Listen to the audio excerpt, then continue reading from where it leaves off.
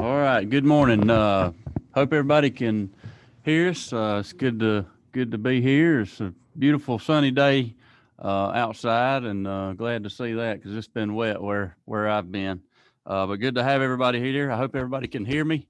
If you will, go ahead and mute if you're not talking, so that we don't have any background noise. And it's again, it's great to be here. We are kicking off our fifth year, I believe, right, Mr. Yes, Chairman, sir.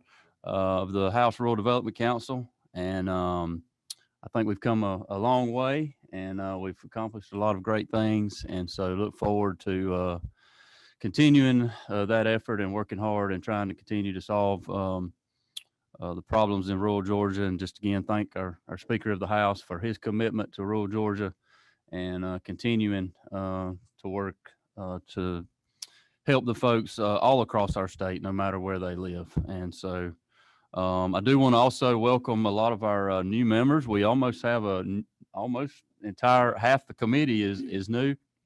So we welcome all of you here. And Mr.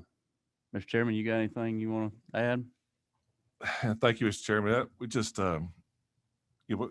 it's great to work with you and Vice Chairman Corbett and everyone. And we also welcomed Deidre Powell, who's here with us, who is, and Blake Doss, who many of y'all have gotten emails from, for helping us get to where we are today. It's quite a experience getting to do this. And I just want to tell you members one thing, we have a meeting today that so you'll see you've got the schedule and all, but as we move forward, we certainly need your ideas and issues that you've seen.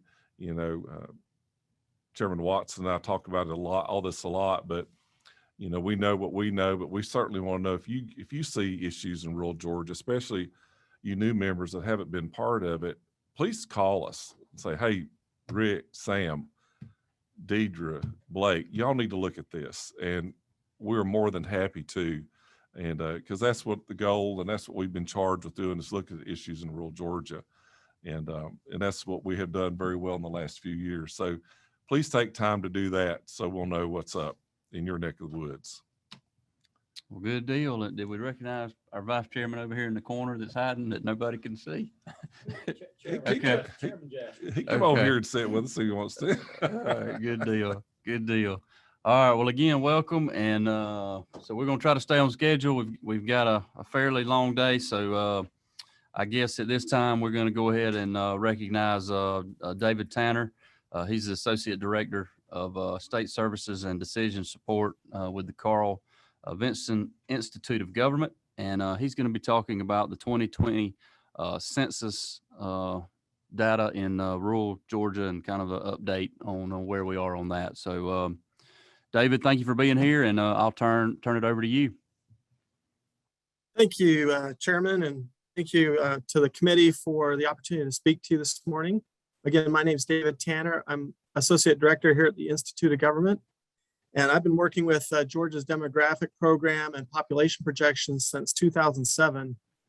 I'm here to also update you on data from Census 2020. The committee heard a presentation similar to this when it started back a few years ago. So we have additional perspective now with the Census 2020 data. Population changes have certainly impacting every aspect of our work. And I'm going to go ahead and share my screen and bring up my presentation here.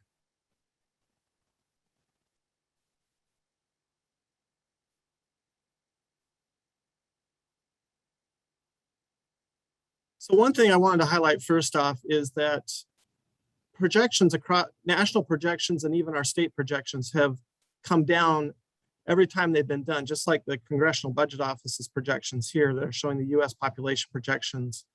And that's really because of declining birth rates is driving this. We'll get into that in just a little bit, but even the latest projection by the Congressional Budget Office overshot the actual number from Census 2020, which is 331 million people in our country, which is actually the slowest growth rate since the Great Depression. So growth projections we had a decade ago or even 5 years ago are much lower now than they were even just a few years ago. We are a growing state. We have 10.7 million people living in Georgia. And you can see how that slope really took off in the 80s and 90s and early and 2000s. And growth, our national growth rate was 7.3%. And Georgia's growth over the last decade was about just over 10%. In terms of the race, the mix of population that's residing in urban versus rural counties in our state, rural is defined as counties with a population of 5,000 people or less. In terms of the number of counties that are considered rural versus urban, that number didn't change. It stays at 120. But the proportion of the population that's residing in urban versus rural counties did move with about 3% shift, 4% shift from the previous decade, looking about almost 80% of our population living in urban counties today. In terms of the actual numbers, we saw significant growth in rural counties, but it's a tale of two stories here, meaning in the North Georgia area, the mountain counties, Metro Atlanta, border counties, and Bryan County, those kind of smaller counties that border Metro Atlanta, Bryan County, those were all growing counties that are rural. If we take those out of the mix, our rural population actually declined 38,000 people. So overall growth among our rural areas, but really it's depending on the part of the state that you're in, which you'll see on some maps I'll be sharing here. So let's look at nationally, kind of where Georgia ended up. Georgia, by percentage change, it was the 13th fastest growing state with 10.6% growth.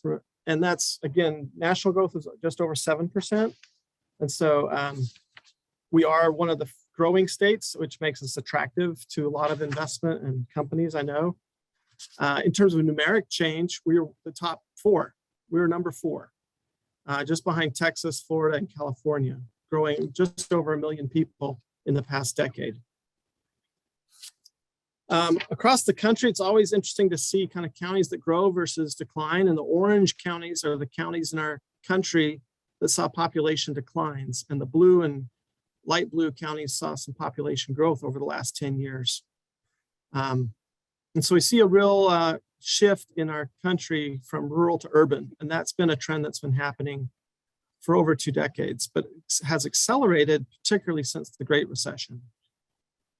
Zeroing in on Georgia and what 2020 to 2010 looked like versus 2010 to 2020, we saw this shift to urban areas taking place in the early 2000s. But as I said, in the last decade, it's really accelerated. And we see that growth in the dark blue and light blue and grayish blue counties, with the decline counties being in orange and yellow. So growth in the metro area along the coast near Savannah and the surrounding counties, and then some of the urban regional hubs like around Augusta and Columbia County, Warner Robins and Houston County and Lee County.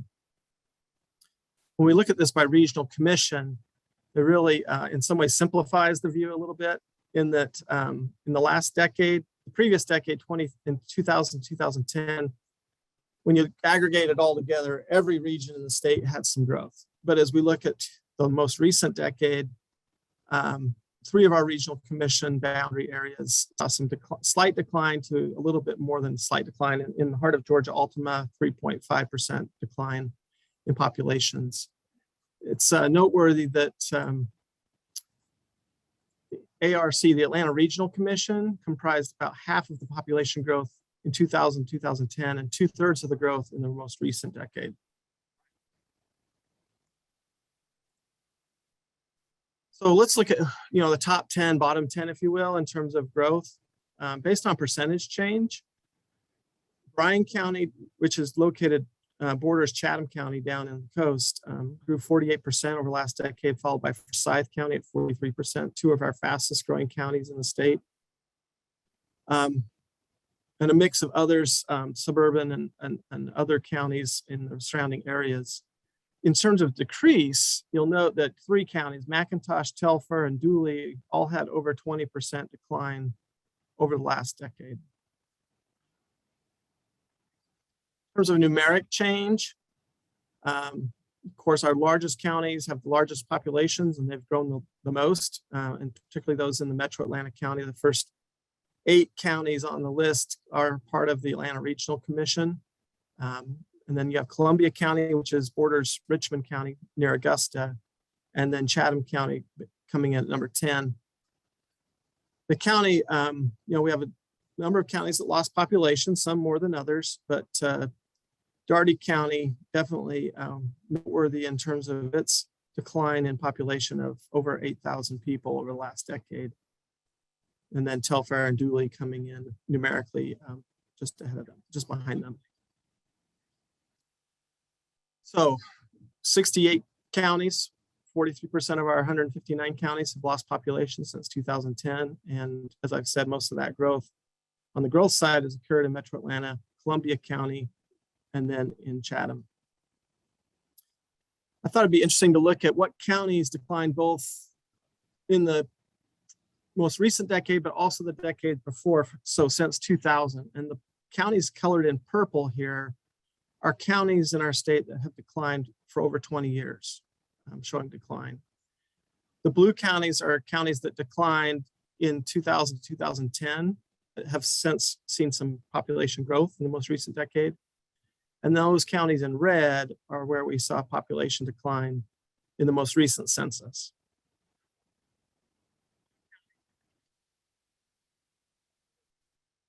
The racial composition of our state is changing and it's diversifying. And this is something we've been talking about when we do presentations, that we're a minority majority state, and that's becoming more of a reality statewide. It's already a reality in many counties across our state. But for those who identify as white, that percentage declined 1.3% in the most recent census compared to 2010, with growth in all of the other racial groups. How that plays out by region, you can see in the yellow and orange regions, we saw in terms of race and ethnicity, white populations declined in all but 4 of our regions. Black populations grew, especially in the north half of the state, but also along the coast and in southeast corner of our state. And then Hispanic ethnicities and races grew in every region of the state. As we look at some projections that were produced last year, this diversifying of our state, as I say, is projected to continue. And by 2040, the white population's projected to be around 47, 45%, somewhere in there. Blacks about 32%, but significant growth among Hispanics, other mixed race, and those of more than one race. So that's a cap of kind of what's happened since 2010 and the Census 2020 data. I thought it'd be helpful also to look at some of the 3 key drivers or components of change in a population and see what's happening in our state. So populations change 3 ways. First, you can add people to your population through births. People die and move out of the population. And then the third way populations change is through migration, meaning people move in or out of the state. So in terms of birth rates, as I mentioned at the start, not only in Georgia, but across our country, birth rates have been down since 2007. And in 2020, we had 122,000 births, which is down 4,000 since from the year before of 126,000. So this has long-term implications for lots of services and programs and businesses across our state. One example here that is always illustrative of, if no one moved into our state and we only could grow through births, then the class of 2026 will be our largest graduating class. So what that means is we do expect to see increasing numbers of youth in our high school graduation classes in terms of the aggregate of the state. But then we'll start to see some declining enrollments potentially starting in 2026 and then for the next 10 years. And that's assuming no one else moves into the state. But we see this already with lots of competition, especially for higher ed slots, as other states are already experiencing significant decline. They're recruiting more and more in our state for enrollment. And so much more competitive environment for enrollment in the higher ed space, and does have impacts in terms of programs that serve children and families with declining birth rates. As we think about the aging population, this chart shows across the bottom 17 age groups in 5-year increments. And you'll see in this slides, if we go, let me go back here. In 2020, if you look at the line from the 70-year-olds, 70 to 74-year-olds, and that gray line, in 2020, we had about 449,000 people aged 70 to 74. As we move forward in time, in 2030, that number of 70 to 74-year-olds jumps to 638,000 people in the yellow line. And then by 2040, the red line, 701,000 people. So gray, yellow, red, those lines show that we are a growing population, but also an aging population. As boomers move through and then age out of the population, that's what we're showing, is that kind of growth and movement up and out. So where are folks who are over the age of 60? Based on US Census estimates, the lighter colored counties are where we have a younger population, and the darker colored counties have, especially the darkest, have over 30% of their population that's over the age of 60. So it is a mix, but generally most rural counties are older than the urban counties. We'll talk about that a little bit. So you can see here, overall state population, and this is over 65 in terms of projected population, that's going to be the senior population. Currently, about 15% of our state population there on the left is over the age of 65, and that will grow to 19% by 2030 and then 21% by 2040. In our rural counties, that growth's a little higher, meaning currently about 19% of populations in rural counties are over the age of 65. And by 2030, about 22% will be over the age of 65. So we have kind of an aging rural population. This is another way of seeing that in the next 10 years, people aged 0 to 19 in our rural counties will decline about 3.3%. And those aged 20 to 64 will decline about 2.8%. And this really reflects that movement of the baby boomer demographic moving through the population and into their senior years, with a growth of 16% of those aged over 65. Our oldest counties in the state tend to be in the mountain counties particularly, but a smattering of other counties, with average ages ranging from 56 in Union County, with Gilmer being about 49 years old. The average age of Georgia, if you put all the people together and average the age, it's 37. And actually Georgia has one of the youngest populations in the country, which is makes us very attractive for lots of reasons. The other way populations change is by people moving in and out. And the way we look at this is that brown line is natural increase, and that's been declining. Natural increase is defined as the number of births compared to deaths. So if you have positive natural increase, that means there's more births than deaths. So Georgia has, and historically our population's been really growing because we've had more births than deaths. But it's gone from about 60,000 net increase now down to about 30,000, so it dropped in half. The red line is in-migration. Those are the people who are moving to Georgia from other states. And actually in-migration now has overtaken natural increase as the key driver of our population growth. And the blue line is the number of people moving into our state from other countries. And so what we see in the blue line is it's very sensitive to federal policy. And so it does kind of ebb and flow based on what federal policy is on immigration. So bottom line is our population, natural increase is going down, and our population growth is more dependent on people moving to our state, which people have been moving to our state for a long time. So looking at this on a map, 56 counties have had negative natural increase, meaning more deaths than births. It also reflects that older population and the fact that some of these counties are seeing very little migration as well. So 55 counties, about 35% have had negative net migration. These are counties where, again, more people are moving out than in. So looking ahead to 2030 and what projections look like for our state, the growing areas will continue to grow, and those that have been in decline are projected to kind of still decline. That band of counties just north of Columbia County on the right side of the map, down at an angle down through southeast Georgia, as we saw in the most recent decennial census, where the counties in decline. And that's projected in the projections that were done last year by the governor's office, are projected to still decline. So growth in Metro Atlanta, the suburbs along the coast, and then we do see some growth around Valdosta, Thomasville, and counties down along the Florida border. One other slide I just wanted to share with you, because it is some really great news in terms of an aspect of our population that I think is important to the committee, and that is educational attainment. The purple line at the bottom is the percent of the population has less than a high school education. The green line is the percent of the population that has a high school education or equivalent. The red line are those people in our state who have a bachelor's degree or higher. And the blue line are those who have an associate's degree or some college.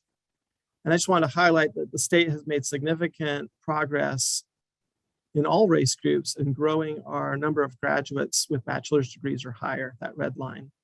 Whereas associates has seen growth, but has kind of flattened off a little bit based on the latest data.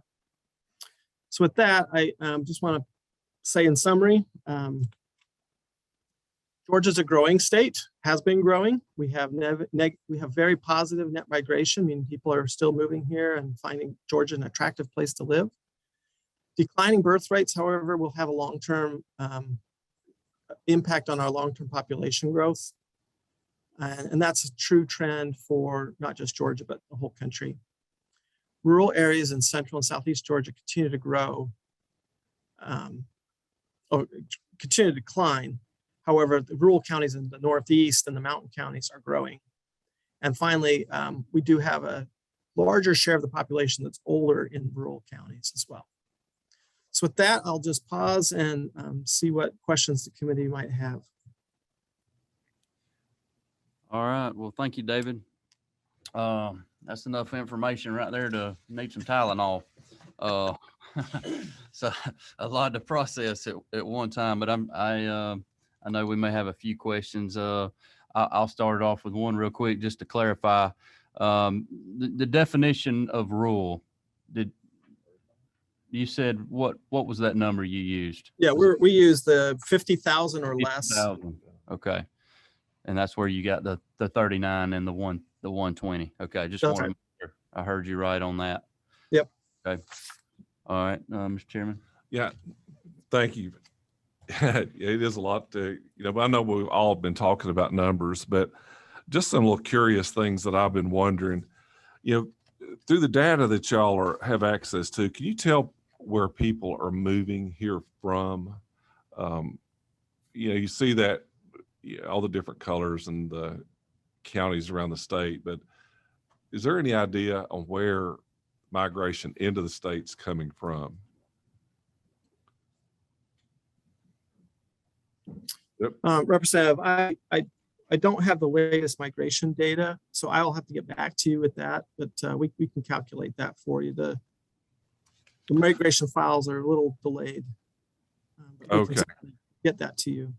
And following up on that, and you look at rural Georgia, population is decreasing in some areas, like just due to deaths, as you showed. But can you tell, or is it through the data, or just maybe anecdotally, where our rural folks are moving to? Are they moving to Atlanta, or are they moving to Augusta? I assume for jobs. And I think that's something we're interested in, is the movement of people through the state, and why. Because I know certainly we want to do things to make rural Georgia stronger and make sure that people want to live there and can live there. And I think understanding who and why they're moving is very important to us. Yeah, and I think in the same vein, Representative, I think having the migration data, I'll be honest, with the pandemic, we've seen some recent slowing of movement of folks from rural areas to urban areas. But we can, once we analyze the data, we'll see what the impact of the pandemic has been on that movement. But we can pull that together for you as well, that movement from county to county. We'd love for you to see. I think members would like to see that just as we as we learn. Absolutely. And if members have any questions, how do they do it, Blake? They raise their hand or they send Blake a question in the chat is how they do that. Always have to relearn it every time. All right. Representative Perkle. Thank you, Mr. Chairman, and thank you for the presentation. One of the questions I have with regarding the rural counties in North Georgia, the mountain counties, that is getting decidedly heavier in the older group, and a characteristic of the older population is it seems like they go into a doctor's appointment every other day or twice a week, and what are the implications, and is there a pinch point that we need to address with healthcare in those regions that have an aging population or a greater aging population?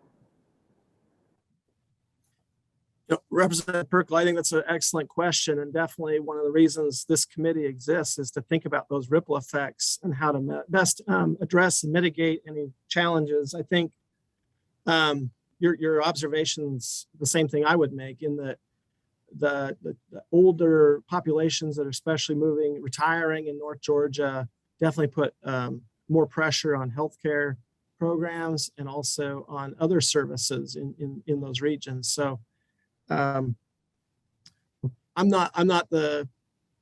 it's the role of the committee to work on what's the tipping point in terms of care and services. I'm not qualified to speak to that tipping point, but it is an excellent observation.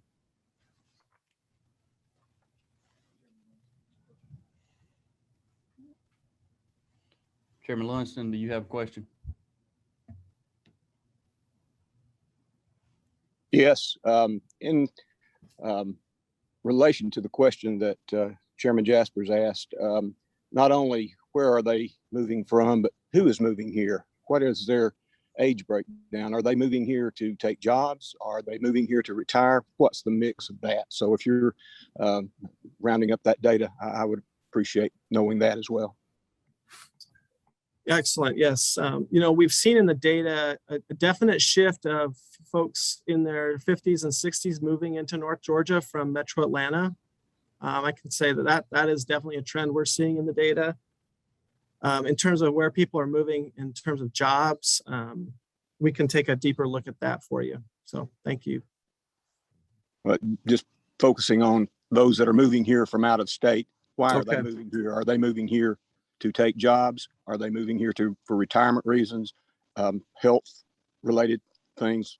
Any data that you could provide around those issues would be helpful. Okay. Chairman Dickey, you have a question? Thank you. Appreciate you this information. But I think, and it might be coming, but I think for me, the real question is matching up economic data with these population changes. Are we losing population? Also, is our economic condition and income level declining along with it as well? And I think that's what, to me, I'd like to get a handle on and see if there's any way to reverse that, if it is. And we could certainly take a look at how household income is changing and poverty levels, as well as job creation, I guess. Is that some of the things of interest to you, Representative? Yeah. Okay, good question. Chairman Corbett. Thank you, Chairman Watson. I agree. This is a lot to digest, but One thing you said from 2010 to 2020, we've seen a shift of 4% population from rural to urban. And if we've learned nothing else from this pandemic, it's how important broadband is. More and more people working from home. As we continue to take a bite out of that elephant and get high-speed broadband out into rural Georgia, in your opinion, can we help reverse that trend? More people will want to work from home in say Moultrie instead of being up here in Buckhead. What's your thoughts I on can that? speak firsthand. That is definitely something that's an opportunity for many communities in Georgia. If they have great broadband, they can attract that remote worker. We've seen that in other states. We've read about in the press where people are moving out of Silicon Valley and can work remotely, and they can work from anywhere, right? We've seen growth in Montana because of that kind of phenomenon. We've seen growth in Idaho. And I think the same is true for rural Georgia. There's huge opportunity if you have broadband access to attract remote workers who want that kind of live, work, play balance. So yes, I think broadband is really a key. Chairman Martin, do you have a question? Yeah, thank you, Sam. I guess I'll follow up. It was good. Chairman Corbett said work from home. So I want to ask you, David, do you have a way to correlate, home and housing starts relative to these counties? Because I've read recently, I live up in Metro, so I won't pretend to know what's going on in all our rural counties, but I did read recently that there were issues of housing starts and affordable housing, or just housing at all in areas, because the building, there's a limited number of people that are building residential units. The metro markets are very hot, and I think I'll oversimplify it when I say this, but it's simpler if you're a builder to come in and build, small lot subdivisions than go in and have to build the infrastructure underneath in a rural area. And then again, in some rural areas, they don't want the housing next to, the rural area. So can you talk to us about, as we relate to what Chairman Dickey said, what Chairman Corbett said about the exit from some of these counties, the housing starts and how that relates to it? Is housing available? Are people moving because they can't find a place to live? They'd like to stay, but they can't. That's the question. Yeah, I think, we can take a deeper look at housing. And in fact, one of our we're adding to our team in the next couple of weeks, adding another person to our demography team who has a little more expertise in housing. And I think you asked a really good question. I don't have any data today on housing starts or housing data in that way, but we can take a look at that for you. And I'd just like to add to Chairman Martin's question too. There's, of course, in my rural area, affordability really drives, is really becoming an issue with, because I'm in one of those black counties that's got a lot of folks moving in. And just for our native population, just the folks that lived there all their lives, they're getting priced out of the market. It's incredible, the pressure, Chairman Martin, just on what, a 1,500 square foot house on an acre lot is selling for. And, we're having a real issue with just affordability in my little rural region up through there. What's the telephone thing? David, are you still with us? I am, sir. I'm here. Okay. Good deal. Okay. That's it. I just had one, just in your personal opinion, I guess, as you've kind of went through these numbers and the population changes chart that you had in your on your slides. Is there any trends or anything you see in those counties with the decrease that jumps out at you as you look at the numbers? They're not in any one certain area of the state. They're kind of in different parts of the state. I'm just curious if you had an opinion on that as far as what their decrease was in those areas.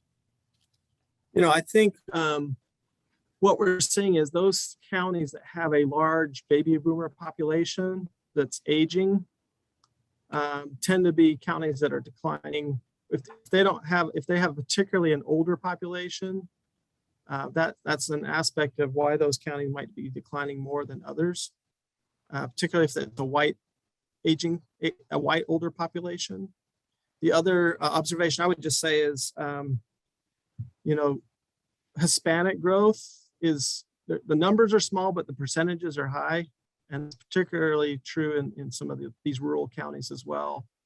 And I think that's just something to pay attention to in terms of emerging needs or demands for services and other things. Okay.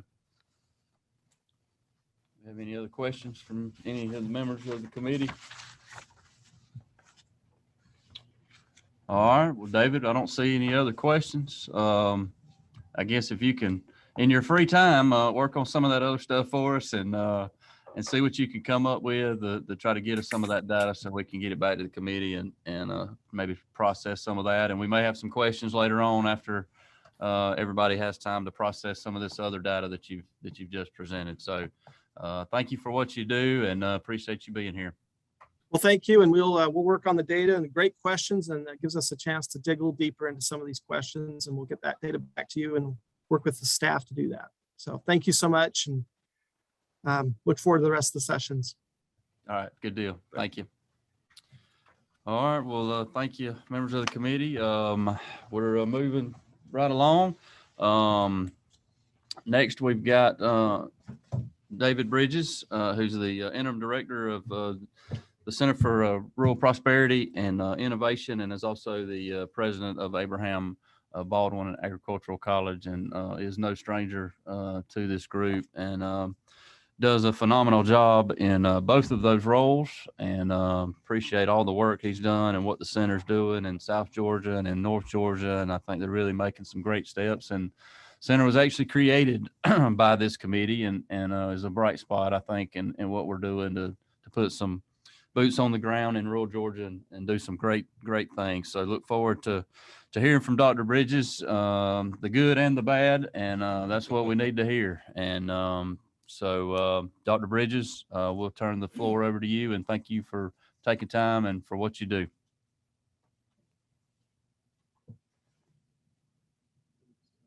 Myself, can you hear me, Sam? Yes, sir, we can. Am I to share my own screen, or is someone there in technology going to do it? Works either way for me. If you will, share it.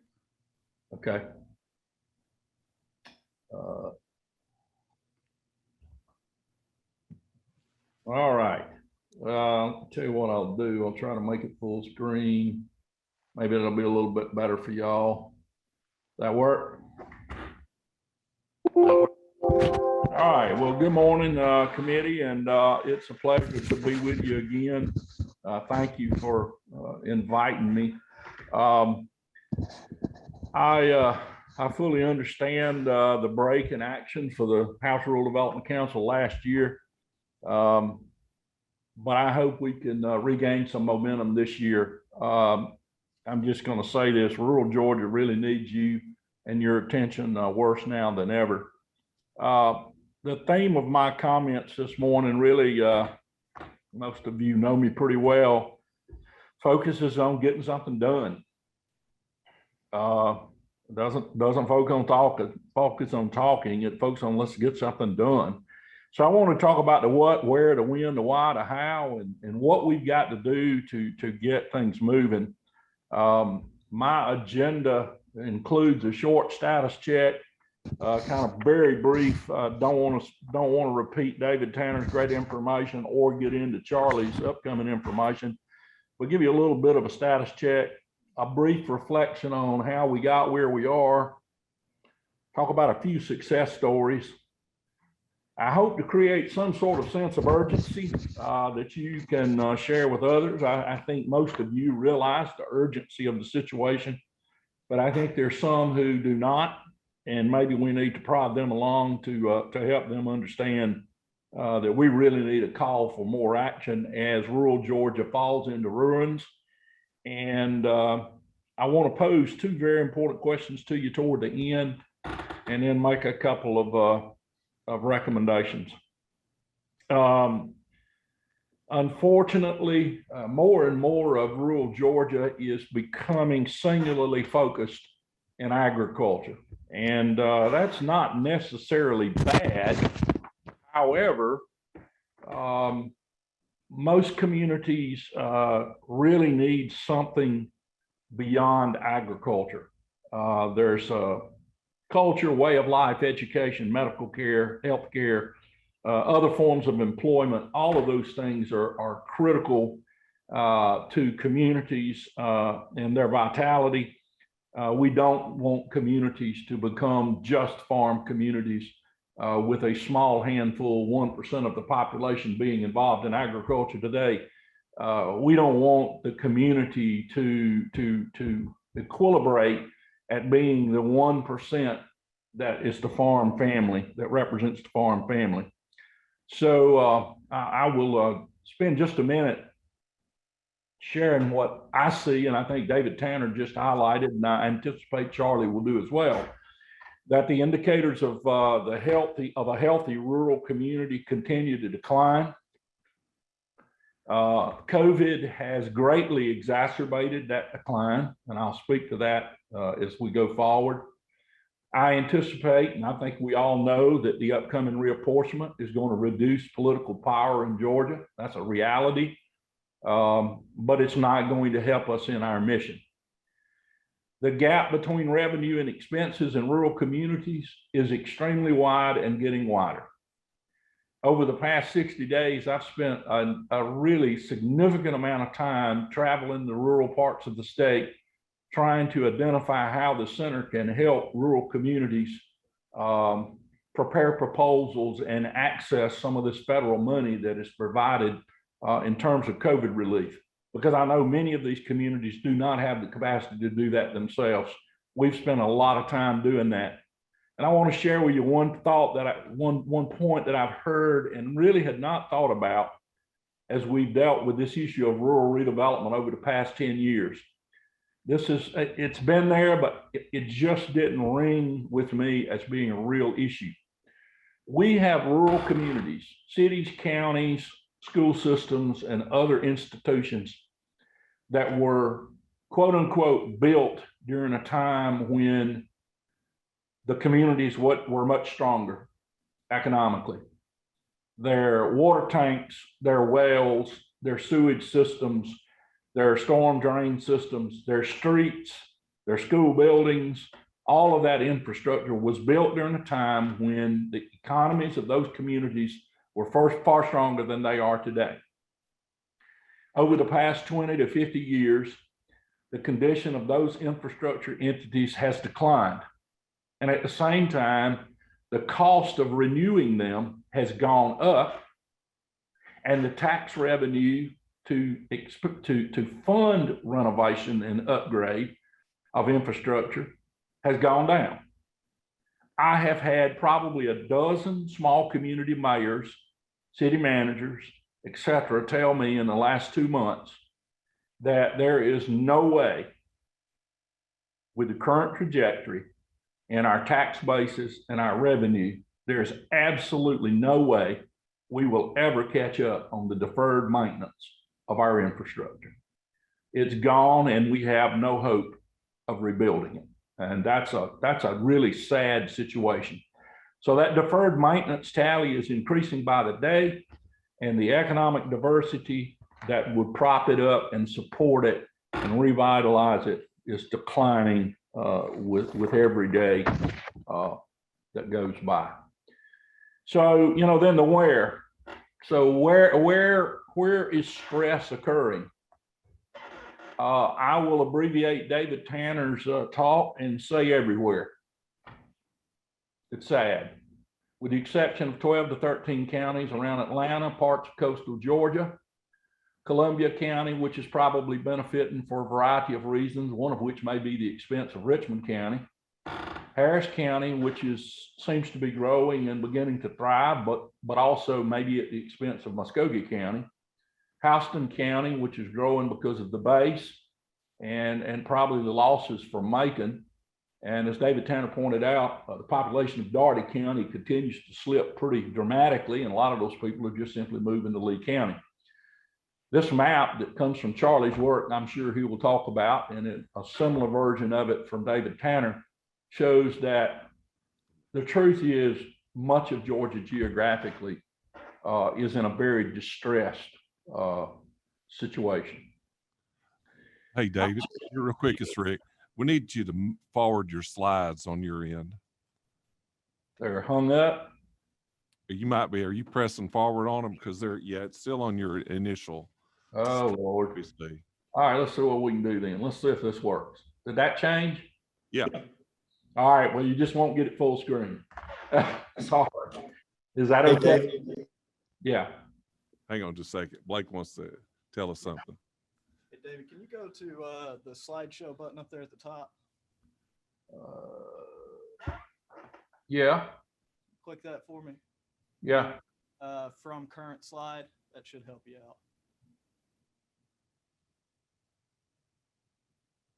That better? If it didn't just pop. That better, Blake? Now we're frozen. Yeah, I don't think that's going to work. I think we're just going to go back to this view right here. Can y'all see that? Yes, sir. Okay. Well, I shared this slide back in 2017 with y'all, and I did so in a response to something that Charlie had published, and not to critique or refute his point, but to make a corollary point. And listening to David's talk this morning reinforces some recent calculations that I made. As the population of Georgia concentrates in the metro Atlanta area, the stress on the rest of Georgia to feed, clothe, and shelter that population will increase. In fact, based on calculations from 2017, I said it'd take 131 more Decatur counties to feed Gwinnett, Fulton, DeKalb, and Cobb. That number's now gone up to 131 counties. We need to offset by an increase in 3% in the geographic size of the state, and we'd need to annex another 2% of Alabama. I don't say this flippantly. I say this to tell you the population shift not only deprives rural Georgia of things it needs, but it makes urban Georgia more dependent on rural Georgia and other parts of the rural economy of the country when it comes to food, clothing, and shelter. And we don't need to lose sight of the fact that is occurring. Well, the next thing I wanted to do was a little reflecting. John Dewey said we don't learn from experience. We learn only when we reflect on experience. And so I want to reflect a little bit on experience. In the spring of 2017, planning for the first cycle of HRDC meetings started, and we hosted the first meeting in May of 2017 in Tifton. And since that time, there have been a lot of meetings. There have been recommendations. There's been a significant amount of legislation passed by y'all in the General Assembly. There's been some funding provided. And I would say that the good intentions are there, the goodwill is there, and the desire is there. But we still are not getting done what we need to get done.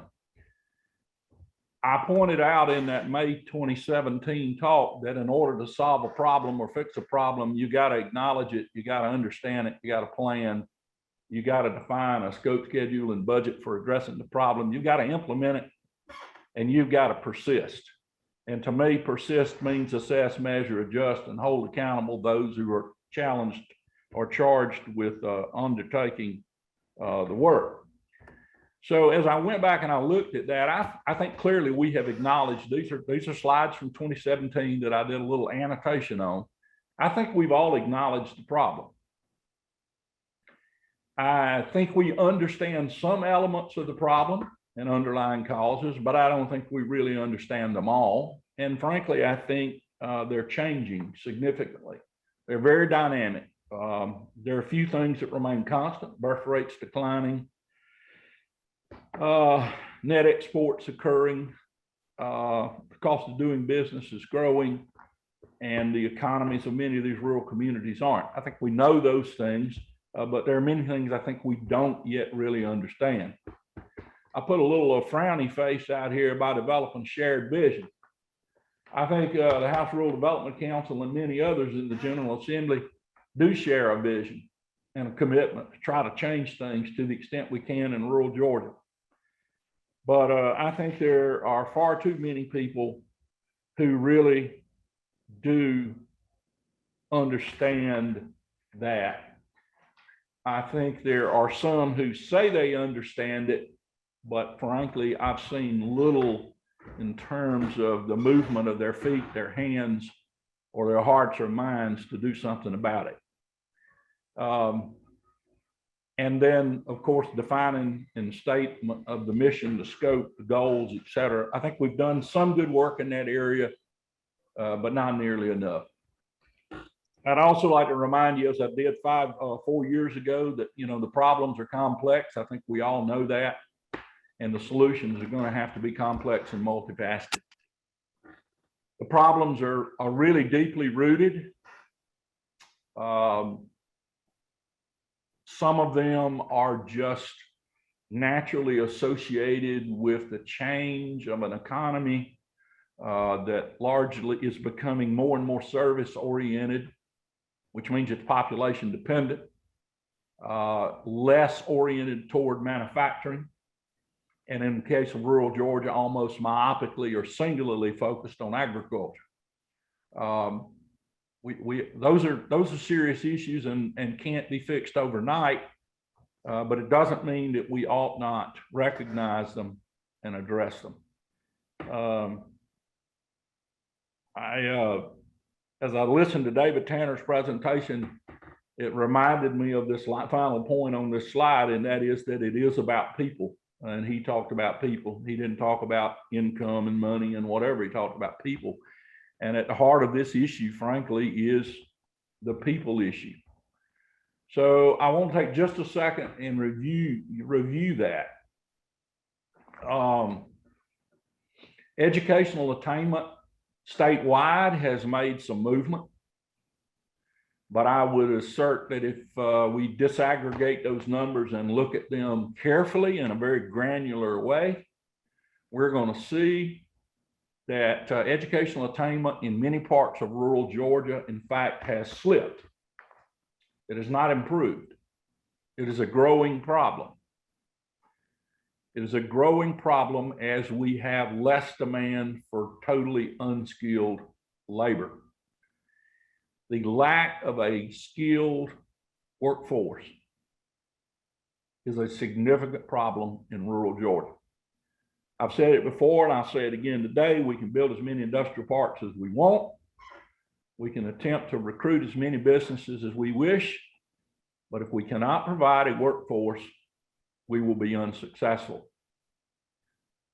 Workforce is a serious problem, and I would brand it in most parts of rural Georgia as a crisis. COVID has substantially worsened that problem, and the availability of unemployment funds, enhanced unemployment funds, expanded unemployment funds to individuals who do not have the skills and education necessary to be competitive in today's workplace has made that problem even greater. And then finally, when you look at the people issues, the enlightened, energetic, empowered leaders and the number that exist in rural Georgia is too few, and they're tired. I have kind of monitored, our staff has monitored, you know, and folks like the Fannin Institute and Archway, Georgia Power, EMC, Leadership Georgia, and others continue to invest heavily in trying to develop greater leadership capacity across the state. I compliment them for their work, but we got a lot more work to do in that area. Finally, in 2017, I pointed out county boundaries and squabbling. Some made fun of me when I suggested that we ought to work toward a virtual 60 counties or 75 counties. I'm not naive enough to believe that we're going to redraw county boundaries. That would probably cause a war. But if we could just work together and work across county boundaries and stop some of the squabbling, I think we probably could do better. Regional efforts are proven to work. There are clear examples across the state where it has worked. It can continue to work. I will come back to this final issue here. Lack of interagency coordination and collaboration is a major issue. I'm not going to sugarcoat it. It is a major problem, and I'm going to talk about that later in my talk. I want to also focus a little bit this morning on the issues that we have tried to focus on through the center that relate to quality of life, education, failing K through 12 schools. Just a simple fact. They exist all over. COVID's made it worse. Lack of access to health care continues to get worse by the day. I talk with Terry England and Jimmy Lewis and hospital people virtually every day. And guess what? COVID is making it worse. The lack of cultural amenities, I think, are a problem in much of rural Georgia, but I will say that, you know, there seems to have been some renewed interest in people relocating from urban to rural during the COVID pandemic. I think it has been easy to see that some elements of life are easy to accommodate in rural communities than they are if you're in the city. We need to continue to work on connectivity, and I'd like to say focus on the digital. The broadband issue is a big issue, and a lot of people working on it, and hopefully we will begin to come to grips to a certain extent with that. But I also would like to focus on the issue of personal connectivity. We simply have got to educate all of our people in this state about the interconnectivity between those who live in rural communities and those who live in urban. One is just as important as the other. I hear the following statement made all the time, and I fully expect to hear some feedback, negative feedback and grumbling because I make the following statement. But I hear people all over state government, all the way to the highest level, say we're the #1 state in which to do business. I have but one question for the people that continue to say that over and over. How much time do you spend in rural Georgia, and how do you define the state? The state is not limited to 12 counties around Atlanta. And while we may be in an aggregate way the #1 state in the union in which to do business, I can assure you that there are 125 or 130 counties that don't see it that way. And we have simply got to address that issue if we're going to make progress.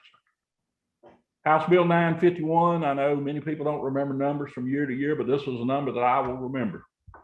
Passed in 2018, it created the Center for Rural Prosperity and Innovation, and it culminated 6 or 7 years of hard work on our part with many of you who sit on this council. It was created for the purpose of providing some laser focus on rural, and as you probably know, I'm pretty well focused on it. It was created to drive innovation and prosperity through change, to coordinate efforts among agencies, to advocate for the redevelopment and reinvestment in rural Georgia, to study, research, conduct analysis, and recommend policy. And my favorite 3 words, get something done. We have not gotten nearly as much done as I wanted to get done. Some of you know I'm a fairly impatient guy, but I think we have gotten a great deal done, but I think we could do more, and we will do more.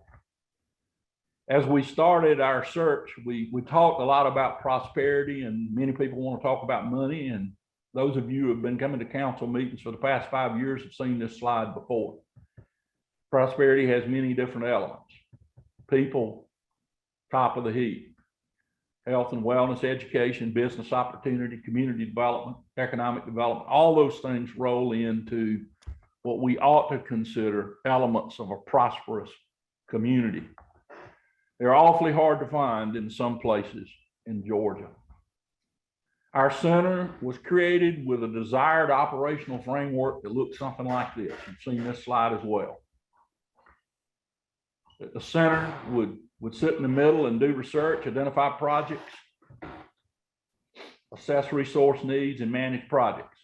We would do that with the collaboration of project support team that included the private sector, other state and federal agencies, educational partners, and finance. And we would do it with the blessing and ownership of the community. You can't give somebody something they don't want. So it is essential that we work with the communities. I think we've done pretty well at this, but I will tell you that the level of collaboration has been less than I expected. It has been very difficult to get things done in some arenas. I throw this slide up, and y'all have a chance to look at it. I'm not going to sit here and read everything that's on here. I kind of broke it down where hopefully you could assess quickly some of the things that we've done statewide, North Georgia, Central Georgia, and South Georgia. Just kind of broke it up that way.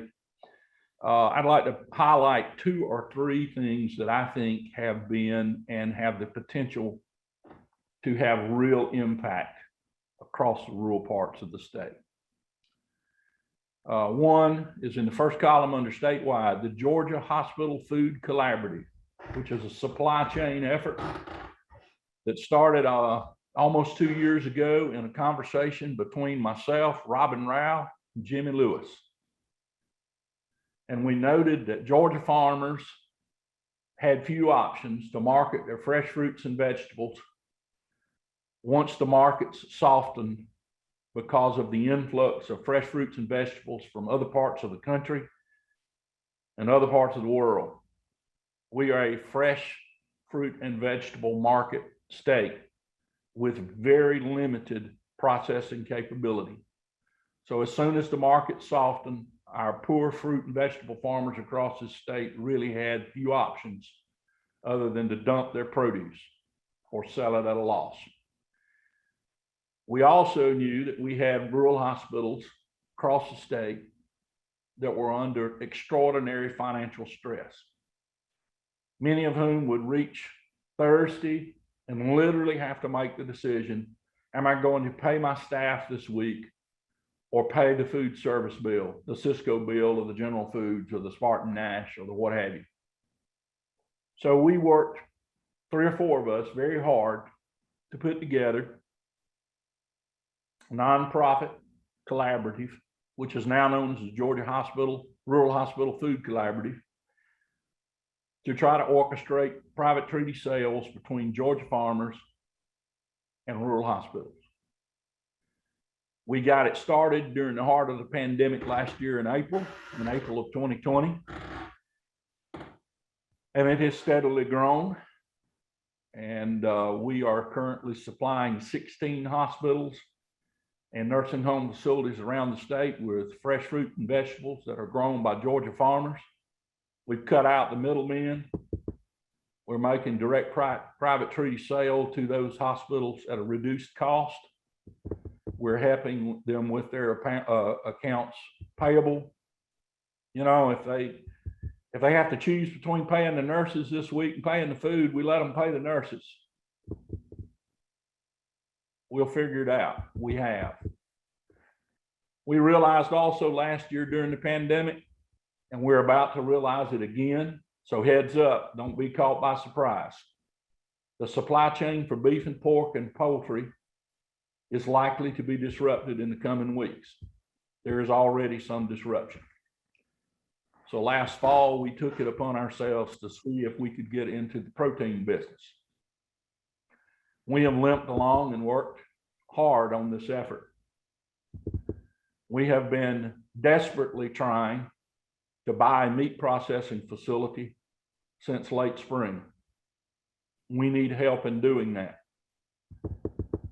We have an additional 53 hospitals and nursing homes long-term care facilities across the state of Georgia who want to join the Hospital Food Collaborative, which supports Georgia farmers, reduces their cost, and ensures that their patients and clients can receive healthy food during a time of crisis in the supply chain. There's no one project on this table that has taken more of my time than this one. And there's frankly been no one project that has been more disappointing to me for the lack of support that we have received from the state and some of its agencies regarding this project. We're finally getting some traction, but it has been a great challenge. And this is something that benefits our farmers, it benefits our small hospitals, and it benefits our communities. Another project that I think will have significant impact is this hospital scrubs project. That was a proof of concept project that we did. We led, we organized with Hometown Health and a group out of Tennessee and several collaborators in the state. And the essence of this project was to prove that we could reshore the textile industry to the state of Georgia. What we did was, with our partners, we were able to buy cotton from Georgia cotton farmers, spin cloth, spin fiber, spin yarn in Georgia. We did have to move across the North Carolina border to get the cloth woven and knitted because we didn't have a weaver and knitter in the state of Georgia to do it. And then we took that material to Swainsboro, Georgia, and had it sewn into all cotton hospital scrubs. With the support of great partners, Field of Closet, Nutrien, Bayer Crop Science, Delta Pine Seed, we have within the last few weeks been able to deliver a year's supply of all Georgia cotton hospital scrubs to 15 rural Georgia hospitals.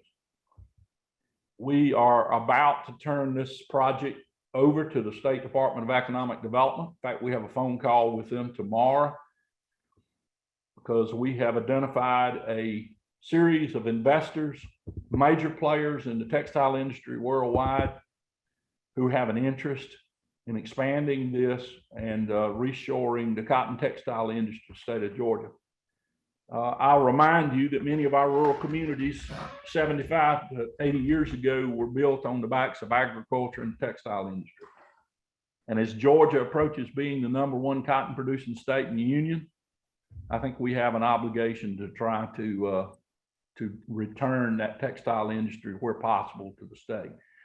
In North Georgia, we've done a lot of work in the tourism area, agritourism, a lot of planning, a lot of things that are helping deal with the growing populations of those parts of the state. In the central part of the state, we've worked with the Central State Hospital in redoing the Parham kitchen. And I think as of the last week or so, I think we finally are reaching a point where hopefully we will start to see some benefits from that project. We've also worked with the rural hospital, the Rural Health Innovation Center in Macon at Mercer. We have participated in the ongoing construction of a medical clinic in Hamilton, paying for design and helping assist with project management for that project. And so we will have another Mercer operated health clinic shortly after the first of the year in Harris County community. And then, as I said, we've worked in South Georgia on a variety of projects. I want to shift gears as I move toward closing out, take some questions, but I want to say that in terms of urgency, time is running out, folks. It really is. And the COVID pandemic has thrown a great deal of gas on this fire. It has impacted everything we do. I've shown you this slide before, and I think this highlights a point that David Tanner made. If we're going to shore up rural communities in the state of Georgia, we've got to do something about the net export from those communities. We've got to get some young people to move into rural communities. They are not going to do it if they do not see an opportunity to make a living. No young mother or father is going to move into a rural community where they have serious reservations about the opportunity for quality education. And if there is no health care there, forget it. Not going to happen. Those problems have reached a crisis state because of COVID.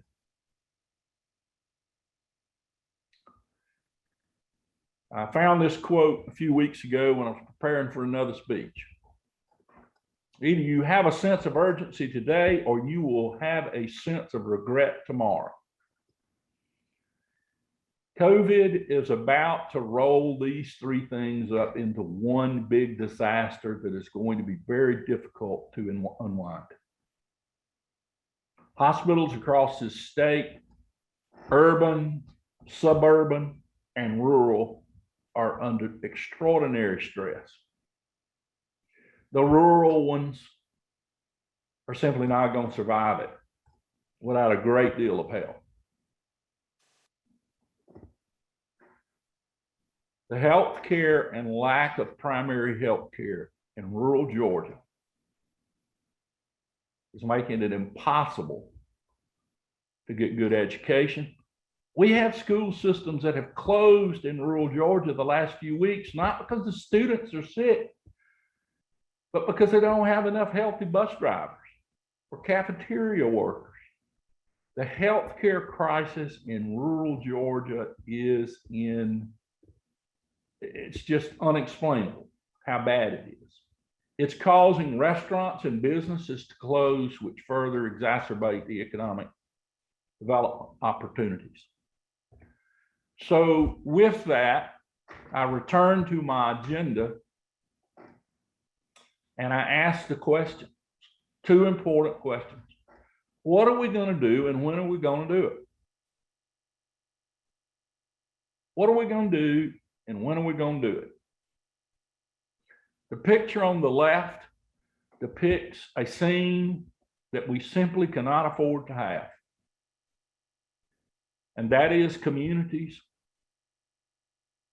where the only thing happening is agriculture. Less than 1% of the American population is involved in agriculture. And if we get down to the point in rural Georgia that the only people we have are the farmer, his wife, and their kids, and a very small labor force, because technology is reduced the labor demands in agriculture, with the exception of the fruit and vegetable business. The labor demands in much of agriculture have declined significantly. If we let that happen, there will be no coming back. So my question is, what are we going to do and when are we going to do it? What do we need to do? My recommendations. You need to continue to pass legislation that targets improvements in rural Georgia. That it needs to be specific to rural Georgia. Now, I know that's difficult to do when the political power in Atlanta is declining from rural Georgia, but we need legislation that targets education, economic development, and healthcare in rural Georgia. Number two, you need to demand accountability among state agencies, institutions, including those of higher education, and systems that have statewide responsibility to work and achieve statewide. If we're going to be the #1 state in which to do business, we must define the state as 159 counties. We cannot define it as 11 or 12. We need to reduce regulation and bureaucracy.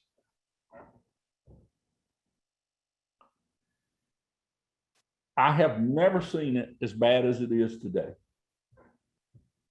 I know no other way to put it. Y'all know me, I'm a very frank person. I have spent so many sleepless nights, so many mad hours this year, because We have identified things that need to be done. Everybody agrees they need to be done, but I can't get anybody to help do it. We have got to reduce regulation and bureaucracy. We need to create a few new programs.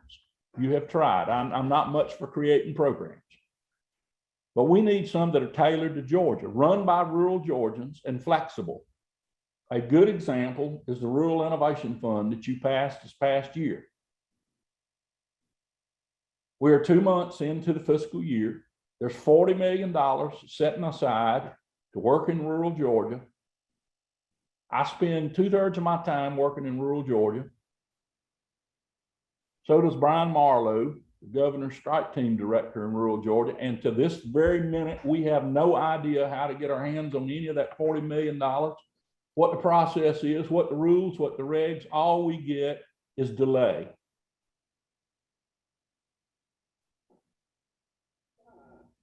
And we need to ask agencies within the state and institutions and systems who are committed to rural Georgia. We need to ask them to work with us.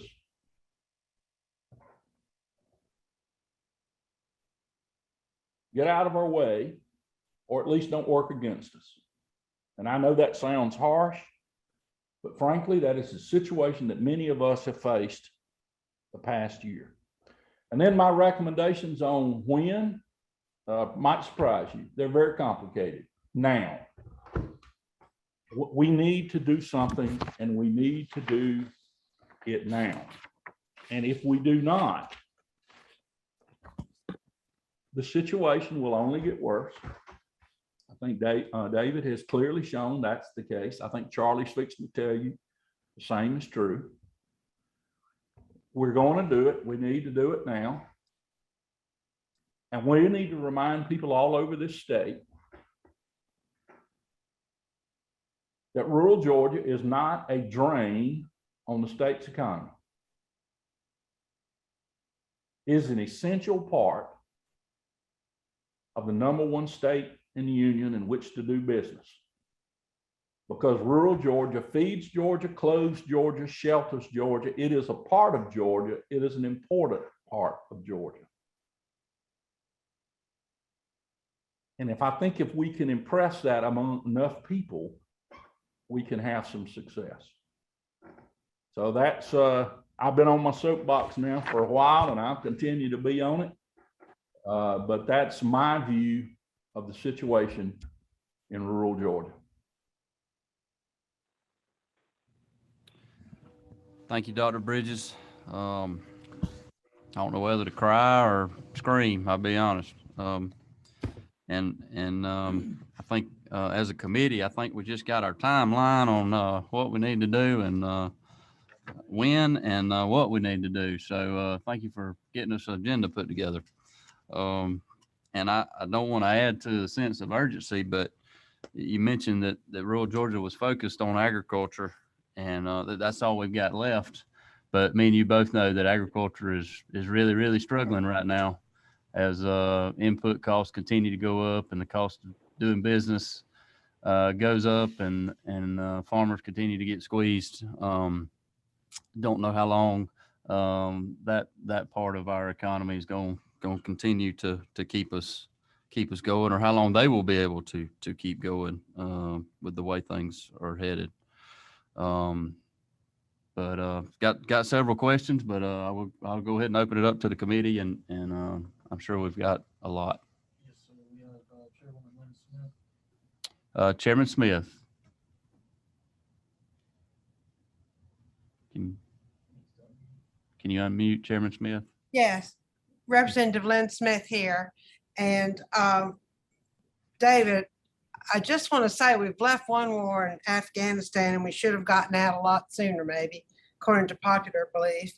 But I see you now as the commander and the general of a really serious war facing us right now in our homeland. And I think you've done an excellent job describing it. So I want to say that by saying I'm glad you're at the helm of all of this. And I represent Noonan, Georgia. I represent a very rural part of Coweta County. I represent Whitesburg in Carroll County, and I graduated from Wayne County High School. So every time you click a box, check a box, I'm clicking because I've sort of lived everywhere like that. And so I look to your points about infrastructure decline and tax revenue decline. And to that, I would add those who remain in these rural counties are seeing tax increase in what they have to pay to try and support their governments. So it just, one thing seems to compound another. And so I'm going to support something you said about there needs to be a better administration of our rural counties. And I don't know how else to say, except when I was first elected, there was a big battle back in the late 90s of consolidating some of our rural school systems and then also consolidating some of our counties. And I know that that's the identity of the people who live in these areas. But I see that as a step to take in that area of our state to show that expense and costs are being managed. And I see all kinds of things that maybe we can do going forward by way of trying to find the solutions. I don't have a lot of solutions except that I'm willing to help you fight this battle, but I do know that is one of them. And I taught French years ago. I looked at France. France's economy is identified by its wine, its crops, its agriculture with its urban centers.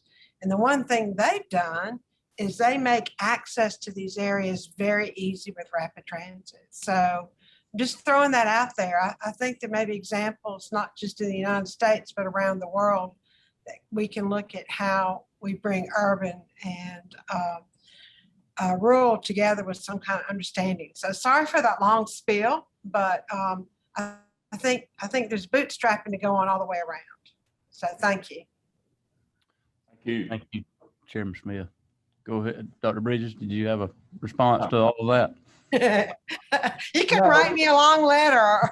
No, I really don't. But I think you're right. I think they're. I think on the ground, and of course, when the pandemic hit, for a variety of personal and family reasons, and some things that I didn't have control over, I actually moved back to the farm in Terrell County. So I'm not in Tifton every day anyway, so it doesn't really matter. But I'm back living on the farm, and I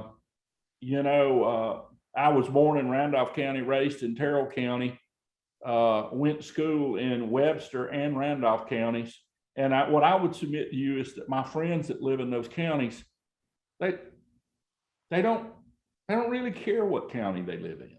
I mean, they have some pride in being from Randolph County or Terrell County, what have you. But they understand that they have to cross county lines to do business, to find employers, to work in their small businesses and whatever.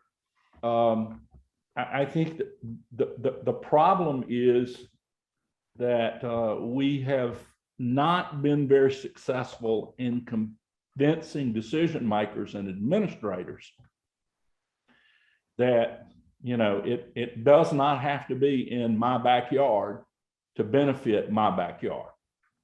And I think your points are well taken. I think that's something we need to focus on.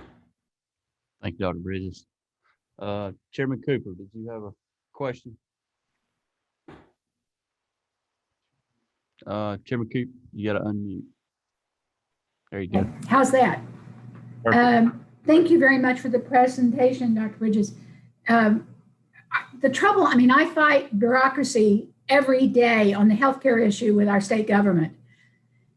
And are you having problems from the commissioners, and what department is it? Or is it once you get past the commissioner, it's down further into state government or into the division? It's all of the above, unfortunately. At the grassroots level, Chairman Cooper, we work with people from community affairs, from community health, from economic development, from the university system, from the technical college system. We work with people at the grassroots level. They're regional people, they're local people. And for the most part, those people are cooperative, but their strings are pulled from Atlanta by career bureaucrats. Thank you.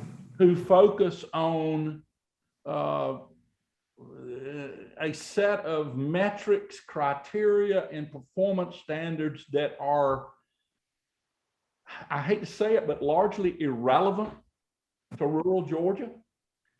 And they're contradictory to getting anything done. And, you know, and so it's a structural problem, and I think it's a structural problem, and it's a fact. And I don't mean to be negative about this, but this is just a fact of life. All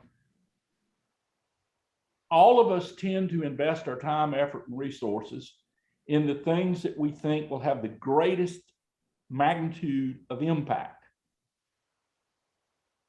And the magnitude of impact in a small hospital that has 25 beds and its needs is not anywhere near what it is for a large health system in Metro Atlanta area, or economic development, or whatever, housing, or whatever. And so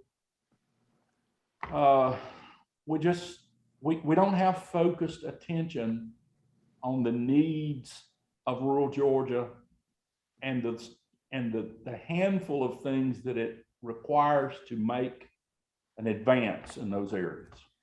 Okay, I know that we get busy as legislators with our interest or the problems that are brought to us. And like in healthcare, if somebody comes to me that something would help, I would try to work on that. You've told us what's unique with these at the state level. Can you think about it and give this committee the kind of regulations and the problems in some of the areas that could be changed that are causing the problems from the state level for different departments? I would be glad to do that. And I will give you one right now off the top of my head that I think you can appreciate. We could produce more nurses in this state to meet the nursing demand if we could collaborate with our clinical partners, our institutional partners, and use some of their highly skilled nursing staff to reinforce and expand our instructional capacity at our institutions. But the national accrediting bodies and the Georgia Board of Nursing says we can't use a faculty member that's part-time. We got to use full-time people. That's all that can. Okay, just send me an email to that, sir. And, and now I am for quality patient care. And I think if you know me, that's what I push for. But if there's some way that we can still make sure students get quality supervision, we ought to be able to use experienced nurses. I mean, I'm a former educator, and one time we had a faculty member leave and there was nobody to teach OB, and I took over it, but there was no way I could teach labor and delivery, and I couldn't have asked for a better person to teach my students than a very seasoned labor and delivery nurse that had worked in it for 30 years. So just send me that and we'll work on that kind of thing for you. And if you have it in the other areas, just line up some of these problems for us, if you will, sir. Doesn't mean we can clear them all. And I know you think you're losing, and I don't understand what the problem is, that you're losing representation because, you know, with redistricting, we may lose some southern seats or some rural legislators. But I, for one, I live in East Cobb, couldn't be more urban, but your problems are extremely important to me. I don't care that I'm from a bedroom community in Cobb County, and I think there's a lot of legislators that are that way, and maybe we just don't speak up, sir. So, you know, please reach out to those of us from other areas like Lynn and all, although she has rural areas, for help if we can do it in our areas of expertise. Will do. Thank you for what you do. I just want to help and improve patient care across Georgia. Thank you. Thank you, Chairman Cooper. Chairman Jasper, do you have some Yeah. questions? I sure did. Thank you, David. You know, when Sam got started, we talked about all the new members that are on the Rural Development Council now, and probably got their eyes opened by you and what you talked about, you know, and we sure appreciate it, your dedication to rural Georgia. You know, it's so evident. But I just had a couple of questions, David. You know, you talked about educational attainment slipping, and you know, when you were talking about it, I'm just looking at graduation rates. You know, there's less of them graduating high school now, just dropping out. There's no options for them, and they're not going to TCSG. They're just, I mean, what's going on, I guess, and that what you're describing. Yeah, I've been on a college or a university campus since 1976, with the exception of 6 months that I worked for a major chemical company. And so I'm an educator at heart. And I see my comment about attainment is both quantitative and qualitative. I see the students who coming into college every year. I see them come into our college and university system, and I talk with TCSG presidents. And while they may have good grades and they may come in Hope eligible and all those things, their knowledge base and skill set base and life experience base is seriously lacking. We cannot, my wife is a retired school teacher. I don't know how much more of a societal responsibility and cultural responsibility we can place on the education system without it crumbling. A lot of the problem, most of the problem, frankly, I think is at home. It's a family problem because we just don't have the expectation placed on these young folks that we once did. So I don't know that the K through 12 system can make up for that. I see a common thing that has occurred throughout my career in K through 12, in the university system, in the TCSG system. And I just noted last week, I was sitting one evening, a very rare, just sitting at the farm in the den with my wife. And I got a news feed from the AJC, and I shouldn't have read it because it ruined what was otherwise a good evening. I read it and I learned that the State Department of Education is once again revising the math curriculum. They've revised it about 20 times in the last 20 years, and the results get worse every time. They'd be better off if they quit revising. So we tend to try to fix problems by making them more complex.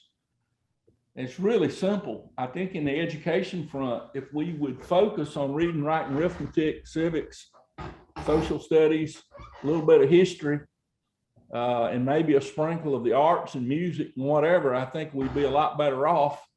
And I think the other thing we are failing to do is we're failing to produce skilled workforce. And as a president of a college, I will say, I have said it for years, every student in this state that's 17, 18 years old does not need to go to college and earn a bachelor's degree. We need skilled tradespeople desperately. We need people who can make things, fix things, nurse. We need nurses.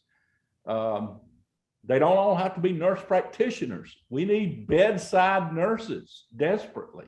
We need CNAs. And we just seem to have lost our focus. I hadn't said this in a while because the last few times I said it didn't go over well, but at this point in my life, who cares? I'll say it again. This state suffers and has suffered for decades for not having a comprehensive education strategy for the state. K through 12 does its thing, TCSG does its thing, the USG does its thing. We all overlap, we duplicate, we waste money, and we are missing the mark in producing the balance of knowledge and skill that's going to be required to push this state ahead. And Rick, that's my take on it. I see it everywhere. I see it everywhere I go. Thank you. I need to have some good, Mr. Chairman, I get, you talked about personal connectivity between rural and urban. It just hits home with me. I just see it all the time. And I know a lot of the ex officio members and new members they're living that. Maybe some don't, but you've really helped us a lot. But what do you, you don't need to, I'm just curious, what do you think we can do to improve it? We do all this, the Farm Bureau has their program and, to try to ag in the classroom and all these others. But how do we get a uniform idea of what people think in urban areas about our state, being integral partners like you described?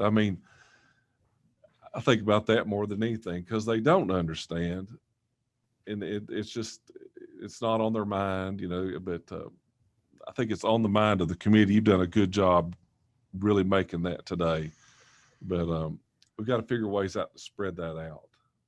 And I'm just curious at some point, just you can call me or whatever, but I'd like to know your thoughts on that. Okay. Yeah, you don't want me to get on that soapbox today. I'll leave it the rest of you. I'll stay off of it, but I'll communicate.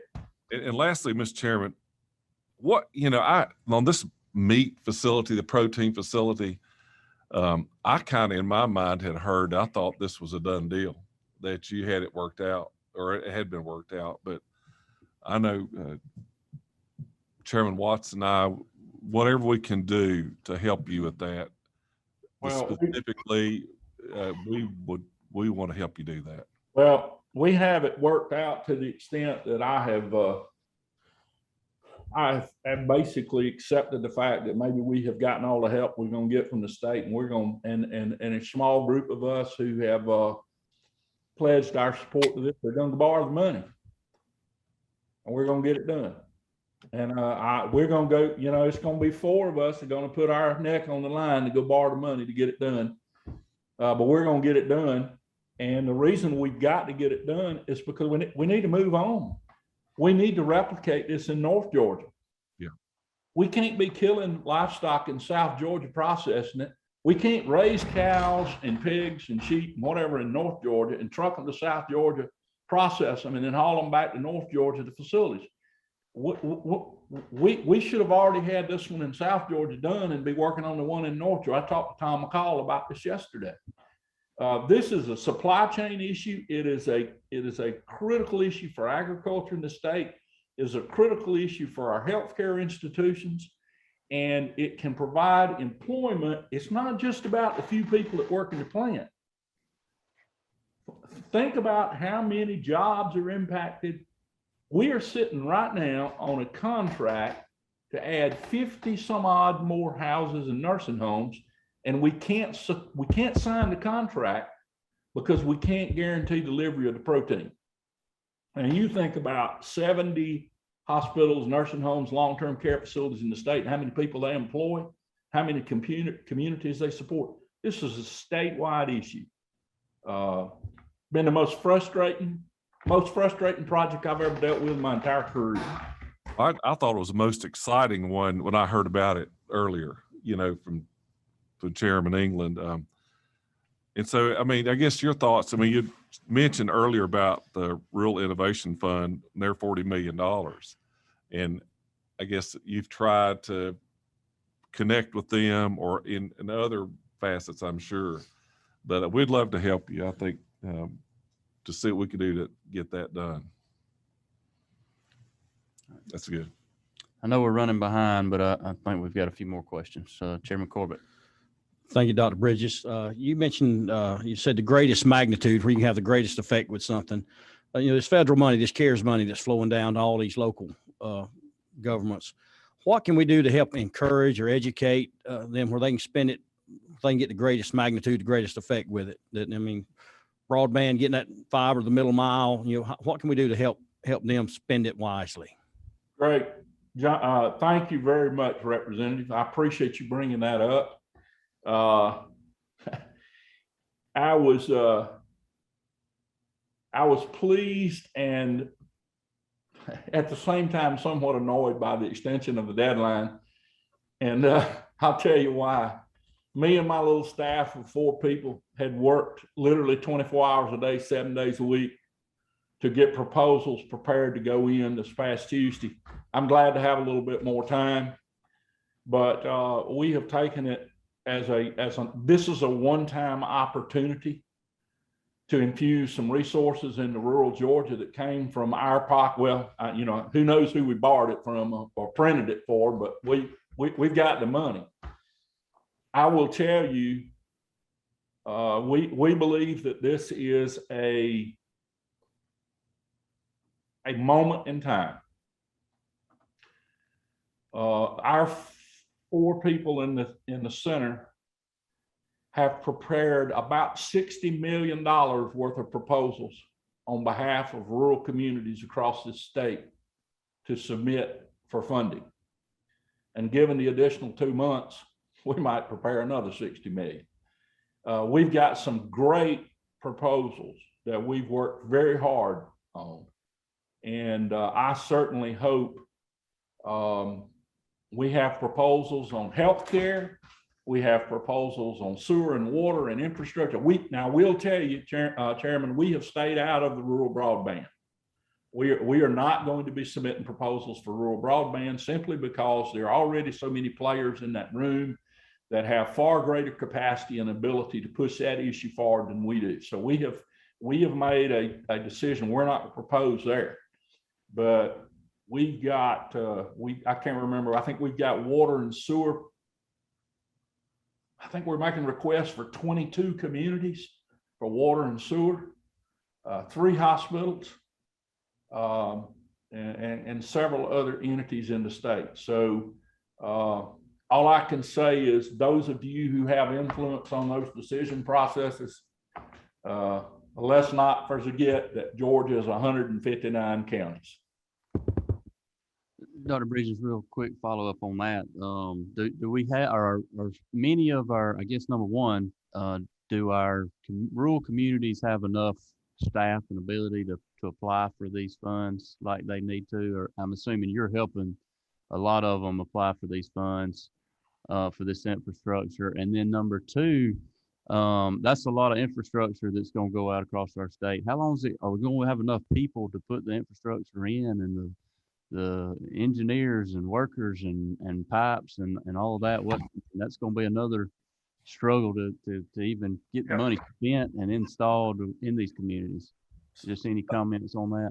Yeah, Sam, that let me take the last one first. Absolutely not. There is not enough construction capacity in the state. There is not enough labor to do it. We're already running into problems with CARES 1 and 2 funds that our little college received. We have money set aside to do technology upgrades in our classrooms and some other things, and we're having a very difficult time finding contractors to do that work. There's so much money on the street right now that this is going to be a real problem. Even if the state wisely allocates it, spending it in a timely fashion and getting good products and good work out of it, it's going to be a challenge. Now to your first question, no, most of these communities have no ability. They really don't have any ability to do this themselves, to to get the design work done, the cost estimating done, draw the money down, manage the money, do the compliance reporting and whatever. No, they can't. So that's why we have gone out and we are taking it upon ourselves to apply for a block of money for sewer and water, a block of money for economic development, a block of money to help healthcare. And our intention is to be the fiscal agent and administer that money. And we're going to use that administrative fee that we can collect on that and some of the money that you have generously provided our center in terms of its annual budget to do the compliance work and project management for some of these communities don't have any capacity to do it for themselves. And I will tell you, we've got we have run out of rural Georgia engineering firms to South Georgia, in particular in South Georgia, to do the work. We are having to part some engineering money with some Atlanta-based engineering firms, but that's okay. They're willing to work with us and get it done. But this is an opportunity to help fix that deferred infrastructure issue on water and sewer across the state of Georgia. Okay. One final, and I don't know if anybody does this or not, or how beneficial it would be, but when you're talking about educational attainment, do we have anybody in our state that tracks kids that are leaving K through 12 and where they're going, whether they go into university system or technical school or stay in their community, or they leave and go to school out of state, and then where they end up? Yeah, we have a variety of means of collecting that data, Sam. Some of it's accumulated at the federal level, come to community state level. It's probably not as good as we would like for it to be, but we do have some of that information. And I'm assuming Carl Vincent's probably got, I don't know that, but I would assume they probably have a significant amount of that in hand as well. Okay, we'll find out. Anybody else? I know we're running behind, but this is important. Any other questions from the committee? All right. I don't see any, Dr. Bridges. Sure.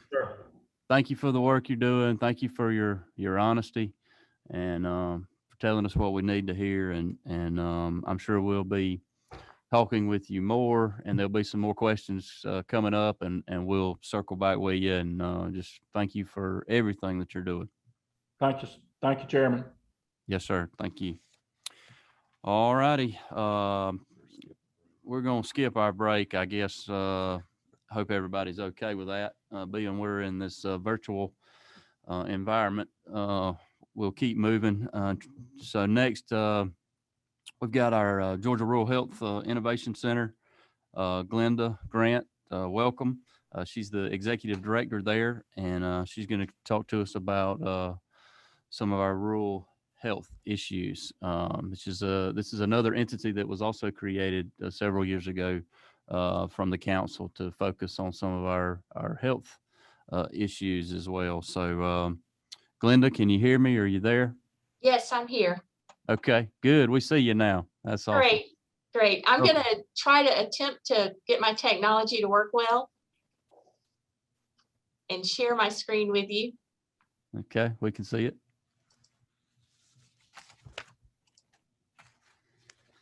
Are you seeing that as a slideshow now? We are. Great. Fantastic. Well, I wanted to introduce myself a little bit since I am new to the committee and tell you a little bit about myself first. My name is Glenda Grant. I'm the new executive director of the Georgia Rural Health Innovation Center. And first, I want to tell you that I'm honored to be able to address the healthcare needs of rural Georgia. My heart and my roots are in rural Georgia. I'm from Upson County. Some of the most important moments of my life happened in Thomaston. I cheered for a high school football team there, and I learned camaraderie. I ran for student council and learned leadership, sang for literary, learned how to share talent, and even stand in front of a crowd. I met my high school sweetheart there and married him in our home church and learned to love. And then gave birth to my children, learned selflessness and a lot of other lessons the hard way with those kids. But recently I buried my last living parent in that sweet little town. And it's my idea of heaven. I learned so much, and they gave so much back to me when they loved on me during that. So I count it my life's work to be able to serve and to see every rural Georgian have the opportunity to live a long and healthy life in the small town of their choice. So then I'll tell you a little bit about the Rural Health Innovation Center. It was created in 2018 by House Bill 729 as a research facility that utilizes Georgia's academic, public health policy, data, and workforce resources to develop innovative approaches and sustainable solutions to the grand challenges of healthcare. And when I talk about the grand challenges, that's our working plan. We identified the top 10 challenges of healthcare in rural Georgia, and then we structure our work around those projects. Those grand challenges are maternal and child health, physician and health workforce shortage, health literacy, strategic health availability and access, social determinants of health, mental health, substance abuse, healthcare infrastructure, rural occupational health, and aging populations. And these are the 10 that we derived from data and the experience of physicians and scientists and community leaders who live and work in rural Georgia. So you'll see some of the projects, most of the projects, as we go through some of the things that we're doing here at the center. These are 10 key areas that are critical if we want to move the needle for health and wellness in our rural communities. So what we do, how we work is we address the grand challenges by creating partnerships with organizations, groups, government entities, public health, hospitals, and providers in these 120 rural counties. We research and analyze data regarding healthcare access, health disparities, health outcomes, and then we use that data to partner with the people in the community, because that's how you create solutions that'll have a real impact on healthcare. The best outcomes that we have are from projects where we come alongside the community and help them to do the work to improve where they live and work and raise their families. The first thing I want to talk to you about is the Rural Hospital Leadership Training, because it's one of the specific things that we were tasked to do as a center when we opened our doors in 2019. The center was commissioned by the legislature to develop standards for a curriculum that would provide rural hospital executives, board members, and authority members to inform them of their legal, fiduciary, grant management, planning, and compliance responsibilities. And this fantastic curriculum was developed and delivered by our vendors at Hometown Health and GHA. And to date, we've had 656 members go through the training from 55 hospitals that were required, but 59 total hospitals. And I think that speaks to the legitimacy of the work and how much it was needed. So as of September 1st today, we're in 100% compliance with our leadership training. So that's fantastic. In addition to this original training that's still taking place for new rural leadership, we've developed additional curriculum. So the leaders who have already undergone that initial training the first time will do additional training, which will serve as a reminder of the initial one and then expand on their skill set that's needed for outstanding governance. The second one of the initiatives I want to talk about is maternal health. And I'm going to quote Dr. Bridges. And as you know, Georgia's #1 to do business, but number 50 to have a baby, according to Amnesty International USA report. As a woman who delivered both of my children in a rural hospital, I could not have had better care. But that's not the experience of most women in rural Georgia. I'm blessed to have had 3 OBGYNs to deliver prenatal care for me, delivery, and postnatal care right in Upson County, but I was in the minority because only 36 of our 120 rural counties have an OBGYN. And that means that 84 rural counties do not have an OBGYN there. So out of the 120 rural counties, 93 don't have a labor and delivery unit. So that means that 77.5% or 2/3 of rural births happen outside of the mother's home county. And what this equates to is that a mother has to travel in order to receive care, and very possibly her baby will be delivered by a stranger who has no history of this patient or their health status. And this puts patients and doctors at a disadvantage. So historically, health disparities, particularly access to primary care, has been disproportionate among women in rural communities as compared to their urban counterparts. The center hopes to improve access to care and improve availability by creating community-centric models. They work best. Fetal ultrasonography imaging is one of the most commonly used imaging tools. It is accurate for determining gestational age, fetal number, viability, and placental location. And routine prenatal care, including ultrasound, should be performed throughout the pregnancy for women to identify risk factors and initiate preventive care. Research shows us that rural pregnant women are at increased risk of no prenatal care or very late prenatal care. In this project, in conjunction with our OBGYN partners, we seek to bring monthly prenatal, obstetrical, and postpartum services to rural Georgia counties that currently don't have any. Working with approved practice guidelines, our pilot projects to aim to compare a portable handheld ultrasound device with a traditional office-based machine when performing obstetrical sonography studies. Comprehensive data will be collected and then directed by physician partners to evaluate effectiveness and outcomes. And then our hope is to expand our research in that we'll one day be able to obtain maternal and late maternal deaths and mortality rate data from the Georgia Death Certificate and State of Georgia Birth Worksheets in order to study recurrent themes and then prevent fatalities in the future. The other pronged approach to this is talking about workforce shortage and the physician workforce shortage. As you saw in the slide before, we only have a very small percent of our rural communities that have an OBGYN in the office. So the center worked on a physician workforce by offering maternal health opportunities to rising second-year medical students in Georgia. This 6-week opportunity was developed and offered for the first time this past June to give students interested in OBGYN practical and research experience.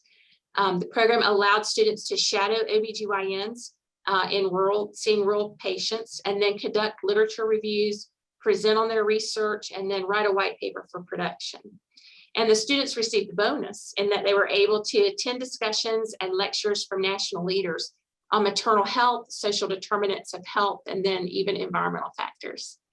And these are the 4 students who went through the program this summer: Alicia Williams, Will Lundy, Ethan Harrison, and Nick Marin. So be looking for them in your rural community very soon.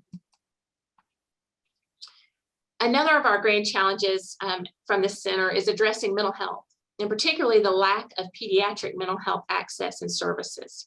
In April, the center did a survey in which rural counties to see who had behavioral health providers and who offered services at least 1 day a week.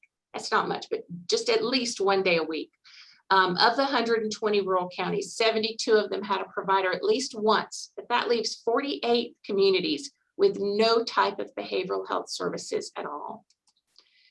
So then, to take a more robust look, we looked at rural counties that had a community service board office in their county. And as you know, community service boards were created as public corporations and instruments of the state to provide services for mental illness, for intellectual and developmental disabilities, and also addictive diseases. So CSBs are a part of Georgia's public safety net, and they serve individuals who have no insurance, limited financial resources, unable to pay, and also Medicaid patients. And out of the 120 counties, 68 of them have CSBs, but that leaves 52 without an office in their county. So with the lack of access to mental health services, the center began looking for opportunities to take telehealth mental health services to the schools in order to provide these much needed services and break down barriers of workforce shortage, lack of transportation, lack of infrastructure, lack of insurance, and financial resources. And so in collaboration with Ben Hill County Board of Education and Global Partnership with Telehealth and the College of Professional Advancement at Mercer, the center worked with all these parties to develop and implement a pediatric mental health program directly in the schools. Therapists render mental health screenings, mental health counseling to individuals, groups, and families, suicide and mental health awareness training, and also community wellness events. And as you saw from the previous maps, there were no mental health services whatsoever in Ben Hill County. So this initiative will provide counseling support to the primary school, elementary, middle, and high school as a pilot for this fall. Once this is successful, we plan to expand that in the spring and then hopefully into more school systems in the fall. I will say that, point out that all of the services rendered here are at no charge to the student, to insurance, or to the school. So we believe this will be a very successful model that will lend itself to great expansion throughout the rest of rural Georgia. Another of the ongoing projects that was put forth to us in the legislation was to act as a healthcare provider resource locator for rural Georgians. And so through our Health Access Locator 120 on our website, and this is a screenshot, rural Georgians can search for a local physician in their community. And in order to keep this information as up to date as possible, the center has implemented an innovative idea to locate competent community members who live and work in rural counties and give them the tools to update provider and healthcare service information twice a month. So community health reporters will report on a provider, their hours of service, address, if they're taking new patients, what type of insurance they take, if they accept Medicaid and Medicare. And they'll also report on local healthcare news from health departments, hospitals, surgery centers, pharmacies, and all ancillary medical services available in their local community. So once that reporter enters the information into their phones via a web app or on their desktop computer, the center will verify the information and then make it available on Health Access Locator 120. And this will ensure that we can arm rural Georgians with current information, and they can use an easy to use and convenient system to find healthcare. To touch a bit on COVID, we have to talk about it. It's at the forefront of what the center is doing right now. And we're working on vaccine hesitancy. So as you know, in the US, roughly 53% of the population is vaccinated, whereas in Georgia, 41% is fully vaccinated. In rural Georgia, it's even less than that. So as of August 2021, we're seeing the impact of hospitalization rates of unvaccinated people in rural hospitals, with 23 of our rural counties having over 100% occupancy. This rate of occupancy, coupled with the shortage in trained professionals, is really creating a crisis in those rural hospitals. Our research studies show that unvaccinated people are 29 times more likely to be hospitalized with COVID-19 as compared with those vaccinated. And with the Delta variant, people who are unvaccinated are 5 times more likely to be infected with COVID-19 than those who are vaccinated. Because of this threat to rural Georgia, and particularly rural hospitals, vaccination concerns over vaccine hesitancy are at the forefront of what we're doing now. So if you look at this heat map on the left, you'll see the Georgia County health disparities in a 4 tiers of priority. This map was made by the center using key indicators that influence health disparities, such as household income, education level, childhood vaccination, and rates like that.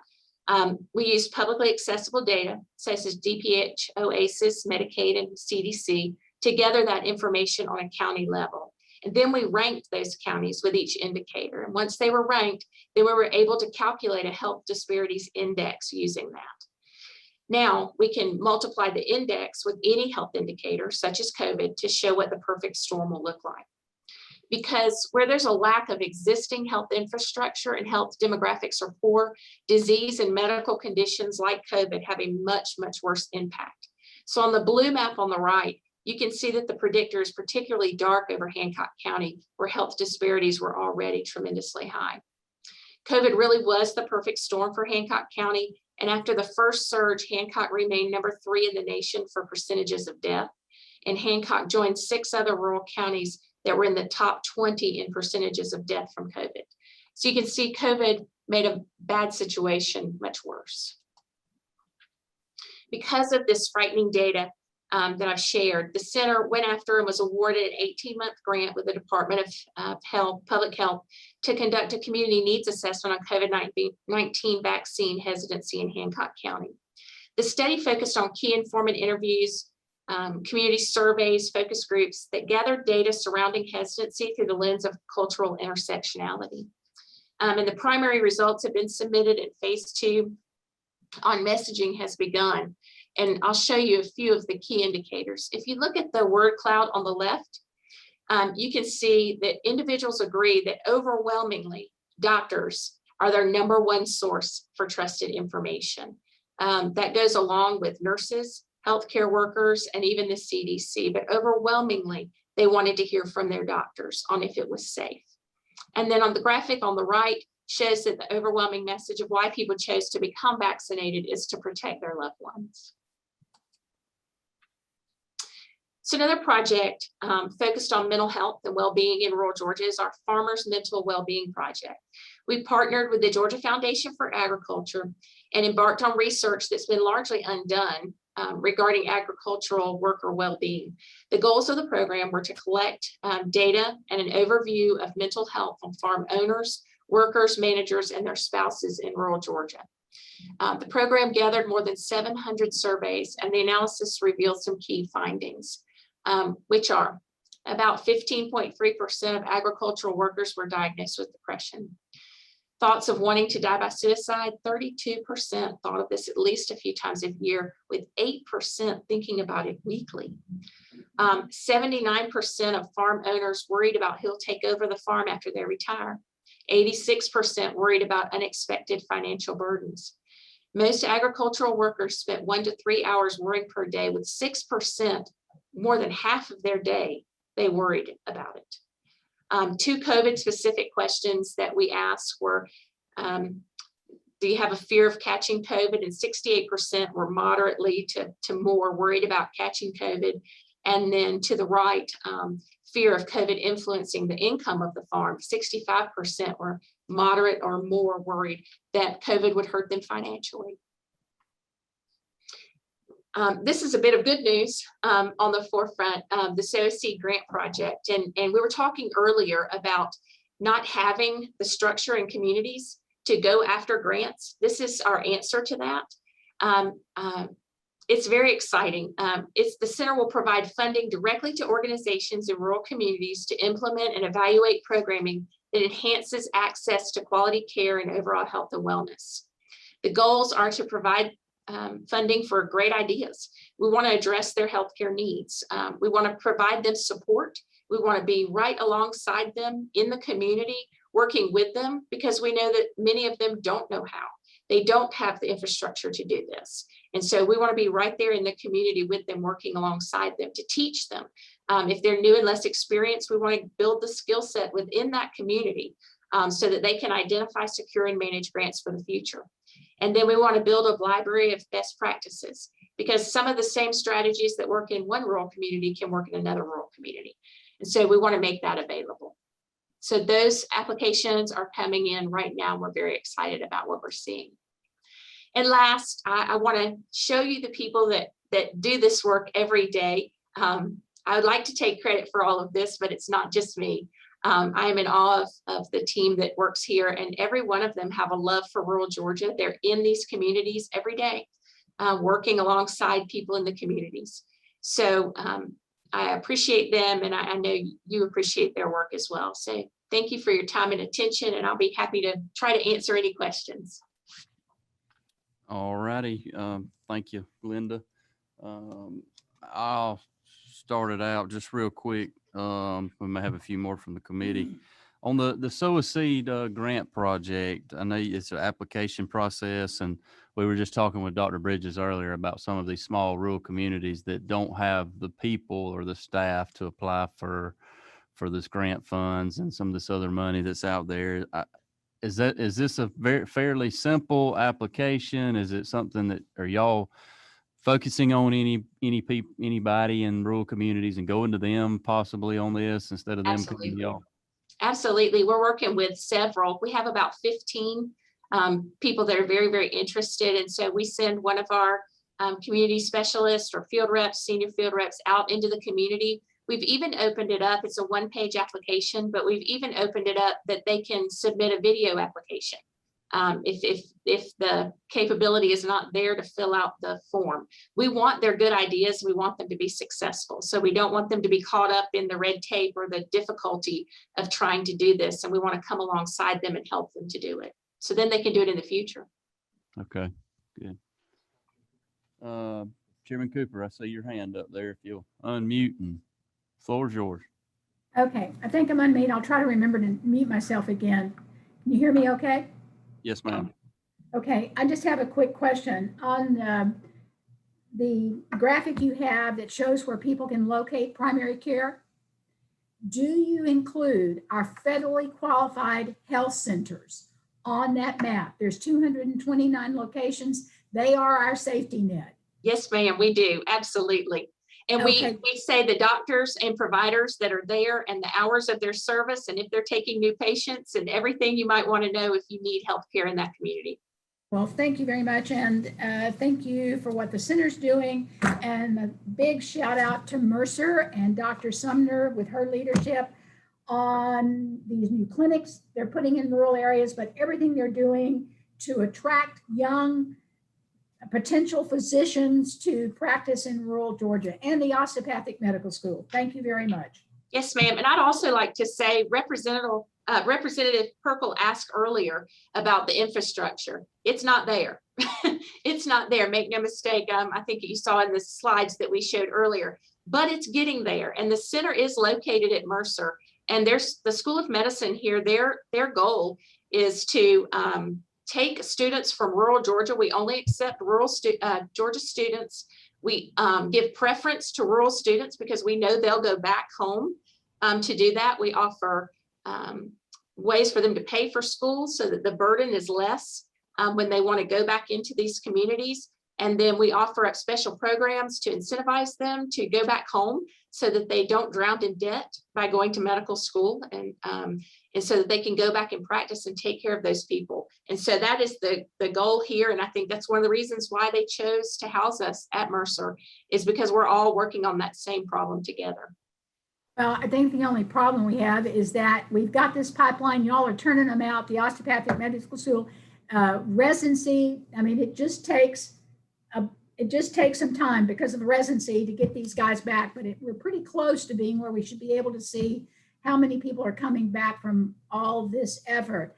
And the other thing, to Clay's address earlier, one of our biggest things in getting healthcare to our rural residents is telemedicine. And I'm sort of proud Georgia was the first to pass the telemedicine legislation this year, the first in the country. And broadband is so important so that we can use the telemedicine. And it was amazing. As the population ages, I'm really shocked. It seems that our elder citizens adapted pretty well to telemedicine and even liked the convenience and using it. Thank you. Absolutely. Chairman Cooper, Chairman Perkle, did you want to chime in? I see. Did you have a question? Yes, sir. And thank you. Thank you for the presentation. Chair Lady Cooper, thank you for making that point and for what the center's doing to bring healthcare workers to the rural areas to provide service. And one of the charts that you showed really appalled me or surprised me for sure at how high the depression rate is for farm workers and the thoughts of suicide. And it just seemed exceedingly high. And I know farmers, you do everything right and you get a rain at the wrong time or it's too hot and all the things that you cannot control. And so there is a lot of concern, but the thoughts of suicide seems alarmingly high, but I don't know if that is compared to the general population. Can you tell me how that would relate to the general population?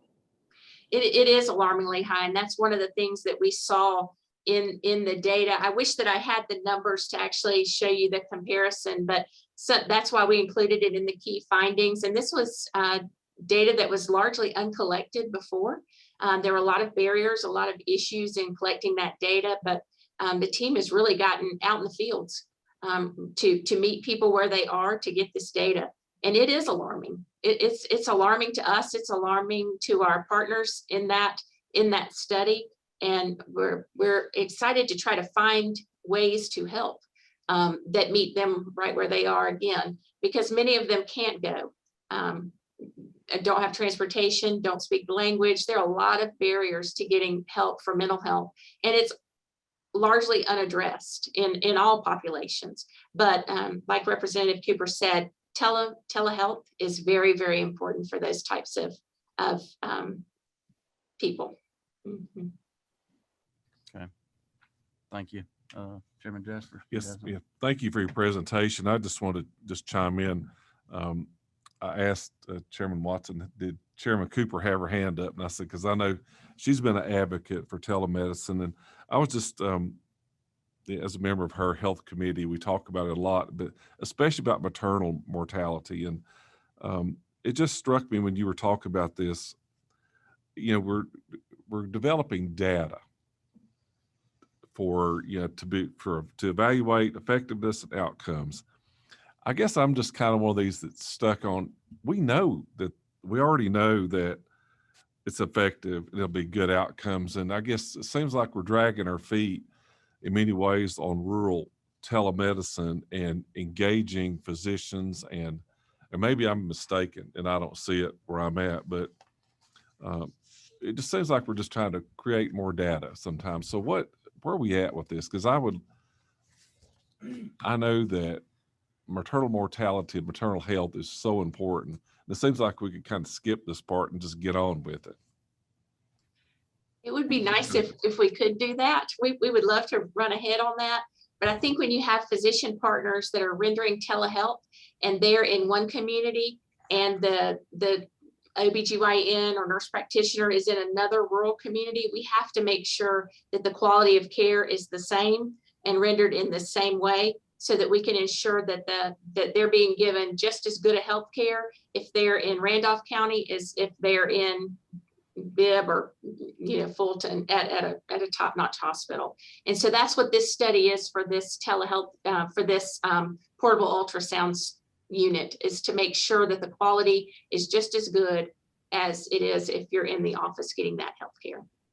Can I chime in for just a minute? Rick, I think one of our problems is that one of the biggest resources is not being fully utilized are our public health departments, which we have in every county, for being able to do prenatal care and especially prenatal screening with a physician or nurse practitioner. And as you know, each county runs their mental health department, and it's been very slow. There's some very great places doing it, and but it's been slow, and one of the areas we need to work on. And I think COVID got in the way from Dr. Toomey really looking and trying to encourage this too, but we really need to work on it, and something I think the Innovation Center could perhaps help us with in getting public health departments in our rural areas to pick up on this, because it's something that easily a nurse, doesn't have to be a nurse practitioner, a patient can come in and the equipment is not that experienced, and they can have a really good screening to see what's, the status of those infants, those fetuses and all. So absolutely. Yes, ma'am. And that's one of the things that the pilot addresses, is being able to train them, get them trained on these devices, and then provide the devices right there in their town. So absolutely. Yes, ma'am. Thank you. Representative Jackson, did you have a question? See your hand up. You just unmute. Still muted. Can you hear me? Yes, sir. Go ahead. Okay, thank you, Mr. Chairman. I have a question. You mentioned Hancock County. I represent County in 28. We're one of those rural counties in the state of Georgia. And concerning COVID, is there any research being done, or can you get me some statistics on the long-term impacts of COVID that we might be looking at? Yes, sir. I believe you were asking for research on the long-term impacts of COVID. And of course, this is still a developing, yes, sir. This is still a developing issue, but yes, we will track that, and we will get you that information and even present it to the committee. Thank you for your presentation. Yes, sir. Thank you, Mac. We're going to need to work on some of that broadband over your way, sounds like. Exactly. Goodness. Glenda, one quick final question, and we'll keep moving. I was just going to put it out there that, and I know you probably already talked to them, but maybe a maybe a call to Dr. Bridges and some of his team to maybe see if y'all could help with some of that intergovernmental coordination and see where some of the issues may be there, and working through getting the right people, the right information, and connecting everybody. Maybe something that y'all could help them with. Y'all may know a lot of the players and be beneficial there. So maybe worth a call. We would be happy to. All right. Well, thank you for what you're doing. Appreciate you taking time today. And that's all we got. Thank you. All right. Thank you. Next, we're going to move on to trouble in God's country. Charles Hazlett presented to us at our very first meeting in Tifton, and kind of talked about some things in our state and where we needed to go and what we needed to do. And he's back with us today to kind of do the same thing. And so look forward to his presentation, Trouble in God's Country, yet again. So Charlie, are you there?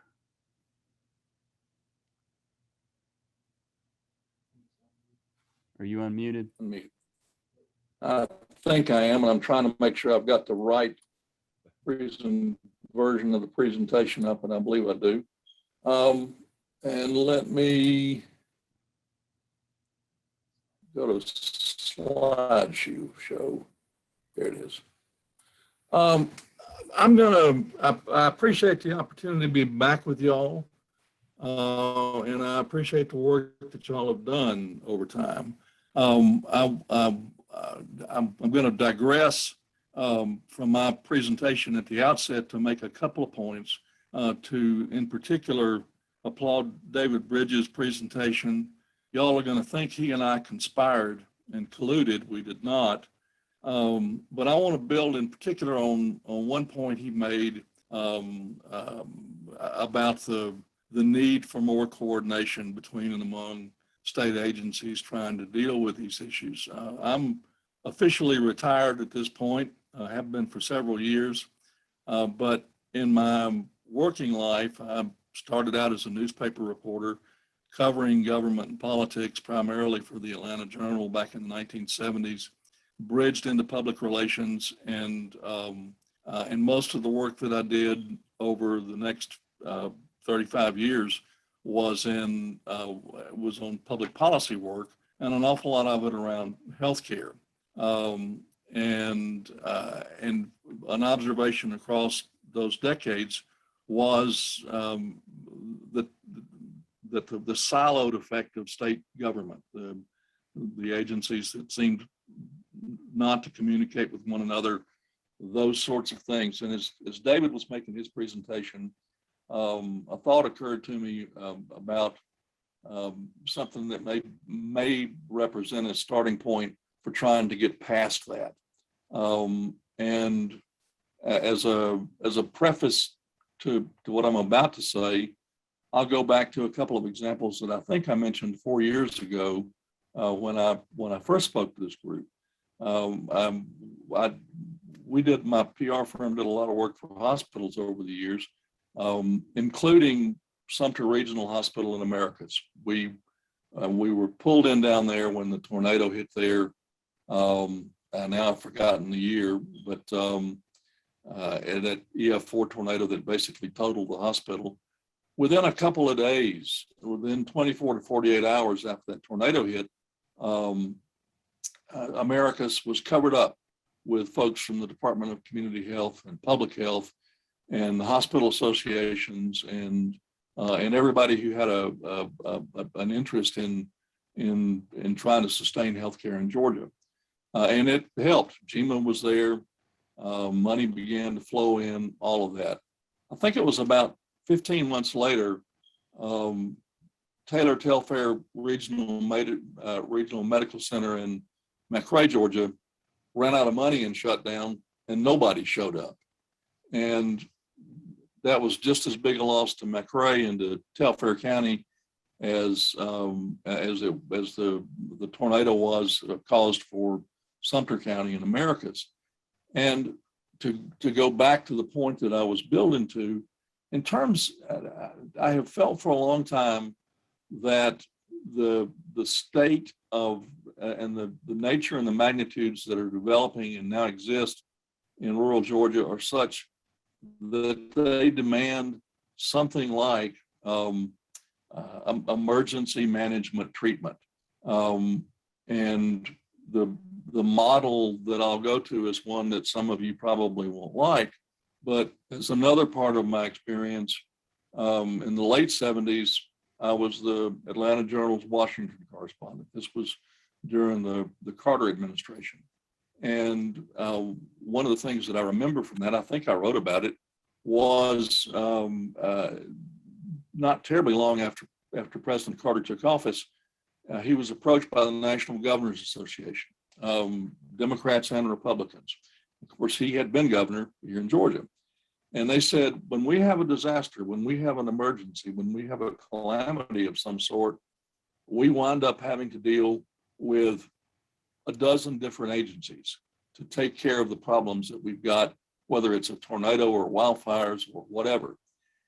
They said, we need a single point of contact that can coordinate for us with all the different federal resources that we need. And out of that came FEMA. Now, I know FEMA is subject to a lot of criticism, but as a model, as a starting point, creating a single point of contact for counties that are in genuine economic and developmental crisis to try to leverage the different resources they need might be something worth thinking about. And that's something I thought about in the past. David's remarks brought it into real focus for me. So I will start with that. As further preface to the presentation that I've got here, and I think it'll be mercifully brief, to go back and talk a little about how I got into this and how it led to the presentation 4 years ago. This really grew out of a campaign that my public relations firm was hired to manage back in about 2009, 2010. We were part of the successful effort to break the public health, what was the Division of Public Health, out of the agency that it was part of and stand it up as a standalone public health system, public health department. And as part of that, we developed a messaging strategy around the relationship between population health and economic development at a local level. And the research into that was an eye-opener, even for me, and I sort of knew what we were going to find, but the data that we pulled together really put a big spotlight on the expanse of that divide, the magnitude of it. And I came out of that as a result of the data that we found and a lot of conversations that I had with people around the state, convinced that very few people understood again, the magnitude of the divide or the implications of it. I was edging toward retirement at the time, had always wanted to do a book, and I thought there's a book in this, and there's no way that the state is going to attack this problem successfully if people don't understand the magnitude of the problem. So I sort of took it on myself to start working on that, and I thought it'll take me about 2 years to do this. I can spend 6 months doing the data research, another 6 months out traveling around the state and interviewing people and doing on the ground research, about 6 months writing and 6 months doing cleanup. And that shouldn't be a heavy lift. Well, that was about a decade ago. And I'm still not done. And one of the reasons is that about every time I thought I was finished with with my data research, some new batch of numbers would fall in my lap, and I'd feel like I had to add them to the pile and begin to add them to the analysis. And after a while, and it didn't take too long, I began to feel like I was watching the Grand Canyon develop in real time in front of me. So I somewhere in there, and I can't remember whether I had decided this when I spoke to you before, but I began to feel like that what we were seeing, what I was seeing, were aftershocks from the Great Recession. A lot of the trends that I'm going to talk about here began to accelerate in the 2009, 2010, 2011 timeframe and have continued to do that. And with that, you know, I'll begin to build on some numbers that hopefully won't be too depressing and may help. And you'll see one of them is educational attainment, which I will get to in a minute. But first, going back to a slide that I used 4 years ago, most of my focus in the research that I'd done had been on the question of whether rural Georgia was dying economically or educationally or in other ways. And one day, for some reason, it just sort of almost whimsical, I wondered whether or not some counties were literally dying. And I pulled county level birth and death data from the Department of Public Health's OASIS system, which is a great resource. And going back to 1994, which is as far back as it goes. And as I said 4 years ago, for the first 15 years from 94 through 2009, there wasn't a lot of change. It floated up and down between a low of 7 and a high of 19 counties that had more deaths and births. Nothing remarkable in that, or it didn't seem like it to me. But starting in 2010, those numbers really began to stair step up again on the heels of the Great Recession. And by 2015, it had hit 60 counties that had more deaths than births. Since then, it has continued. It went to 62 in 2016. You can see it stair stepping up. A little bit of a plateau in 2019.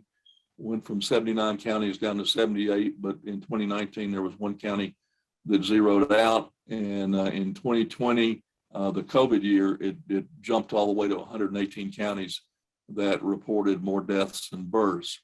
That reflects both about a 3% drop in the birth rate, and we are in the middle of a global baby bust, as it were. So that's not a total surprise. And an increase over 2019 of 19,000 deaths. One thing to know is that only about half of those 19,000 deaths were recorded as COVID caused. And I have not had time to dig into the public health data to figure out what drove the other half of that. But that trend continues. And the map on the left here is what it looked like in 2015 in terms of counties with more deaths and births. 2020, you can see here, and I've been watching the other maps that that Linda used, and after a while, these maps all begin to look a lot alike. But the darker the shade of red, the more deaths. Glenn County had the most excess deaths. I think at 313. So there's that, and as sort of a starting point in my part of this. To go back there, I have noticed what I would call glimmers of good news, and one of them was the plateau in the number of counties that were reporting more deaths and births in 2018 and 2019. In isolation, I wouldn't have paid any attention to this, but there are a couple of other data points that I'll get to in a few minutes that made me wonder if the aftershocks from the Great Recession were finally beginning to play out. In other words, we're over the worst of that effect on rural Georgia. So there's that. Okay, educational attainment. David talked a lot about this. I think he's dead on. this is something I've been working on a lot lately. I was in the middle of swimming around in this data when Blake got in touch with me a couple of weeks ago and asked me if I could be part of this. And I'm still not done with it. But educational attainment, I think, is it may be the single biggest problem impacting the dynamics of rural Georgia now. Back in February, when I began this, I did a blog post at my blog under the uncharitable headline of "Forget the Two Georgias, Welcome to Mississippi." And that was based on a fairly simple analysis of all the counties of educational attainment data from the Census Bureau's American Community Survey of about 3,100 counties nationally. For the period 2015 through 2019, they have data on the number and the percentage of adult populations in every county that has a 4-year college degree, has at least some college, 2 years, or a certificate of some sort, graduated from high school, and dropped out of high school. And I combined all those counties and did an initial assessment based on the percentage of counties that are the percentage of people, adults in each county that had a 4-year college degree. And based on that, if Metro Atlanta, the 12-county Metro Atlanta area, were a standalone state on its own, it would rank second nationally only to Massachusetts. If the other 147 counties were a standalone state on their own, they would rank second from the bottom nationally, behind Mississippi and just barely ahead of West Virginia. I got some pushback and some criticism on that because I had only looked at 4-year degrees. So I went back and looked at it again and revised my equation. And this gets pretty tedious. I think it's probably not quite as complicated as the NFL's quarterback rating system, but it's in the neighborhood. I've got for each percentage point of a county's population that has a 4-year degree, they get 3 points in my new equation. For each percentage point that has some college or 2-year degrees, they get 2 points. And for each percentage point that has a high school diploma, they get 1 point. And I reran all those numbers, and the results did not change a lot. Here's how it did. On the right, the top 10 states, Metro Atlanta would fall to number 3 behind Minnesota and Massachusetts. But the 147 non-Metro Atlanta counties would still remain at next to the bottom between Mississippi and West Virginia. So if you're looking for some data to put some flesh on the bones of what David was talking about, here you go. Now, to take that a step further, I mentioned that I had looked at basically put together a spreadsheet with all the counties in the country and had ranked them individually, or had ranked them basically. And then I pulled all the Georgia counties out of that national database. Well, first I divided that national spreadsheet into quintiles of about 620 counties each, and pulled all the Georgia counties out of it to get a look at how many counties were at the top, in the middle, at the bottom, and this is the result of that. There are 15 Georgia counties that are in the top national quintile.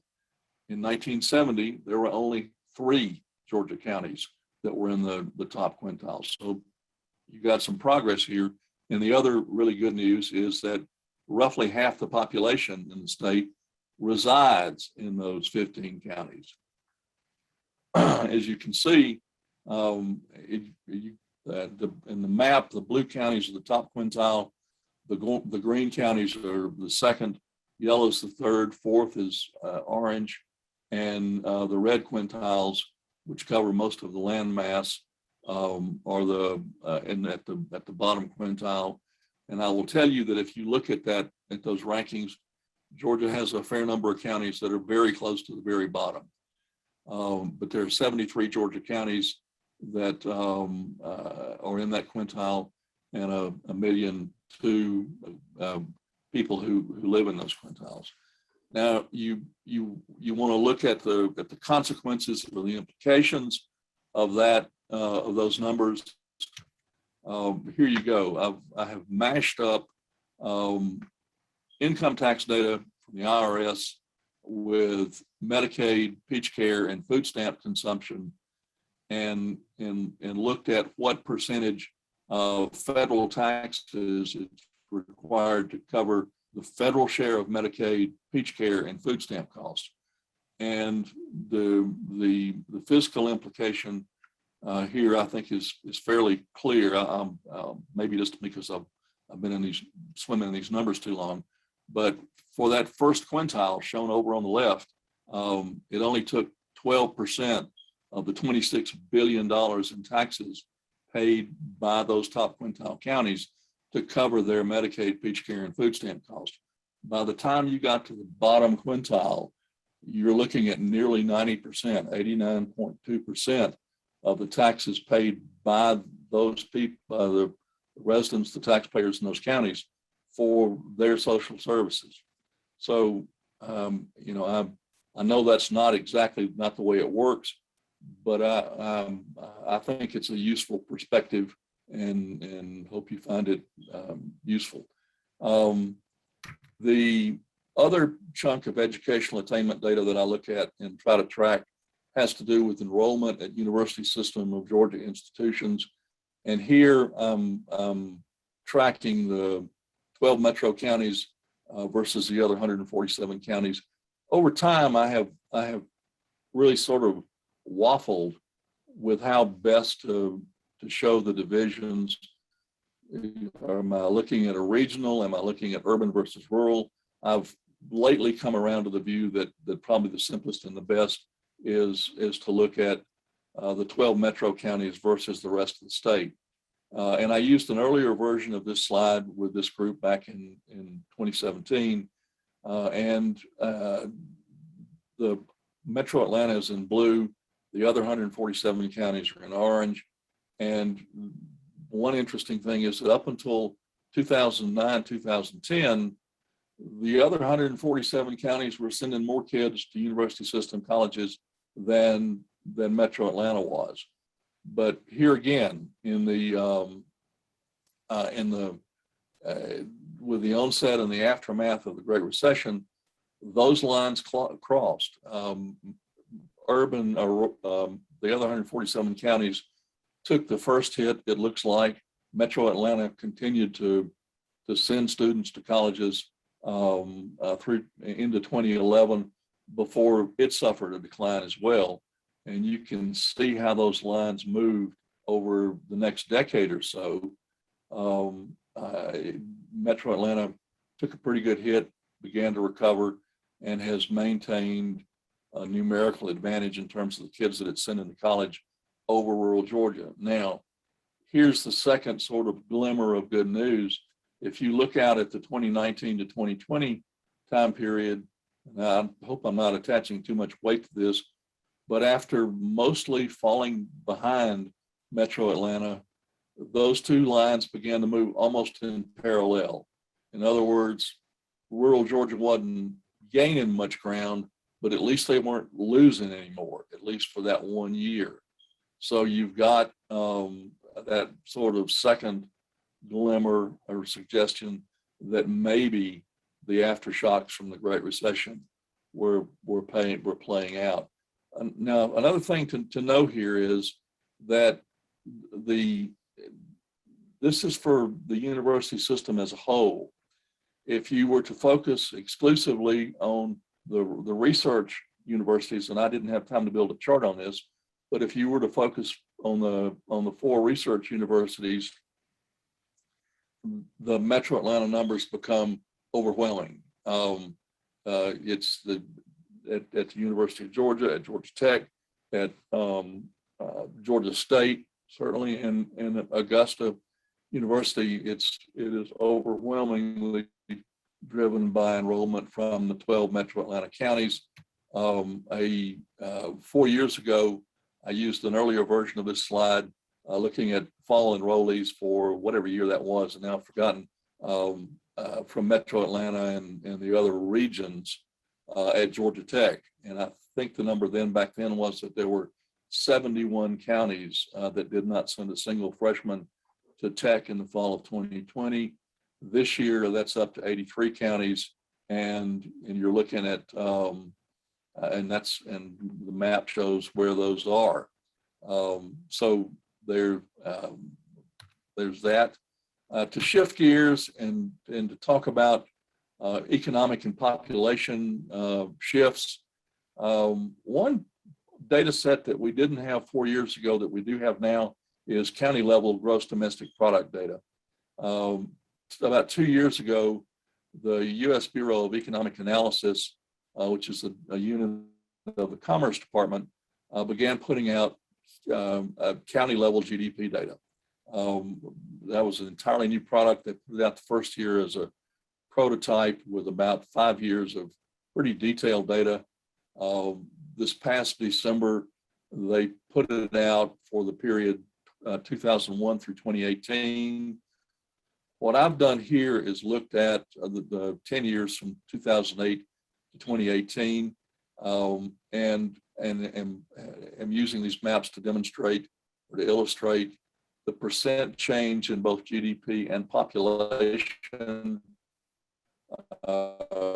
Green represents growth in GDP, red is contraction, and you can see that for yourselves. And again, after a while, all these maps begin to look alike.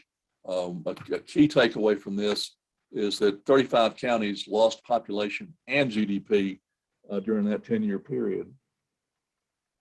And I understand you'll get handouts of this.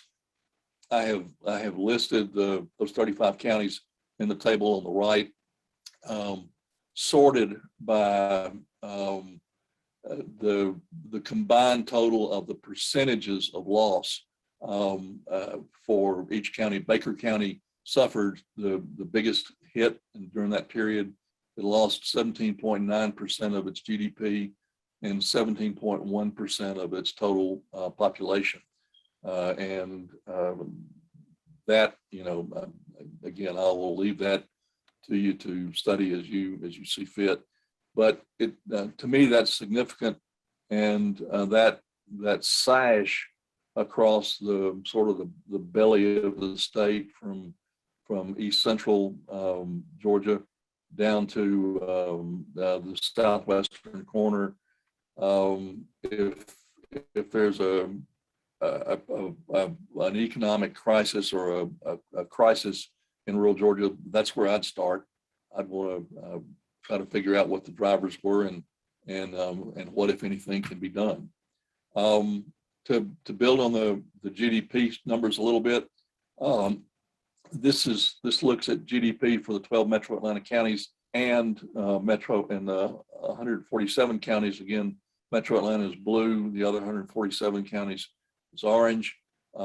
Their combined GDP for each of those years over 2001 through 2018. You can see in the middle of that chart the impact of the Great Recession.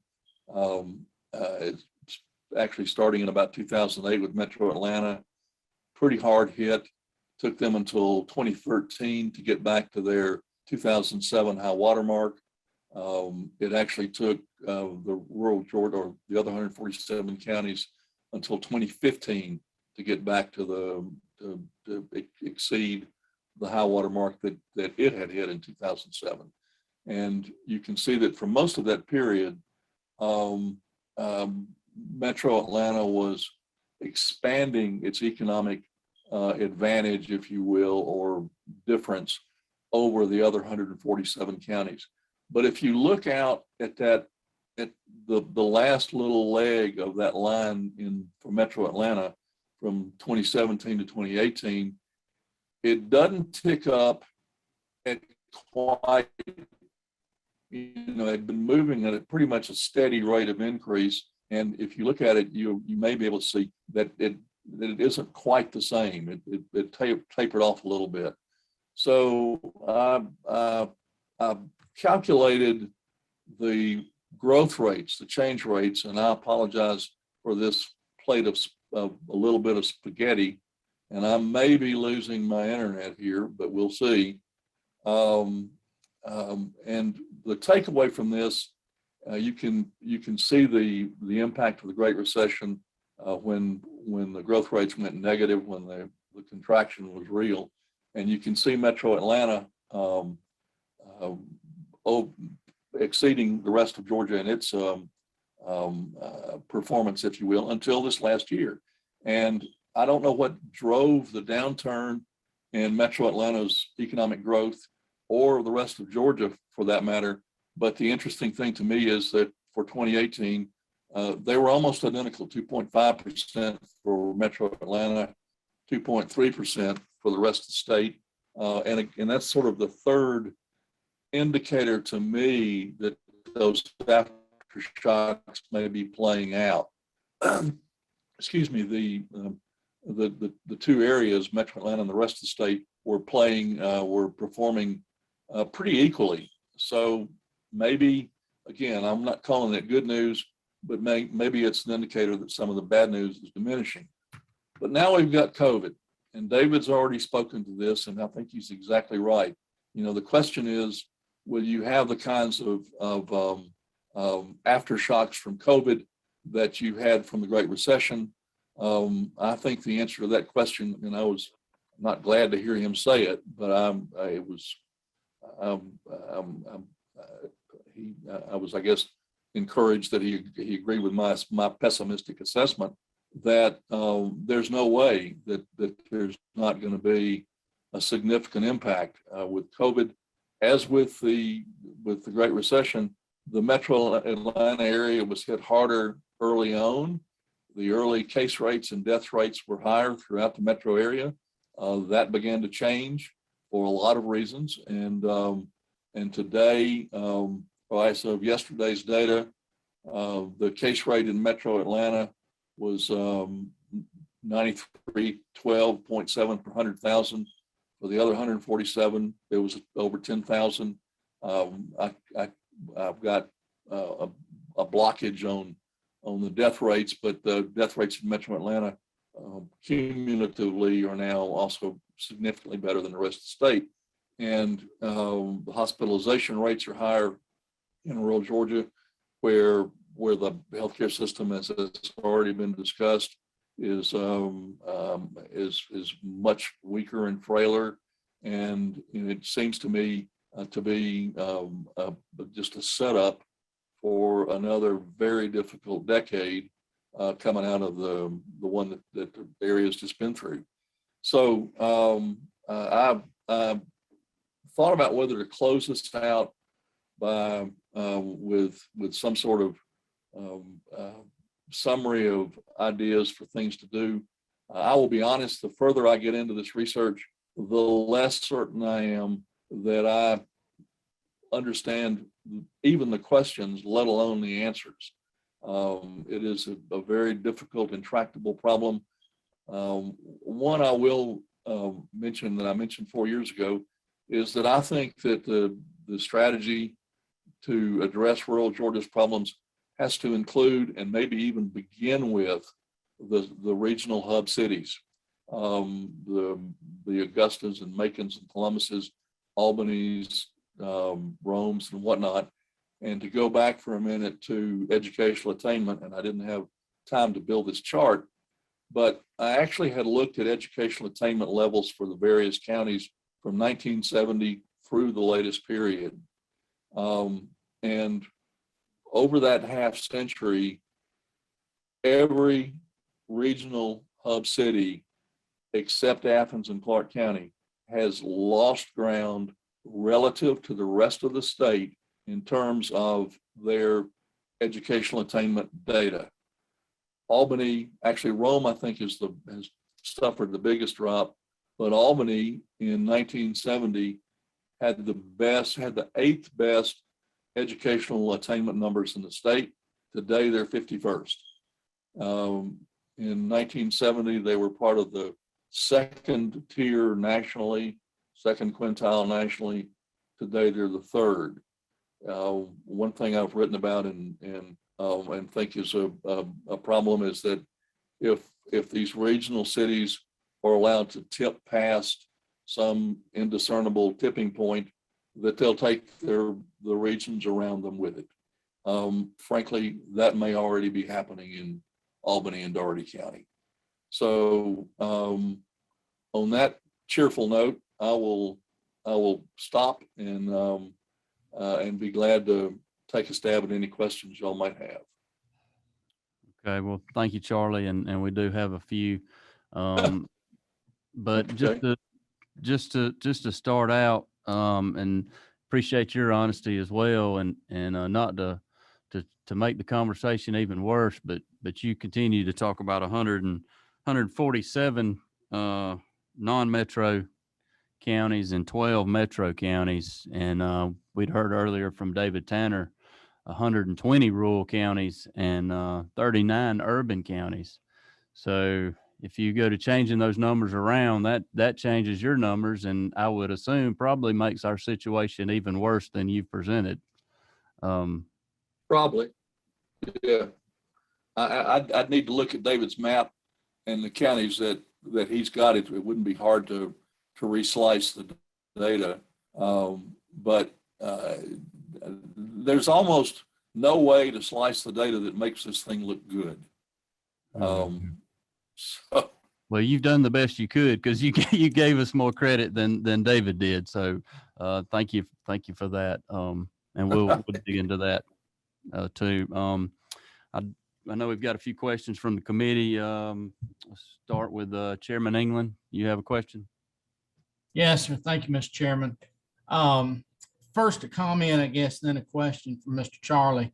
For those that are on the committee that are new to the committee, I think we've got to give a lot of credit to an article that Mr. Charlie had written 5 or 6 years ago, where it was comparing kind of that South Georgia tier of counties to Gwinnett County, and put some meat on the bone to help us understand the disparities that we were seeing across the state. And quite honestly, that article and the conversations that it generated among many of us, Jason Shaw, Jay Powell, myself, Chairman Watson, and others, was kind of the impetus behind us forming and speaking to the speaker, and the speaker agreeing to form the Rural Development Council. So, Ms. Charlie, thank you again for that back then. And while the things don't look a whole lot better, at least now we're having a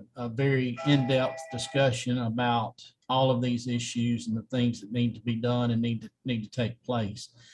Did want to ask you on the gross domestic product losses in many of those counties, and you had that band of those counties kind of across there.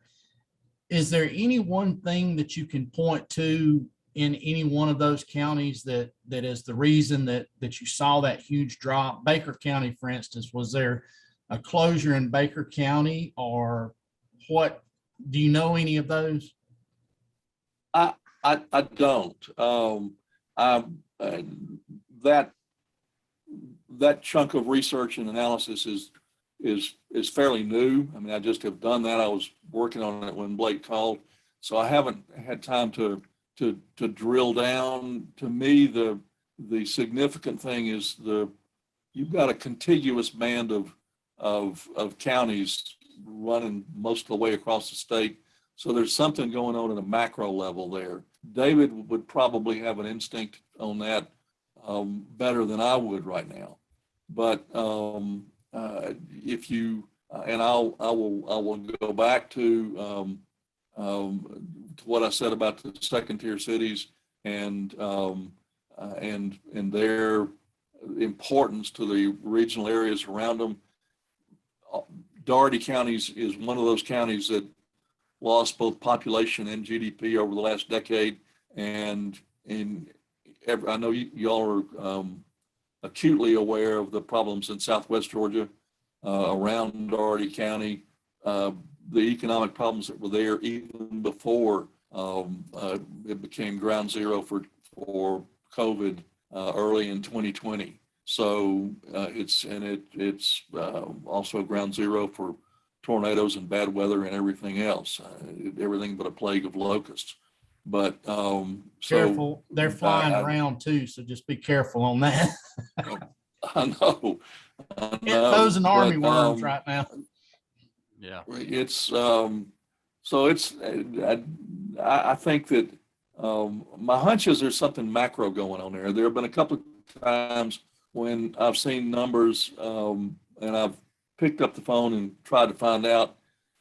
There was one rural county that showed a significant uptick one year in economic activity, and I could think of no reason why. I called the Chamber of Commerce, and they said a fast food place that opened out on the highway, and that was about the only new thing they could report. And I later found out, or think I found out, that there was a pretty good infusion of insurance money after a bad tornado that probably juiced the numbers for 1 year. So, there are sort of anomalies in this stuff. I'm sorry. Would ag commodity prices impact it? So if cotton was low or peanuts were low, and then prior to that they were a little higher, would that impact it as well? I'm going to defer to David again on that, but my hunch would be yes. Okay. All right. Thank you, Chairman. But again, these are sort of long-term trends that have been developing for a while. Thank you. Thank you. Thank you. And thank you for the kind words. I appreciate it. Chairman Perkle, did you have a question? Yes, sir. And Charlie, we really are. I promise you, we're working on that rural broadband. We're trying to get you better internet service. A question, or actually, it was mainly a comment. One of your slides was of particular interest to me, and I wanted to make sure that I got it right. Did you indicate that 54% of Georgia counties did not send a single freshman to Georgia Tech last year? Whatever 83 is, so that sounds about right. Yeah, 83 counties over 159. So yeah. Okay, thank you. That's a bad example. Well, I'll actually, there's a counterpoint to that. Georgia Tech has evolved as a genuinely valuable, uniquely valuable international asset for Georgia, not just for Metro Atlanta, but for Georgia. It probably benefits Metro Atlanta more than the rest of the state, but it attracts students from all over the country and all over the world. 4 years ago, in response to some question, I made the statement, and I know it was true at the point, that there were more students at Georgia Tech from South Korea than from South Georgia. I would be shocked if that were not still the case. So in terms of attracting that level of academic talent, some of whom wind up staying here and contributing to the economy in Georgia, yes, I wish more kids from Tech, from South Georgia, from all over the state were getting into Tech, but that's not Georgia Tech's problem. At the University of Georgia, I think the number this year is that there's something like 22 or 23 counties that didn't have a single kid there. So yes, that's a problem. and I agree with you that it is not a Georgia Tech problem, but we do spend, taxpayers of the state of Georgia spend a lot of money on our Sure. research universities. And so having diversification regarding rural communities, I think also is important in the student body. That's all. Absolutely. Agree. I don't quarrel with that. Dr. Bridges, did you want to defend yourself or have a comment? No, I didn't put my hand up to defend myself, but I will say that this fall semester, we have students from 156 of Georgia's 159 counties at ABAC. That wasn't why I put my hand up. I put my hand up related to a question that Chairman England asked about Baker County. I know Baker County quite well. There is a very large seed industry business located in Baker County. The ownership of that business changed, and I'm guessing that revenues associated with that business are now no longer reported associated with a Baker County entity. It is one of the larger businesses in Baker County. So that may be another one of those anomalies that explains a change in revenue or GDP or whatever in a county. Thank you, Dr. Bridges. And thank you for serving 156 of the 159 counties. We appreciate you doing that as well. Chairman Corbett, you waving? Okay. Chairman Jaspers. Yeah, just thank you. I want to go to your slide you had on freshman fall enrollment from 2006 to 2020. You know, Charlie, I was just looking at that. It's obvious that during the economic downturn in 2010, you know, those numbers collided, and rural Georgia never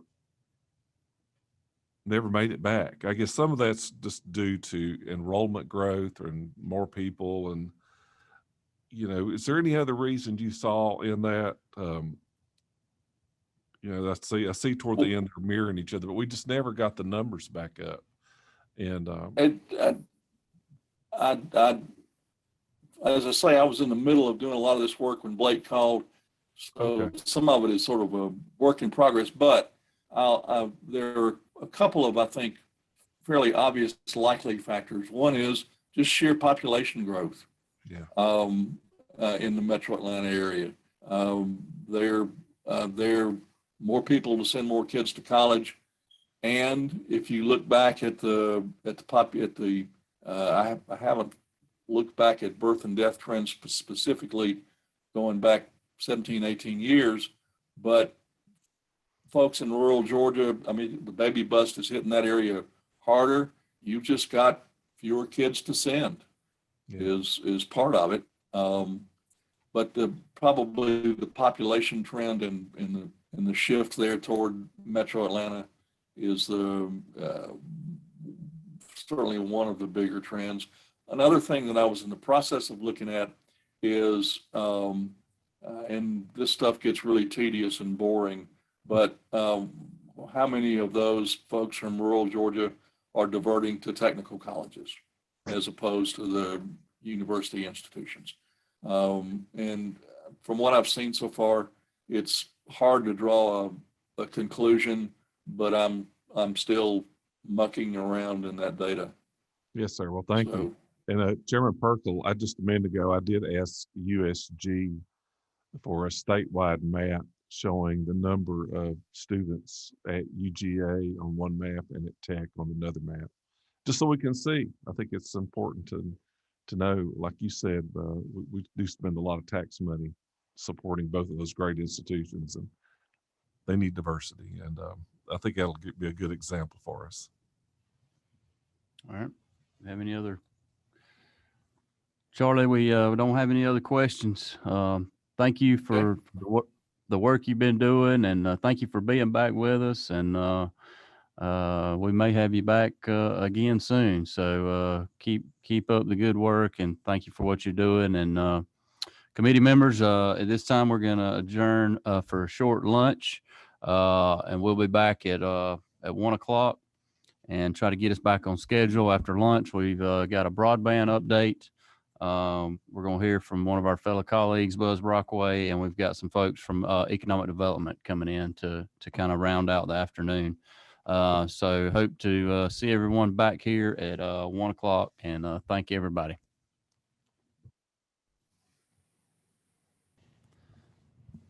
All right. Don't know who all we got back with us, but we're coming back to order here. Sam, can you hear me? I can. Yeah. Okay, just making sure. Yep. Good. We see you and we hear you. But we might have a few folks that are finishing up their lunch or whatever, but I want to try to stay on schedule. Still got several good speakers this afternoon, and want to be mindful of everybody's time. So we're going to go ahead and get back started, and hopefully everybody will hear us talking and maybe come back to join us. But Commissioner Nunn, good to have you with us today. I know we've had a lot going on in broadband. We've had things happening across the state, and you guys have been working hard on mapping and finding the areas of need, and have been doing a great job with that, and appreciate all y'all been doing from that aspect. And so looking forward to hearing an update on kind of where things are, and I'm sure there'll be a lot of questions, and we've already been talking about it this morning. Mac Jackson needs a little help, and maybe Charlie needs some help. So we need to find out where they're at, and we'll add them to the list. But Good deal. Mac knows how to reach me, and I know Charlie does too. So, well, thank you, Chairman. It's great to be with you all today. And you want me to just kind of dive in? Hopefully you can see my screen. I followed instructions from earlier, and I think you want us to share the screen. Is that right? That's correct. Yep. Okay. I'm going to try to do the. I'm going to try to do this view. Does that, well, that may not work. I'll stick with this one so I don't get hung up. So it's great to be with you all. Thank you for the opportunity to be here today, and welcome to all the new members. I certainly look forward to being with you in person, hopefully soon. I know how much, how valuable the conversations are and the relationship building kind of outside of the presentations, but as requested today, we've come to talk to you about the kind of the state of broadband affairs in the state. And we've got some new faces on the team. I'm joined today by Jessica Simmons, who is, as of July the 15th, the Deputy CIO for Broadband and Special Projects, residing at the Georgia Technology Authority. And I know that many of you probably know Jessica from her experience in the state. And I was going to kind of kick off and then flip it over to her momentarily, but we look forward to just delving in a little bit. And I thought maybe the best place to start, and please interrupt with any questions as we feel free to interrupt with questions as we go along. But I thought maybe the best place to start would be the 2021 broadband report. For those who may require some reminding, as part of the legislation that you guys championed now, I guess 3 or 3.5 years ago, we annually produce a report collaboratively with GTA with kind of a state of affairs. And this is really kind of a look back. And I thought it might be just helpful to highlight some of the things that were accomplished over the course of the last year before we look forward and talk a little bit about the activity this year. Make sense? So we can't have a conversation about broadband without highlighting the degree of collaboration around this topic. And first and foremost, and I was reminded during this past session that some may not be aware of the exceptional level of provider and community engagement at every step in this process. So, 3 years ago when we launched, on the heels of SB 402, we convened, an advisory committee, which includes, AT&T and Comcast and Windstream, the Georgia Cable Association representing all of the smaller cable providers in the state, the Georgia Telco Association, Georgia EMC, as well as representation from GMA and ACCG and the Economic Developers Association. So, that group has continued to meet on a very regular basis and has been really core to much of our success to date.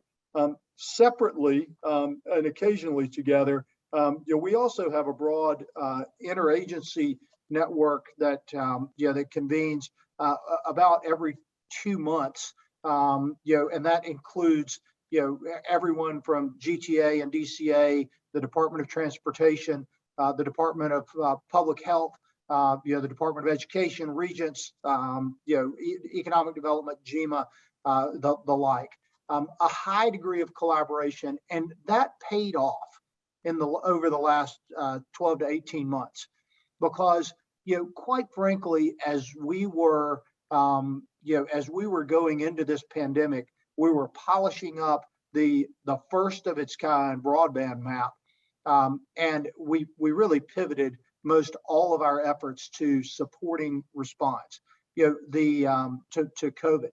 And that included things like student connectivity and learning, where we worked very closely with the Department of Education to help them to deploy some GEARS funds that were included in the CARES program.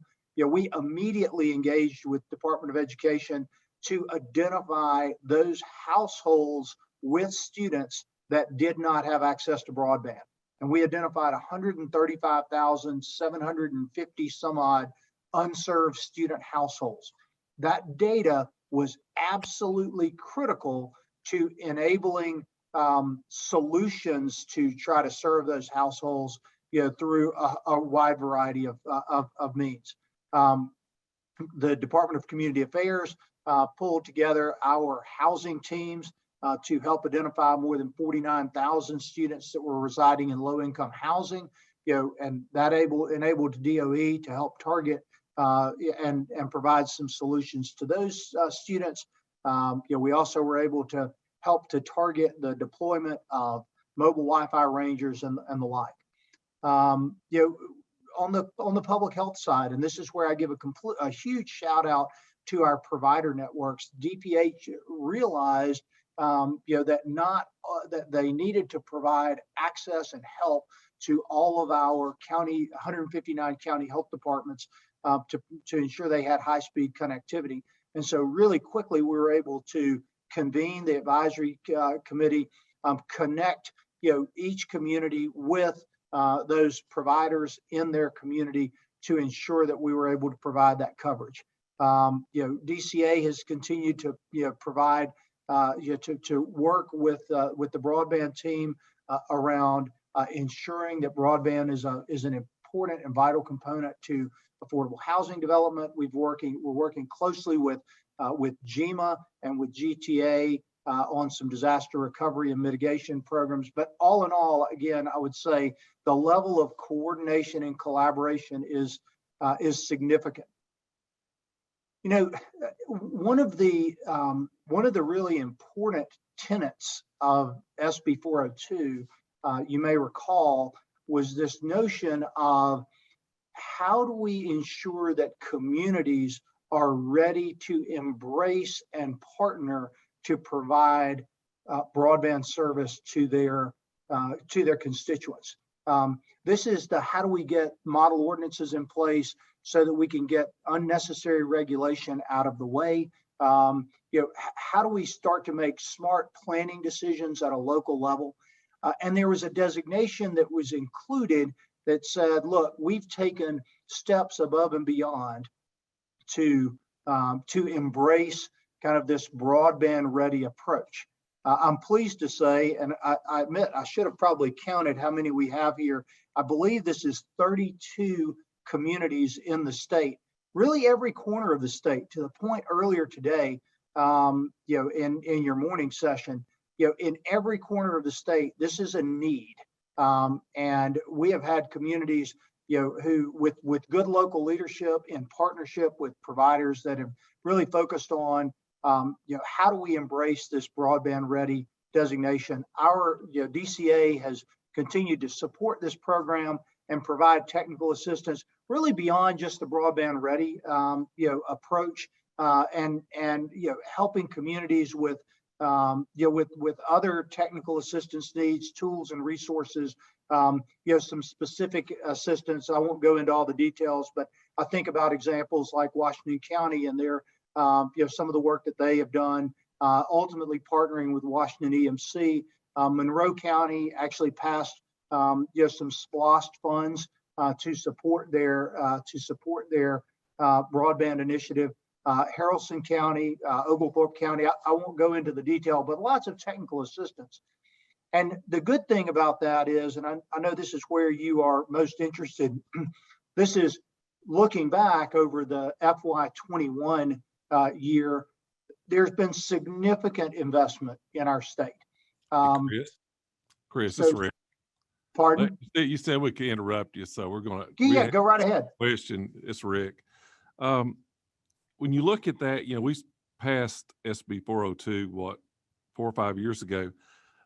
So it seems like there'd be more than 32 communities that were broadband ready. Yep. So that's an interesting observation, Rick. And I will tell you that there are far more communities than 32 that have taken steps such as incorporating broadband into their comprehensive plans. Flipping through, it looks like there are 280 communities that have embraced, that have incorporated broadband into their comprehensive planning or taken steps. This designation, is really a significant bar, that these 32 communities have taken on. So that should not be, you shouldn't read that as indicative of the local effort around broadband. This is kind of like the gold star seal of approval, I guess you could say. Well, I guess just following Chris, seems like that if we're in one of the broadband deficit, that would be one of the first things they would do. I guess are we through GMA or ACCG or whomever making sure these counties take these steps so that they are ready? I mean, I guess the mind is, what's the barrier? Why aren't they doing it? Yeah, I think that'd be a good question for local government. I will tell you that our team has worked tirelessly and aggressively with communities all across the state, partnering very closely with both GMA and ACCG. I know that I was with the team at GMA, and they this past August, early part of August, at their conference. Certainly, the American Rescue Plan has kind of taken all of the air and focus and attention out of the room, but broadband is front and center in the American Rescue Plan and was front and center at their conference. We have presented to all of their regional 12 regional conferences, similar with ACCG. I don't want you to misinterpret this particular slide, which, I mean, maybe we could use gold stars instead of green dots.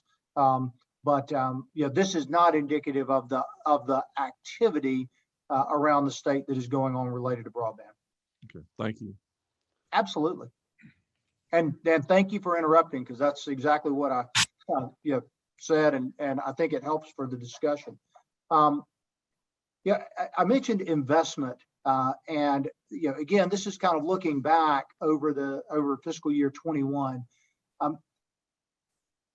Prior to this past session, when you appropriated funds, state funds for broadband, we were working diligently to support community and provider partnerships to pursue federal funding and to deploy local funds in some cases.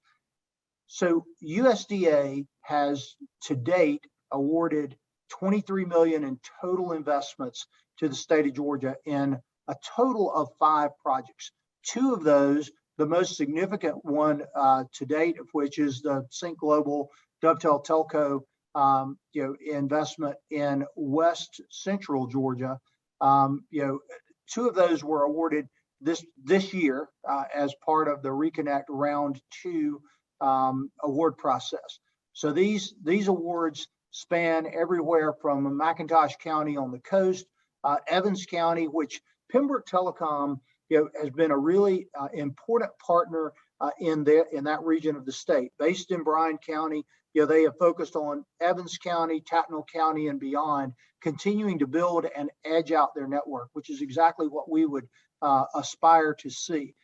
They actually have received two separate USTDA Reconnect awards, up in North Georgia and in Gilbert County. LJ Telephone received the first award now 18 months ago. So, USDA has played a big portion, but the FCC Rural Digital Opportunity Fund, which was announced in December, is significant. This was an interesting auction process that FCC ran, not without its challenges, and I will be quick to admit that there are still some details that are being worked out around RDOF and around these awards. But FCC and the RDOF program announced $326 million that was awarded to 15 providers in our state that will serve 179,000 locations. And those are depicted on this map. The different colors represent the various providers. Some of those awards were catalysts to some significant investment that I know you have heard about through the EMCs. I believe there have been as many as 12 different announcements around the state around partnerships.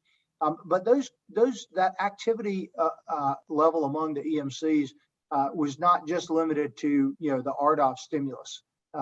In July of last year, I was down in Colquitt County, where Kinetic Windstream announced a partnership with Colquitt EMC. Y'all may remember when we were all together down in Moultrie, it seems like eons ago. Kinetic announced their gigabit fiber network in Moultrie proper.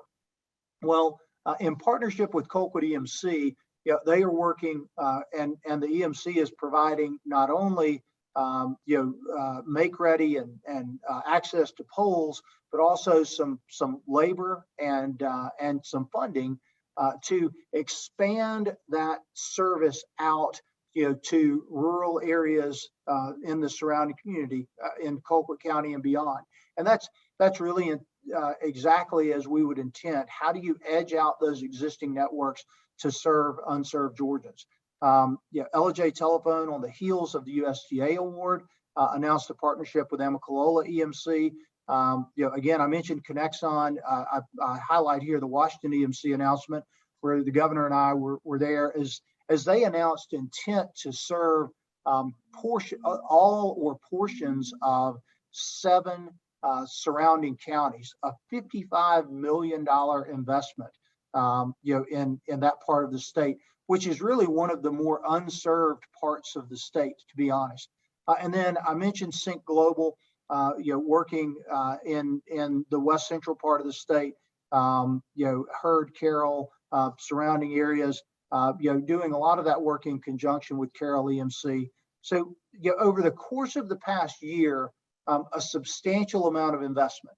Now, I think as we pivot and talk about the current environment and the go forward, which I'm going to toss over to Jessica, there is the time is now to invest even more significantly in addressing the need. And so that's the last piece before I toss it over to her. I will hit on the broadband availability map, which hopefully you have seen. I know all of you have seen because we've presented on it to you before, the maps. I wanted to just give you an update on the 2021 maps, which is depicted here on the left. I won't go a lot into the methodology. We've talked about that before. Just in case you can't read it, the darker yellow areas depicted on the map are served areas of the state, and the lighter yellow areas are unserved areas of the state. You know, probably not surprising to anyone on this call that the vast majority of those unserved areas lie in rural portions of the state. I'm pleased to report that year-over-year comparison. So last year when we spoke, I know we didn't meet the RDC didn't meet, but last year when we spoke, you heard me talk about 507,000 unserved locations. Well, this year, at the conclusion of our mapping, we've identified 482,374 to be very precise. So roughly 482,000 unserved locations. That is emblematic of that investment that we have seen over the past year. It also should drive home the fact that we still have significant work to be done. We are that leaves about 9.1% of the state as unserved, and 75% of that is in rural Georgia. About 345,000 locations in rural Georgia. Expressed slightly differently, if you look at the rural portions of the state, about 29% of rural Georgia is unserved. Now, this inset map on the right, I wanted to highlight because this is a slight tweak in our methodology, and I share it because it's important. At the request of our providers, who came to us as part of that advisory committee, they highlighted the fact that since 2018, when we put in place this methodology to identify unserved areas of the state, we identified they identified the fact that certain programs, specifically the NTIA grants that were due in August, were focused on not the census block level, which is what FCC has historically focused on and what we had designed our program on, but down to the location level. So this year, really to support some of the grant programs that are afoot, we provided, when you zoom in to a certain level, location level unserved data. Only the unserved, not the served locations, which is protected provider information, but the unserved data. And you can't get down too granular to identify like actual houses. We protect that at that level, but just so you know, this is a kind of an enhanced view. And this was intended initially to support like I said, the NTIA grant process. The NTIA grants, the available funds, $288 million, were included in the Consolidated Appropriations Act. So that was the second enormous federal stimulus that was passed in December of last year. That deadline for applications was August the 17th. And for the $288 million, NTIA received 230 grant applications totaling $2.5 billion. We are supporting our Georgia applicants to the absolute extent that we are able, because we want to see as much of that money come to Georgia as it can. And I'm pleased to say that Georgia actually had 14 applicants requesting $192 million. So I think Jessica will confirm, but I think behind Texas, that makes us the second highest requester of funding through NTIA. Of course, this same location level data will also be helpful in the State Fiscal Recovery Fund ARP process. And to talk a little bit about that and some other current broadband initiatives, I'm going to toss it over to Jessica. Hey, good afternoon. Thank you, Commissioner. I'm excited to be with y'all this afternoon. As Commissioner Nunn said, we're just in an incredible place at the state level for broadband and broadband expansion. But the reason that we are in the wonderful position that we're in is because of the work that's been previously done that was spurred by Senate Bill 402 in 2018, obviously with the creation of the Georgia Broadband Map and other broadband programs here at the state. And so as Commissioner Nunn mentioned, and I'm sure everybody is well aware, currently there is an open grant process that has been run out of the Governor's Office of Planning and Budget to disperse the first allocation of the American Rescue Plan State Fiscal Recovery Fund. The governor established 3 committees, and one of which is obviously for broadband infrastructure. And so that grant process is currently ongoing. Applications are due by October 31st for committee review. I know there's been a lot of excitement and interest around that grant process. And so we're very encouraged to see the response that the local communities and the providers have had in relation to that program. Additionally to that, as I mentioned, that was the state's first allocation of ARPA funds. There's obviously a second tranche of ARPA funds that we're waiting to see what the allocation would be and the priorities would be related to that additional money. In addition to the Capital Projects Fund that's also in the American Rescue Plan Act, that so far when you read Treasury's guidance related to that money, they solely focus on internet connectivity. So we're very encouraged that hopefully that would be another great resource for broadband expansion at the state level. In addition to that, obviously, we are waiting to see what will pass out of an infrastructure bill at the federal level. There's a lot of resources dedicated to not only broadband, but also cybersecurity, which is something that we're constantly focused at here at the Georgia Technology Authority.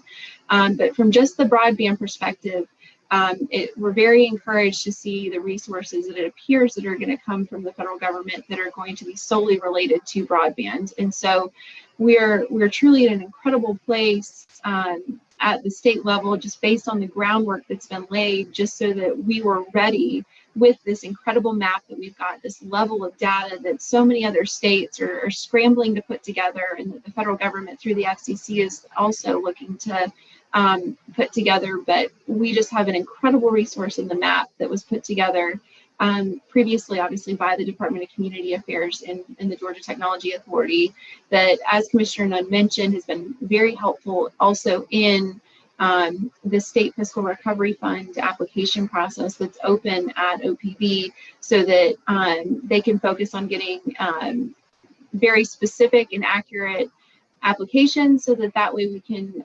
also be able to monitor the level of overbuild and make sure that that information is also communicated throughout that process. In addition to that, the other thing that we are heavily focused on here at the Georgia Technology Authority is expanding upon the state's strategy in relation to broadband. Just because one of the things that the infrastructure bill requires, and obviously we want to make sure that we're prepared for that and ready to utilize those resources, is having an executable plan. And so that's something that we look forward to sharing with you in the coming months as we get that together. I'm happy to share details, but that's certainly that's something that's currently being developed and built upon the wonderful work that's already been established over the last few years here at the state. And so beyond that, I just want to make sure that y'all know that I have switched over to the Georgia Technology Authority, and I've also recently brought in Josh Hildebrandt, who I think a number of y'all know, who was previously at the Department of Natural Resources, to serve as our Director of Broadband Initiatives here at the Georgia Technology Authority. But more than anything, we just want you to know that we certainly want to be a resource for you, and any questions that you have related to broadband, we're certainly here and ready to assist. And I just wanted to make sure we included all of our contact information so that y'all know where to find us. But with that, I'd certainly be happy to take any questions and and certainly appreciate the partnership that we've had over the years with the Department of Community Affairs.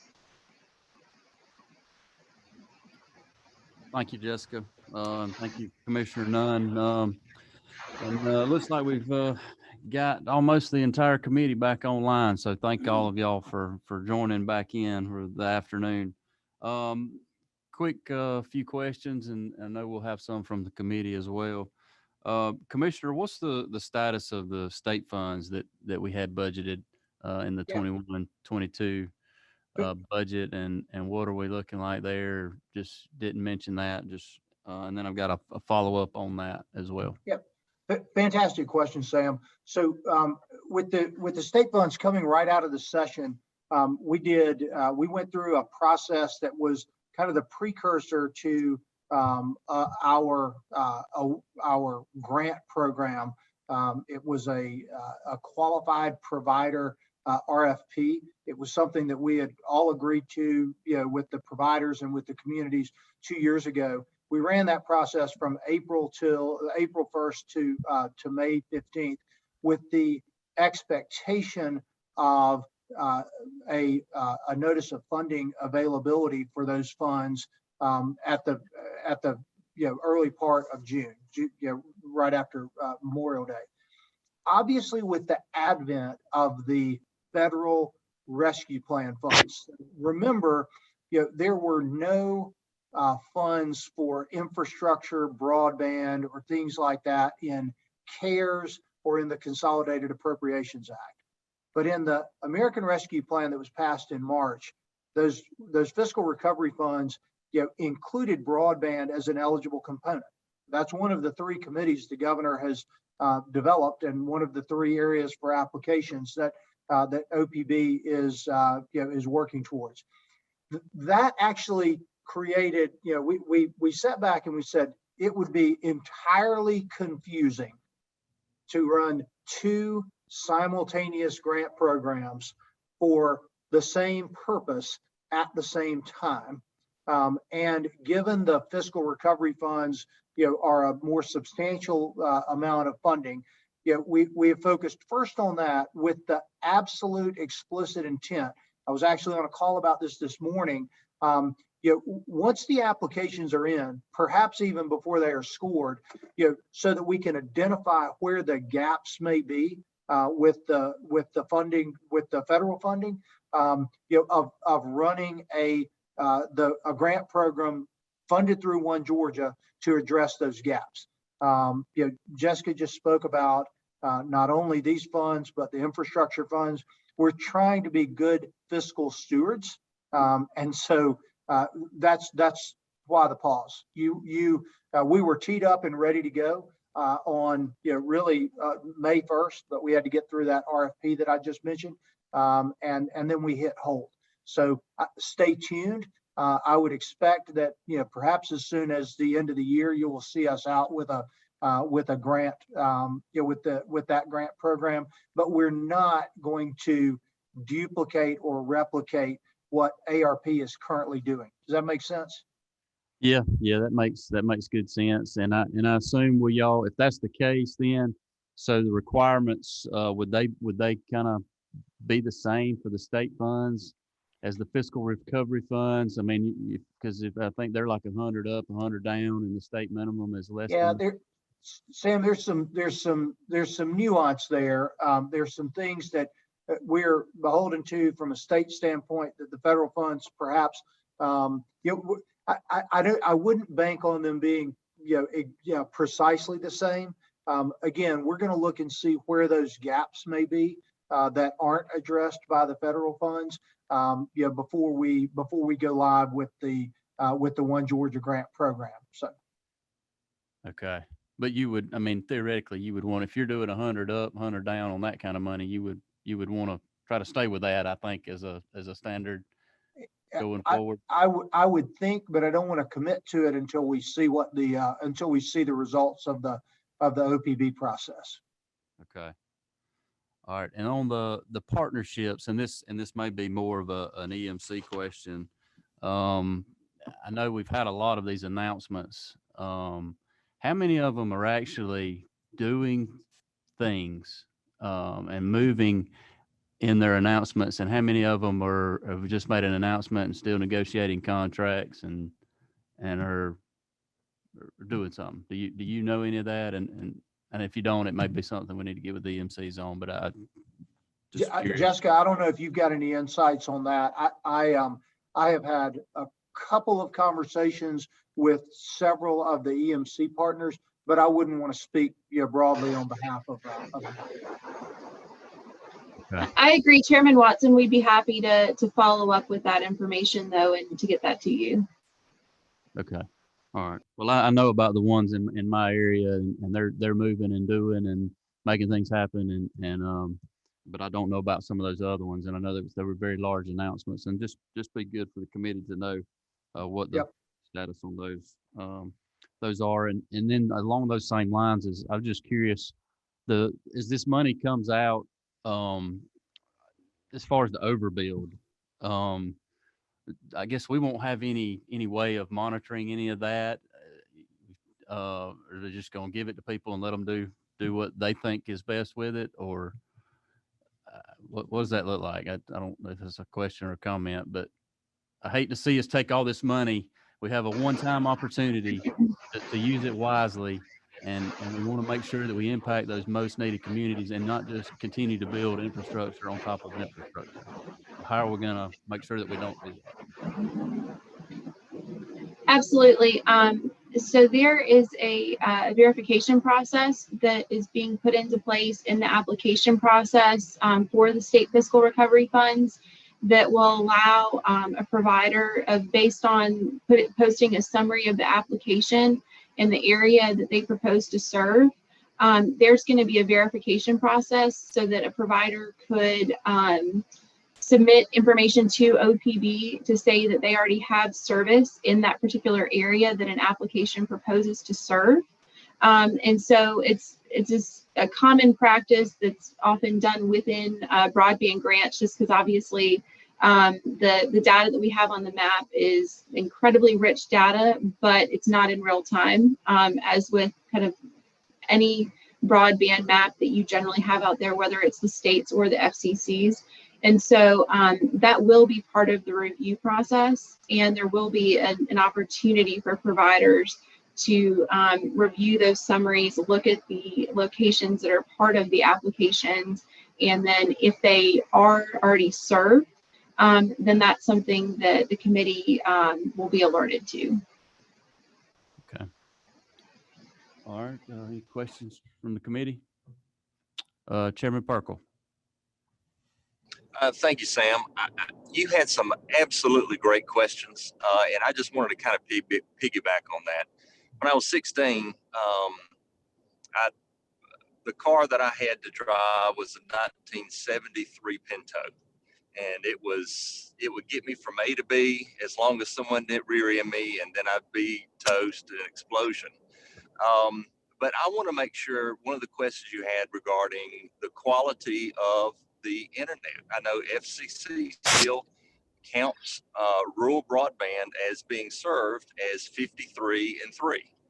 And from some of our presenters, as well as some of our panelists, we might have access to broadband internet, but it's skippy, it's not. It's great. For instance, Mac Jackson is driving a dadgum 1972 Pinto regarding his internet speed. So all speed is not created equal, all broadband. When I look at y'all at the Capitol who have great internet speed, the quality of the voice and of the video is outstanding. From some of the presenters that's out in the rural areas, it is not so much.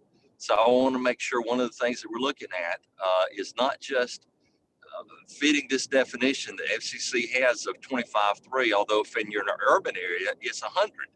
I don't know why rural areas, it's okay to be much less than that. So I want to make sure that we're looking at quality internet speeds when we're looking at, as Chair Lady Cooper mentioned, with our healthcare online, the telemedicine, you need to have a good broadband connection. And I just want to make sure that we're looking at quality broadband and not just getting everybody 73 pentos. I was gonna say, well, I'd be happy to jump in there, and Commissioner, please obviously add in. But so for the State Fiscal Recovery Fund grant process, the process has been designed around Treasury's interim final rule and guidance that they have put out. And so one of the things that's cited in the interim final rule is symmetrical 100-100 a requirement for an application, unless for some reason it would be impossible based on geography, topography, that type of thing, where then it would allow the potential requirement of 120. But so they would essentially have to prove why the 100-100 wasn't possible. But so based on Treasury guidance, they certainly are requiring, except for this one stipulation, a minimum of 100-100 speeds. Thank you. Thank you very much. Chairman Jasper. Thank you, Mr. Chairman.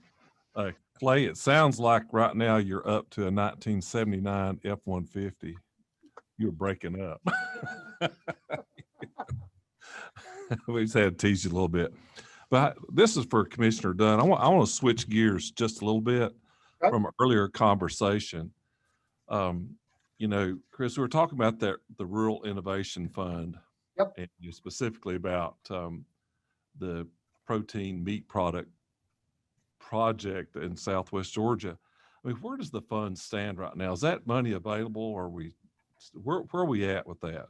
Yeah, absolutely. I appreciate your asking. I listened to Dr. Bridges' testimony, and I was curious where we went wrong. Similar to the process that I mentioned about the broadband funding, we started the process of developing the rules for those rural innovation funds. So every One Georgia program has a set of rules, and that's really critical before we start to make awards against a program. So that was a new program that was envisioned in the budget.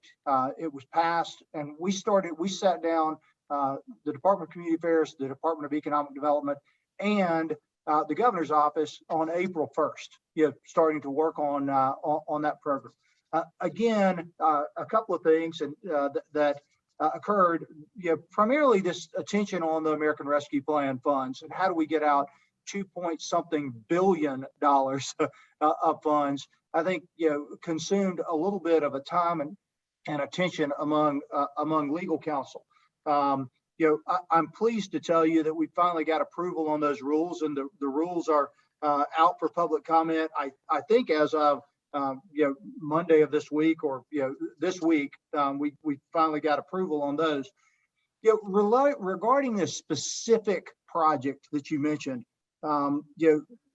Dr. Bridges first reached out to me at the end of June, which was the first that I had heard of this project. And I agree and applaud the vision and honest to goodness hard work that has gone on the ground. We talked about it. We talked about some of the funding challenges and how we could get money into the project, which, I just should reiterate to everyone on this call, the best time for us to get involved is early in the discussion, because we're always focused on how we can get to yes. But we've got to, there's got to be a mechanism for us to get funding into a project. I think that Dr. Bridges and I both, were challenged by the fact that it was the two of us working on that. And he is a tireless worker for all things rural Georgia. We were able to put together a plan and an approach. It required a little bit of effort, and thankfully we were able to get our teams together to start, executing on that.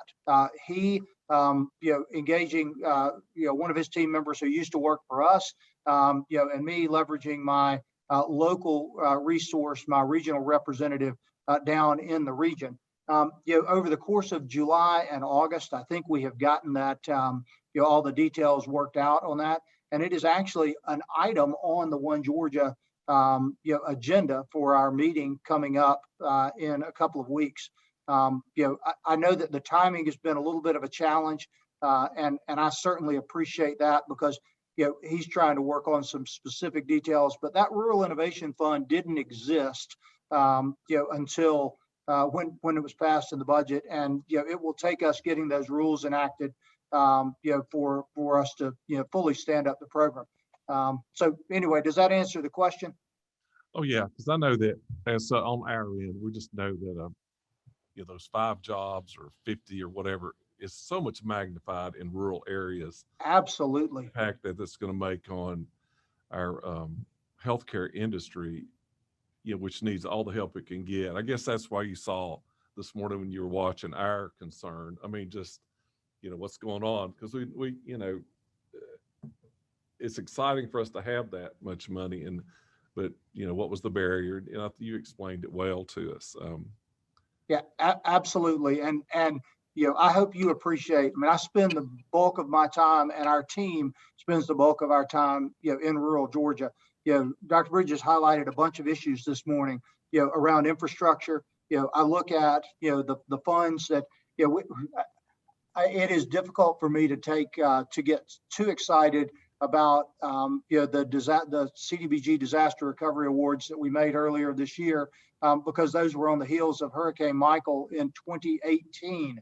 But as I spent time around the state, I reminded folks, our team has been beating on HUD to get rules in place, which, the funding didn't flow until we got that. But we worked very tirelessly in rural Georgia with CDBG, with downtown development.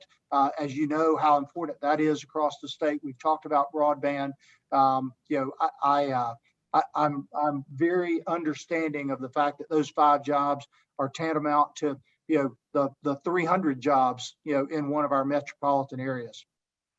So, well, thank you for working on that. I'm sure couple of weeks they'll be very excited to get that project moving for sure. I've got another question or comment, Commissioner. I know your team has put a lot of work into our maps to find out these unserved areas, and collaborated with a lot of the folks in the industry to get those maps. And we had some legislation, I think, that involves satellites service this past session, and I know Satellite already says they can provide service everywhere, in a sense, but you guys have done a lot of work on these maps, and how does all that play in, and do we need to continue looking at Satellite? Any comments there as far as where we need to go, and as far as state funds and with the state money that we have, and I know Satellite has already got a lot of the federal RDOF funds and that kind of stuff. Just maybe a little direction there, and just your perspective on that. So since you directed the question to me, I'll kick off, but I'm going to put Jessica on notice because, so some of our team members who have left, have educated me extensively about Satellite and about both the promise and the potential, as well as the current shortcomings. I recall that there was legislation this past session around satellites. As the law currently stands, the definition of served in Georgia requires terrestrial service, and so as it currently stands, the maps only identify those areas that are served with a terrestrial carrier. Again, I know, and I'm not the technology expert, so I won't get into into an area that probably some on this committee are as versed in as I am. But I know that there's both great potential, but also shortcomings. And as of I believe kind of April kind of time frame, I'm not aware that we had any satellite providers that were able to deliver at the time at a level that that met our definitional requirements. Okay. Yeah, no, I completely agree. I was going to say, just to reiterate what the commissioner said, obviously, state law currently defines it, and there's a pretty narrow window there. So I think that would be something that kind of, as we get more data on the reliability and the capabilities, I think that's certainly something to consider. And then obviously, based on the ARPA grant that they're currently looking at with the interim final rule, it really does encourage the use of fiber. But I think it's certainly something to do more research on, and then obviously just something to look at, that if that is something that we would want to go that direction as a state, that there would need to be some legislative changes. Okay, good deal. Chairman Cooper, did you have a question? I think I may have missed you. I did. I think I lost my train of thought. What Uh-oh. project what project is getting approved that you asked about, Rick? Or that you think will be approved soon? Yes, ma'am. We were going back to that earlier conversation about the meat processing. Thank you. facility. Yes, ma'am. That's what I was asking about. Okay, so that would be in time for them to get that up and running, I take it. We sure hope so. Yes, ma'am. Thank you. I thought that's what it was, but I wasn't sure. Yes, ma'am. Chairman Corbett.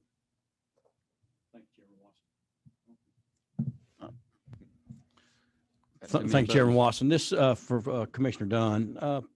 On your, you mentioned your community development block grants.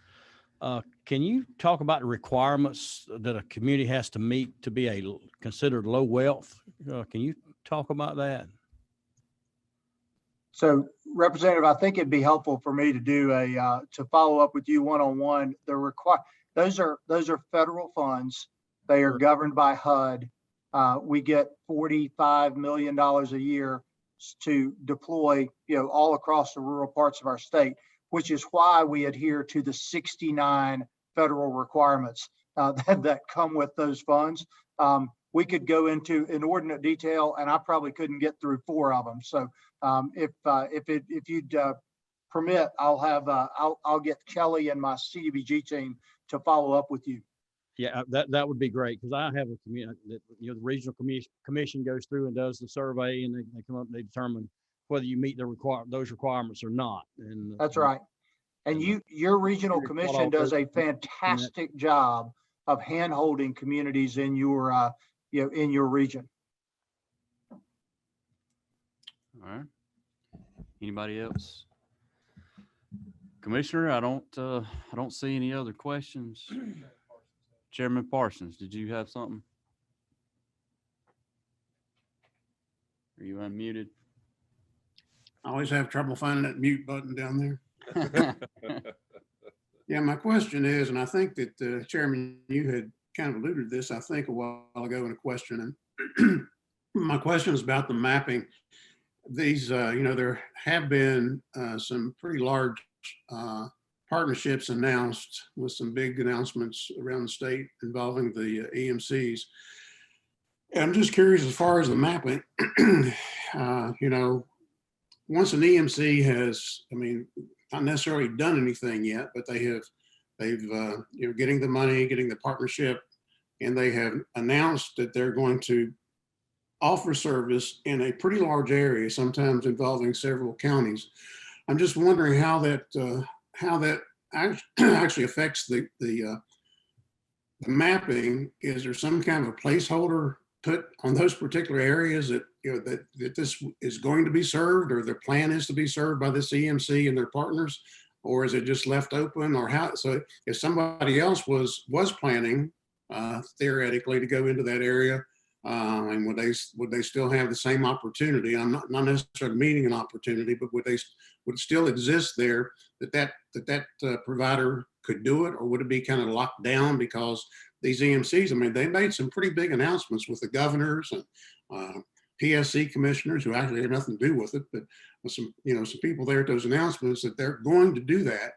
Of course, there'll be a pretty large non-acceptance rate when they do go into those areas. But I'm just wondering, how does that affect the mapping itself? Is there a place marker put there, any kind of a notation for those areas that this EMC and their partners have plans, or they definitely are going to go into and offer broadband service in those areas? So, Representative, I appreciate the question, and it's a fantastic question that has several important parts. Let's start with the important distinction that nobody is preventing private competition. So if someone wants to come into those areas, no one is preventing them from doing that. I think the important question is, would we incentivize multiple providers to come into an area? So how are those treated on the map? So the broadband availability map that I shared with you earlier, is simply that. It shows where today broadband is available, and there's I think the definition is, within 5 days, like, you could string the wire. I mean, it's accessible. And so no, those areas that have received funds for projects are not carved out on that broadband availability map. That is truly a snapshot of the 483,000 locations in the state that are currently unserved. For the state program, the one that I was asked a question about by the chairman earlier, which we had teed up and were prepared to roll out the end of May, the beginning of June. We actually have, and this is live on our website because it is a tool that the providers ask us to share. So it's designed to support the state program.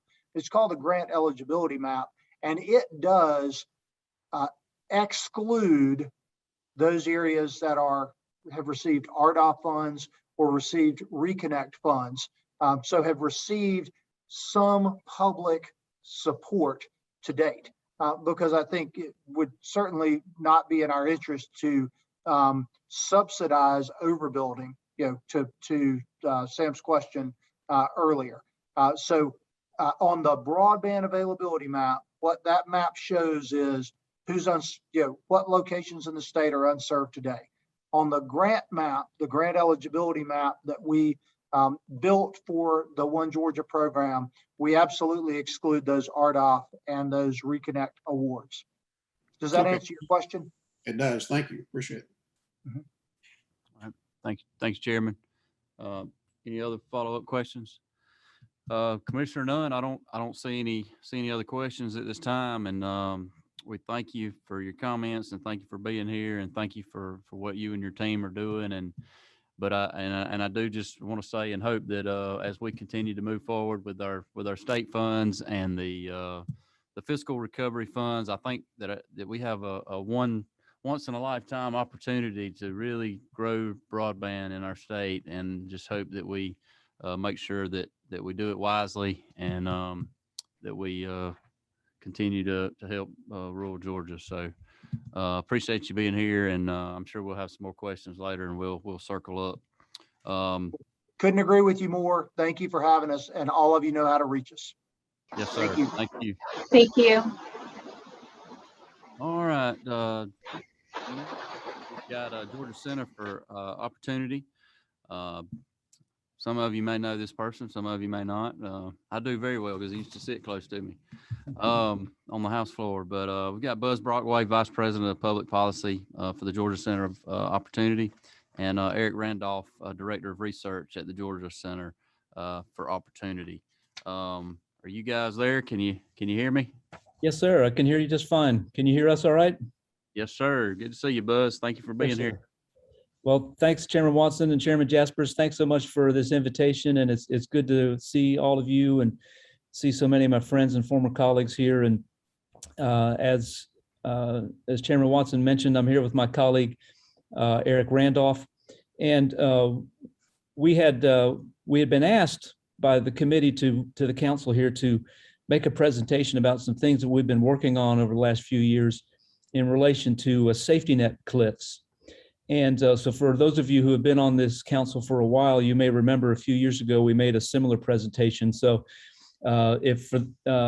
If some of that's for review, then I apologize, but I know we've got some new members and some others who might be listening in. So we want to take a couple seconds and explain what we're talking about. Then we'll talk about some things that we've been working on the last few years with the federal government and with others.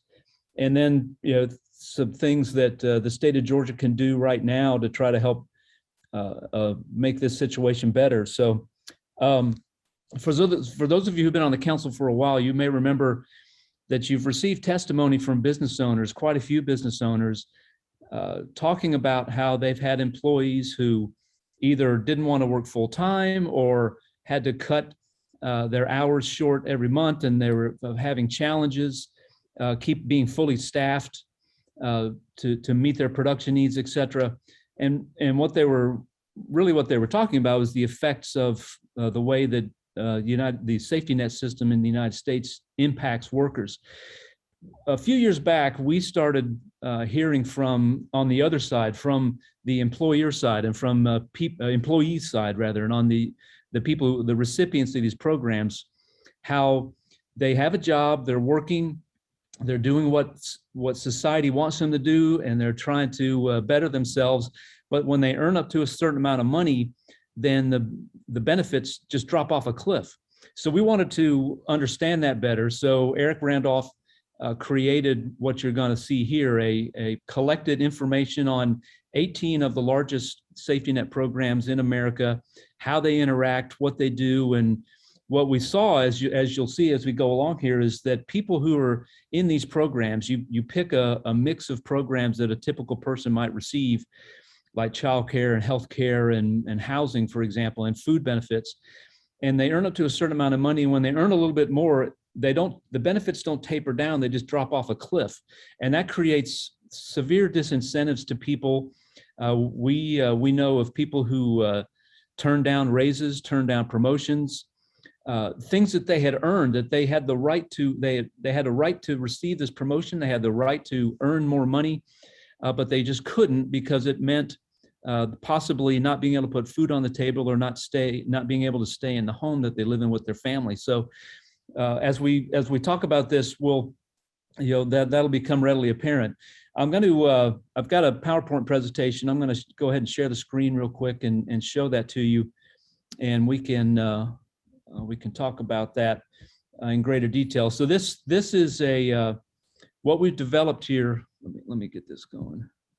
All right, I hope everybody can see that. What we're interested in at the Georgia Center for Opportunity, we're a nonpartisan, nonprofit organization. We really are working to try to improve education, work, and family life for all Georgians. And that's really what led us to this, to looking at this, because this has a severe impact on people's well-being. So we call it a cliff model because it shows that changes in earnings, and that's what results in the loss that you get to benefits. And we've got a website, which I'll show in just a moment, where you can see this. We have developed this now for eight states on the website. We've developed it. We're working with folks in South Carolina now to add South Carolina to the mix. And what we're really trying to do here is, obviously, we want to bring it to the attention of folks like you, people who impact policy in the state of Georgia.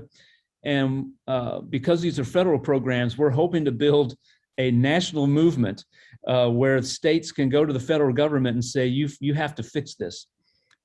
Eric, my colleague, just a month or so ago testified before the SNAP subcommittee of the Congress and presenting some of this data to them. And there's broad bipartisan agreement that these cliffs exist and that these cliffs are having a tremendous negative impact on people.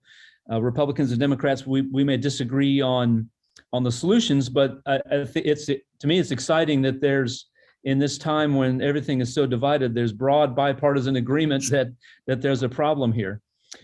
So, this slide just shows a few of the parameters around this. The variable, of course, is the earnings, and then the tax liabilities and welfare program benefits are also variables that will slide up and down as people's earnings move up and down. the website, as you'll see in a moment, there's a number of parameters that you can put in, whether it's 1 or 2 parents in the household, what the ages are, the number of children, the ages and sex, and all of these things that you see on this list here are, when a person is going to apply for these programs, these are the kinds of information that's collected to help determine what benefits that the person is eligible for. Childcare is a big issue, as you might imagine, and we also have it broken down by county. So for all the states that we have, the 8 states, I think it's over 1,000 counties, but we have all 159 counties in Georgia. And then if you take time to look at this, look at our website, you'll see that there are differences in each county. So it does affect different areas of the state differently. The programs that we have in this model account really for 95% of all federal welfare spending. So it's a pretty broad, there are, I believe, over 83 different sorts of safety net programs. So we focused on the biggest ones. And you can see here, they're kind of in groups. So you've got the refundable tax credits like earned income tax credit. We've got cash supplements like TANF. We've got various food programs, got some housing assistance, childcare, and medical assistance. So these are pretty typical programs that people take advantage of, and they're the largest ones, of course, that you'll see here in the state of Georgia. And this is just showing you that it accounts for 95% of all federal welfare spending. So it gives you a pretty good idea of what's going on in the safety net system. Now, we like to talk about who is being harmed by this system as it presently exists. The typical welfare recipient in the state of Georgia is a single mom with 2 kids. And we've got some statistics there to bear that out. You can look at it and dig into that deeper. But this, she's working, she's doing what everybody wants her to do. She's taking ownership of her life and trying to do the right thing and provide for her family. And the safety net programs are meant to come alongside her and help her as she moves through this process towards self-sufficiency. But as you'll see, the cliffs really harm them. I'm going to end this for a second because this is showing a specific example, and I want to take you over to the website that we have and show you that. So and we'll work through a scenario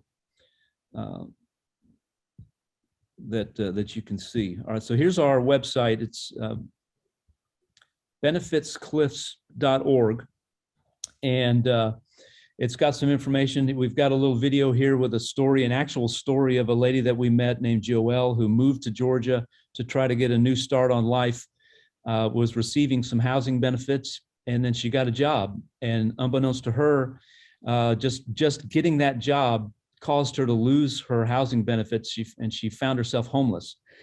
So this is the kind of real world things that happen to folks that harm them. So we've got here the 8 states, all southern states. And as I said, we're adding South Carolina. So I'm going to pick Georgia, of course, since that's the one we're interested in. It gives you some demographic data about Georgia. Right now we have in Georgia, according to the latest numbers, 13% of our fellow citizens live below the poverty level. You can see the number of children.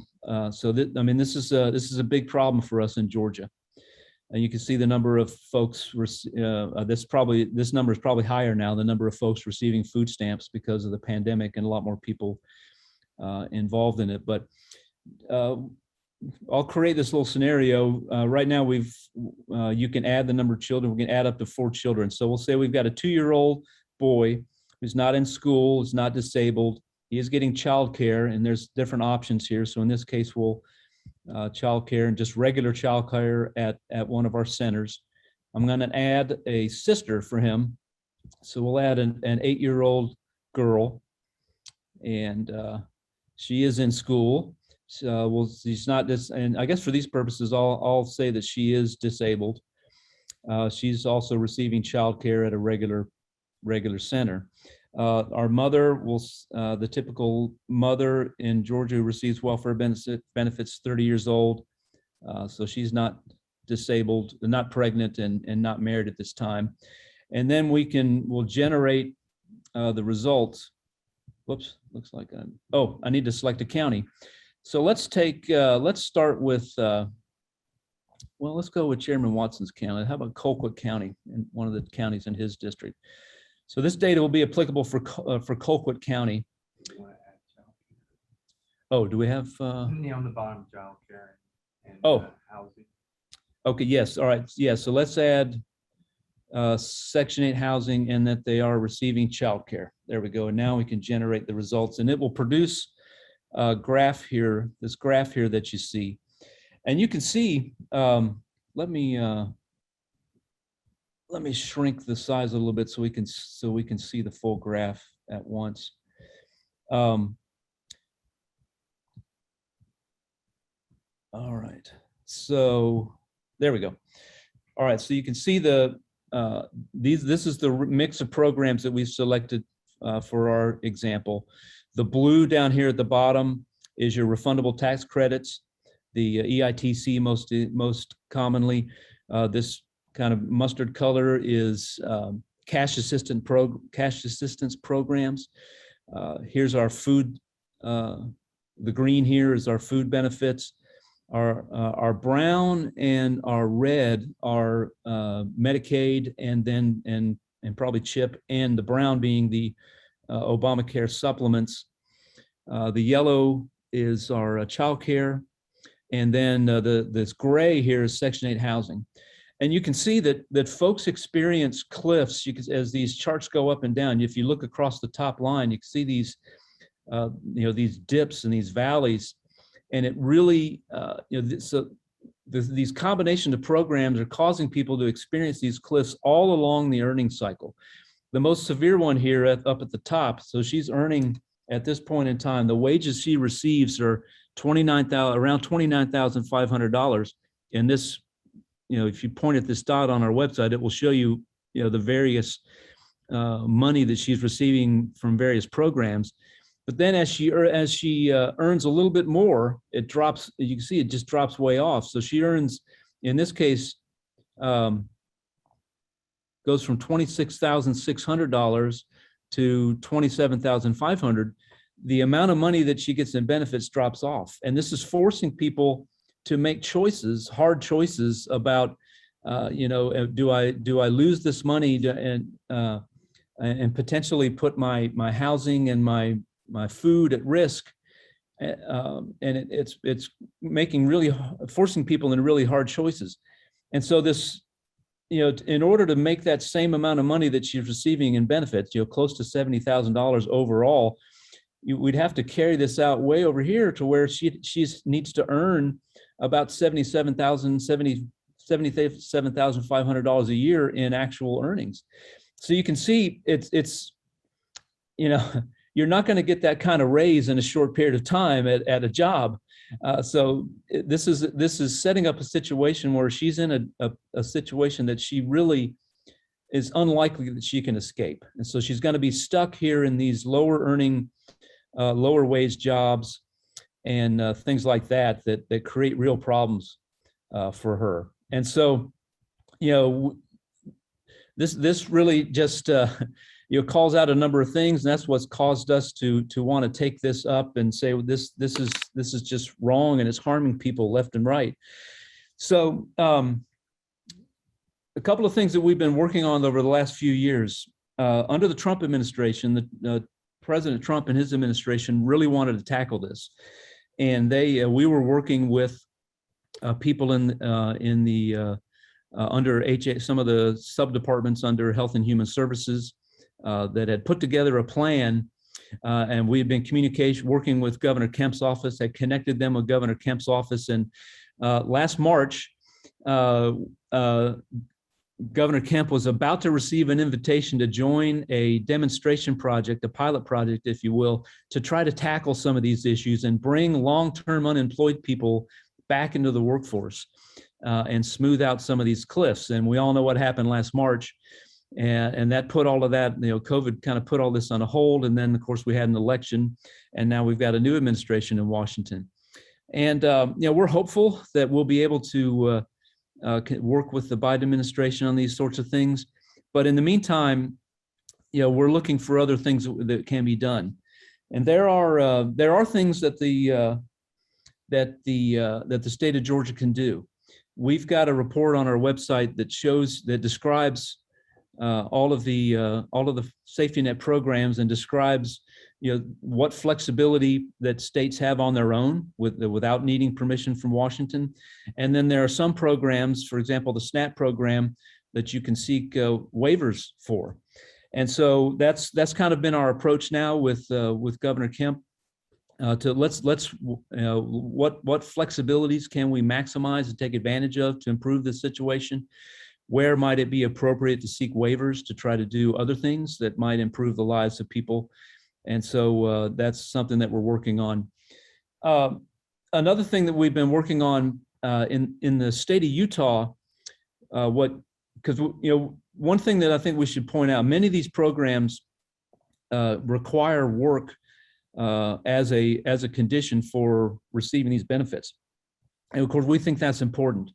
We think that our whole goal in reforming these programs really is to get people on a path of work so that they are themselves self-sufficient and don't need to receive these sorts of benefits and be trapped in this system.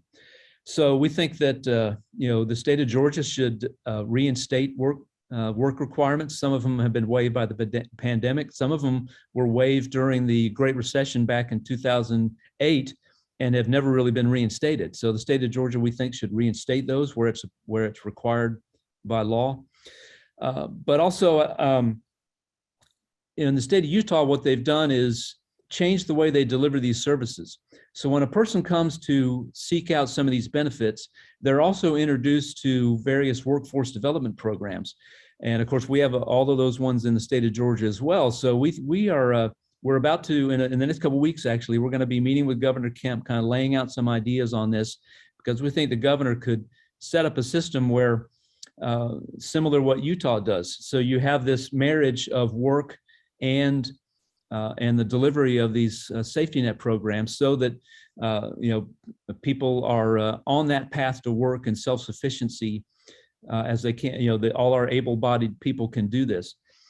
The unemployment rate in Georgia, thankfully, I think thanks to the leadership of you folks in the legislature and Governor Kemp, our unemployment rate is lower than the national average, and we're getting back down to that level that we were pre-pandemic, which is great news for our economy. But there are a whole lot of people, our workforce participation rate is down. It's much further down than it was pre-pandemic. So we have a lot of people who, while they don't show up in our unemployment numbers, they're also not in the workforce. And so I think, if there's anything that we could recommend to you folks in the legislature, I think, thinking about what can be done to entice folks back into the workforce and back into, getting back into society, so to speak. I think there's a number of factors as to why somebody might be out of the workforce. And we think it was a good thing that Georgia opted out of after that period of time, opted out of the extra $300 a week in unemployment benefits. That was certainly a hindrance.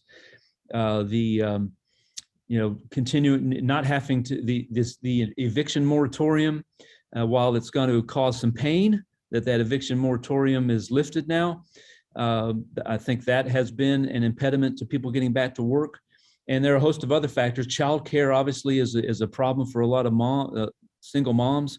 That's an issue I think we need to take a look at as well. As it's definitely an impediment to work. And then frankly, school closings were definitely an impediment to a lot of, we know of a lot of moms who, and statistics have borne this out across the country, where a lot of moms have opted out of the workforce to try to take care of their children because they had to have school online.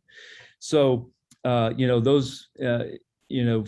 getting kids back in the classroom, I know that's a challenge as the Delta variant rages on. I know our schools are working hard on that, but that's definitely an impediment to people getting back in the workforce. So I think, there are things that the state of Georgia can do. Even though these are federal programs, we don't have to sit and wait around for the federal government to change them. There are things we can do. As I mentioned, we can take advantage of the flexibility in some of these programs. We can definitely do all we can to entice people back into work. so that they are working and getting on that path to self-sufficiency and flourishing that we all want them to be a part of in our state. So, Mr. Chairman, that's really our presentation, and we're happy to answer questions. Eric Randolph is here with me, and he's much more of an expert on the ins and outs of all these federal programs than I am, and so we're happy to answer any questions. I guess, excuse me, one other thing I forgot to mention that's also a problem here. The cliffs that exist in the SNAP program, for example, in the COVID, in several of the COVID relief packages that the federal government sent down, it raised, more or less put everyone at the maximum SNAP benefit allowable. And of course, that exacerbates the cliff problem. In addition, of course, the Biden administration is talking about increasing SNAP. And while that may help some families, it also exacerbates the cliff effect and makes it harder for people to get off that, get out of those programs. And then, of course, the big, human infrastructure bill, 3.5 trillion human infrastructure bill that the House has passed, that the Senate is considering now, includes a lot of enhancements to various safety net programs. And that's we can debate whether that's a good idea or a bad idea, but it does nothing to address the cliff problems in many of these programs. So if you're going to increase benefits for people without addressing the cliff problem, then you're just exacerbating the cliffs and the cliff effects that we showed you and that you could see on our website. So I think, we are trying our best to get that word up to Washington that, these programs need to be reformed, and while it may help people in the short term to give them more money in these safety net programs, without addressing the cliff problem, you're doing long-term harm. And so that would be our thoughts on that. So, Mr. Chairman, that's what we wanted to share with you, and we're happy to answer any questions on any of these things that we talked about. Well, great job, Buzz. You just kind of summed it up in your last few comments there. So appreciate the presentation, and yes. Just tough information, and just appreciate you presenting a problem to us, but also presenting some possible recommendations and solutions to those problems as well. It's definitely needed. So I'll open it up to a few questions. Chairman Jaspers. Hey, thank you. Hey, Buzz. Good to see Hey, you. sir. Yes, sir. Good to see you. When I'm looking at this, I guess what we were saying is there are a number of people who are setting out of our possible employment group due to this cliff.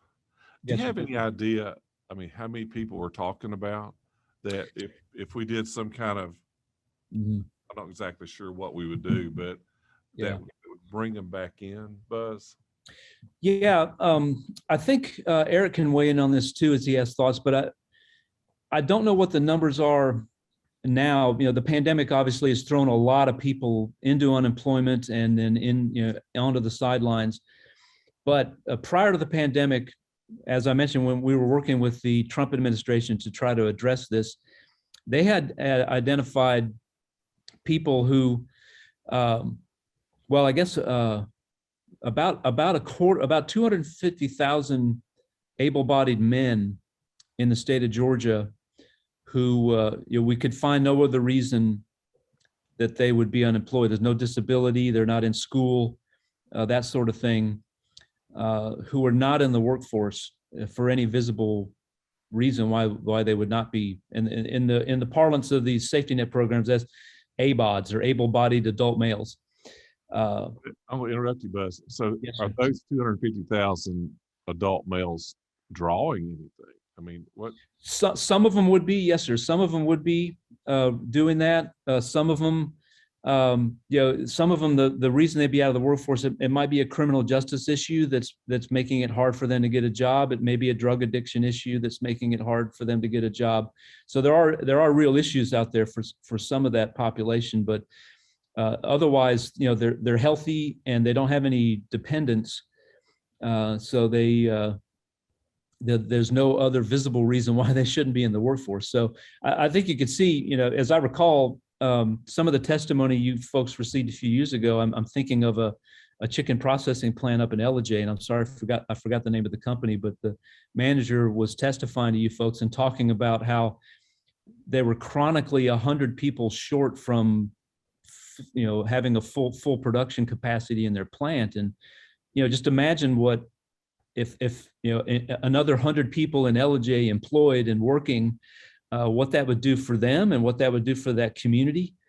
That's a significant economic impact. So yeah, these 250,000 men prior to the pandemic, it's probably worse now, who are just for one reason or another out of the workforce that really need to be. That could have a tremendous positive impact on our economy. If you could think of it's 250,000 men, I mean, you'd think the single mother number would be very much larger. Yeah. Who Yep. this affects more than others. Okay. Yep. Well, sure. Thank you. Go ahead. Representative Bentley, did you have a question? Got to unmute.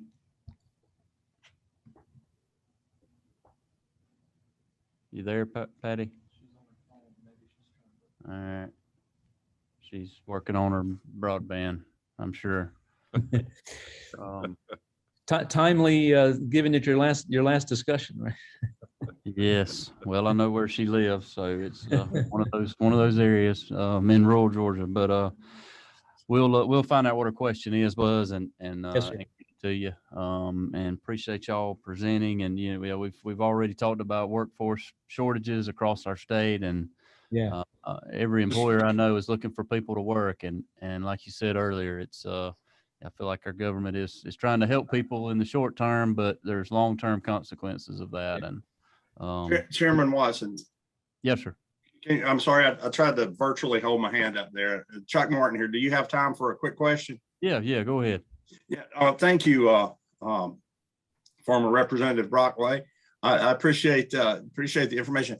I'm familiar with this firsthand with a family member who was promoted an assistant manager at their fast food. It's a little bit more than a fast food establishment, but from assistant manager to make them manager. And he was excited about it, went home. I guess, you know, sort of talked about it in the household. And what happened was he came back and he said, it actually will cost me money. Yeah. So that was a situation where he ran straight on. And this is a person that, again, is an assistant manager position at a, you know, fairly, nice sized restaurant, and was getting the opportunity to promote to management. So my question, I appreciate that information. I love the application. You know, I'm kind of a tech geek along with you. I share that.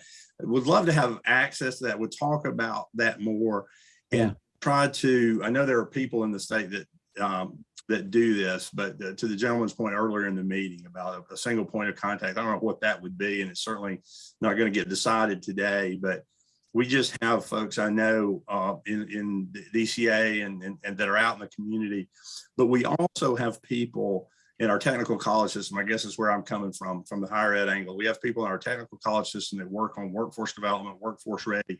I'd like to kind of plug this in together and find a way.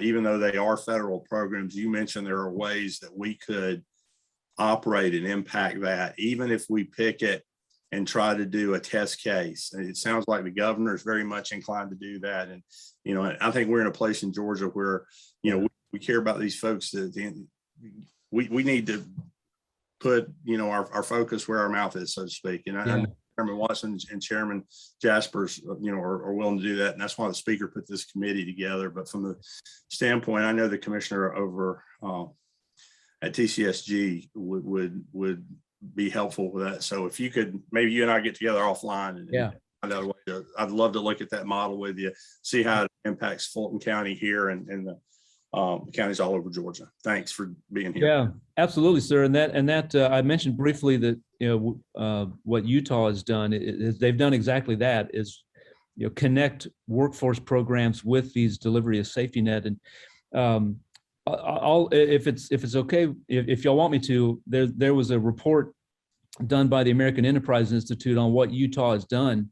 I'm happy to dig that up and forward that to y'all if you're interested in that, because I think it can spur some thought. It's spurred a lot of thought in ours in our house here, and that's exactly what we're going to take to Governor Kemp and talk to him about it. That let's do that, because it could really help a lot of people. And if you're interested in that report, I can dig that up and send that to y'all so you can distribute it to everybody on the committee. Okay. Yeah, that'd be good, Buzz. You can just get it to Blake and he'll get it to the committee. Will do. Patty, did you get your arm up high and stand on one foot and get your internet working? Good afternoon. This is Patty Bentley. Can you all hear me? Yes, ma'am. Go ahead. Good. Thank you. Thank you, finally. And I'll be very brief. So I just wanted to add in, as we are, there's moves to have discussions with the governor about individuals becoming self-sustaining. As a former recipient of SNAP many years ago, I would love to be, if you need a legislator to be a part of that conversation, please think of Patty Bentley. But secondly, as you also have a discussion with the governor about individuals becoming self-sustaining, please consider community action agencies across the state. That's part of their mission. They get funding from federal government that passes through the state of Georgia to these community action agencies. And this part of their mission, as I stated, to help individuals across the state to become self-sustaining. But apparently there's a lack of information about how that progress is going with helping individuals become self-sustaining. So I would like to just throw that in. Maybe there can be some more consideration of how we can track the outcomes of these community action agencies, of how they're using funding to help individuals become more self-sustaining. So that's all my comment was, Mr. Chairman. Thank you. Well, thank you, Representative. It's great to hear from you. Yes, we have talked with several of the community foundations around the state of Georgia, including the Community Foundation of West Georgia, that has helped us better understand this problem, because as you mentioned, they see this firsthand on the ground and working with folks who are impacted by these programs every day.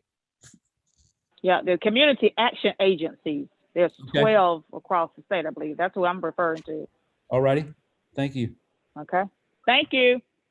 Thank you, Patty. Thank you for those comments. All right. Anybody else? I think we're all good. Buzz, thank y'all again for what you do and for that information, and look forward to talking and working with you more. Thank you very much. We appreciate it, y'all. Have a great day. Thank you. Bye. All right, next we've got our last presentation for the day. We've got Ashley Varnum with the Department of Economic Development here with us, and she's going to be talking about food processing. We've heard a little bit about that already across the state from Dr. Bridges, and I know that we've had a lot of growth in that sector across our state. So just wanted to maybe learn a little bit more about where it is, what it is, and what they're processing, and know that Dr. Bridges has had some challenges, but seems like others have not had any challenges. So maybe we can connect some dots and fill in some holes here and help everybody. Ashley, are you with us? I am. Good afternoon. Thank you so much, Chairman Watson and Chairman Jaspers, for the opportunity to speak with you guys today. I'm going to share screen and share a couple slides with you guys and then do some talking as well. So bear with me one moment while I share screen.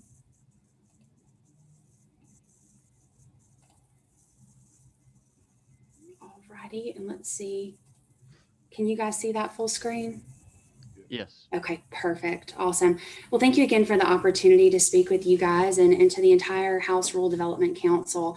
I appreciate the opportunity to present and share a little bit about the food processing industry in Georgia on behalf of the Department of Economic Development. I know y'all have had a busy day, and so I'm at the tail end, so I'll be brief with my comments, but excited to share a little bit with you guys. So just before we dive into food processing, that food processing industry in the state of Georgia, I'd love to provide just a few comments on the Global Commerce Division as a whole. I'm the division director for our Global Commerce Division and proud of the work that our team does. So I want to share some overall activity that we've seen over the past fiscal year, FY21. A little bit of background on our team. So we have a team of project managers that work both in a statewide capacity focused on the recruitment of specific industry sectors, as well as regional project managers working directly with existing companies in every corner of the state or across all 12 regions. And we like to say that this team is our boots on the ground when it comes to aiding existing industries and or their consultants and expansion opportunities that they have here in Georgia, and potentially new location decisions as they look to maybe add another line or another plant maybe in an adjoining community. In fiscal year 2021, we saw another record-breaking year for job and investment creation. And you'll notice here on the slide, we saw 10.9 million in total investment, which was 46% and a 46% increase over our previous record year. We saw more than 33,000 jobs created by economic development projects. That's a 5% increase in new jobs over the previous record year, which totaled 379 projects in Georgia in the fiscal year 21. I think it's important to point out that 74% of those new project locations and expansions were outside of that core 10-county metro Atlanta area.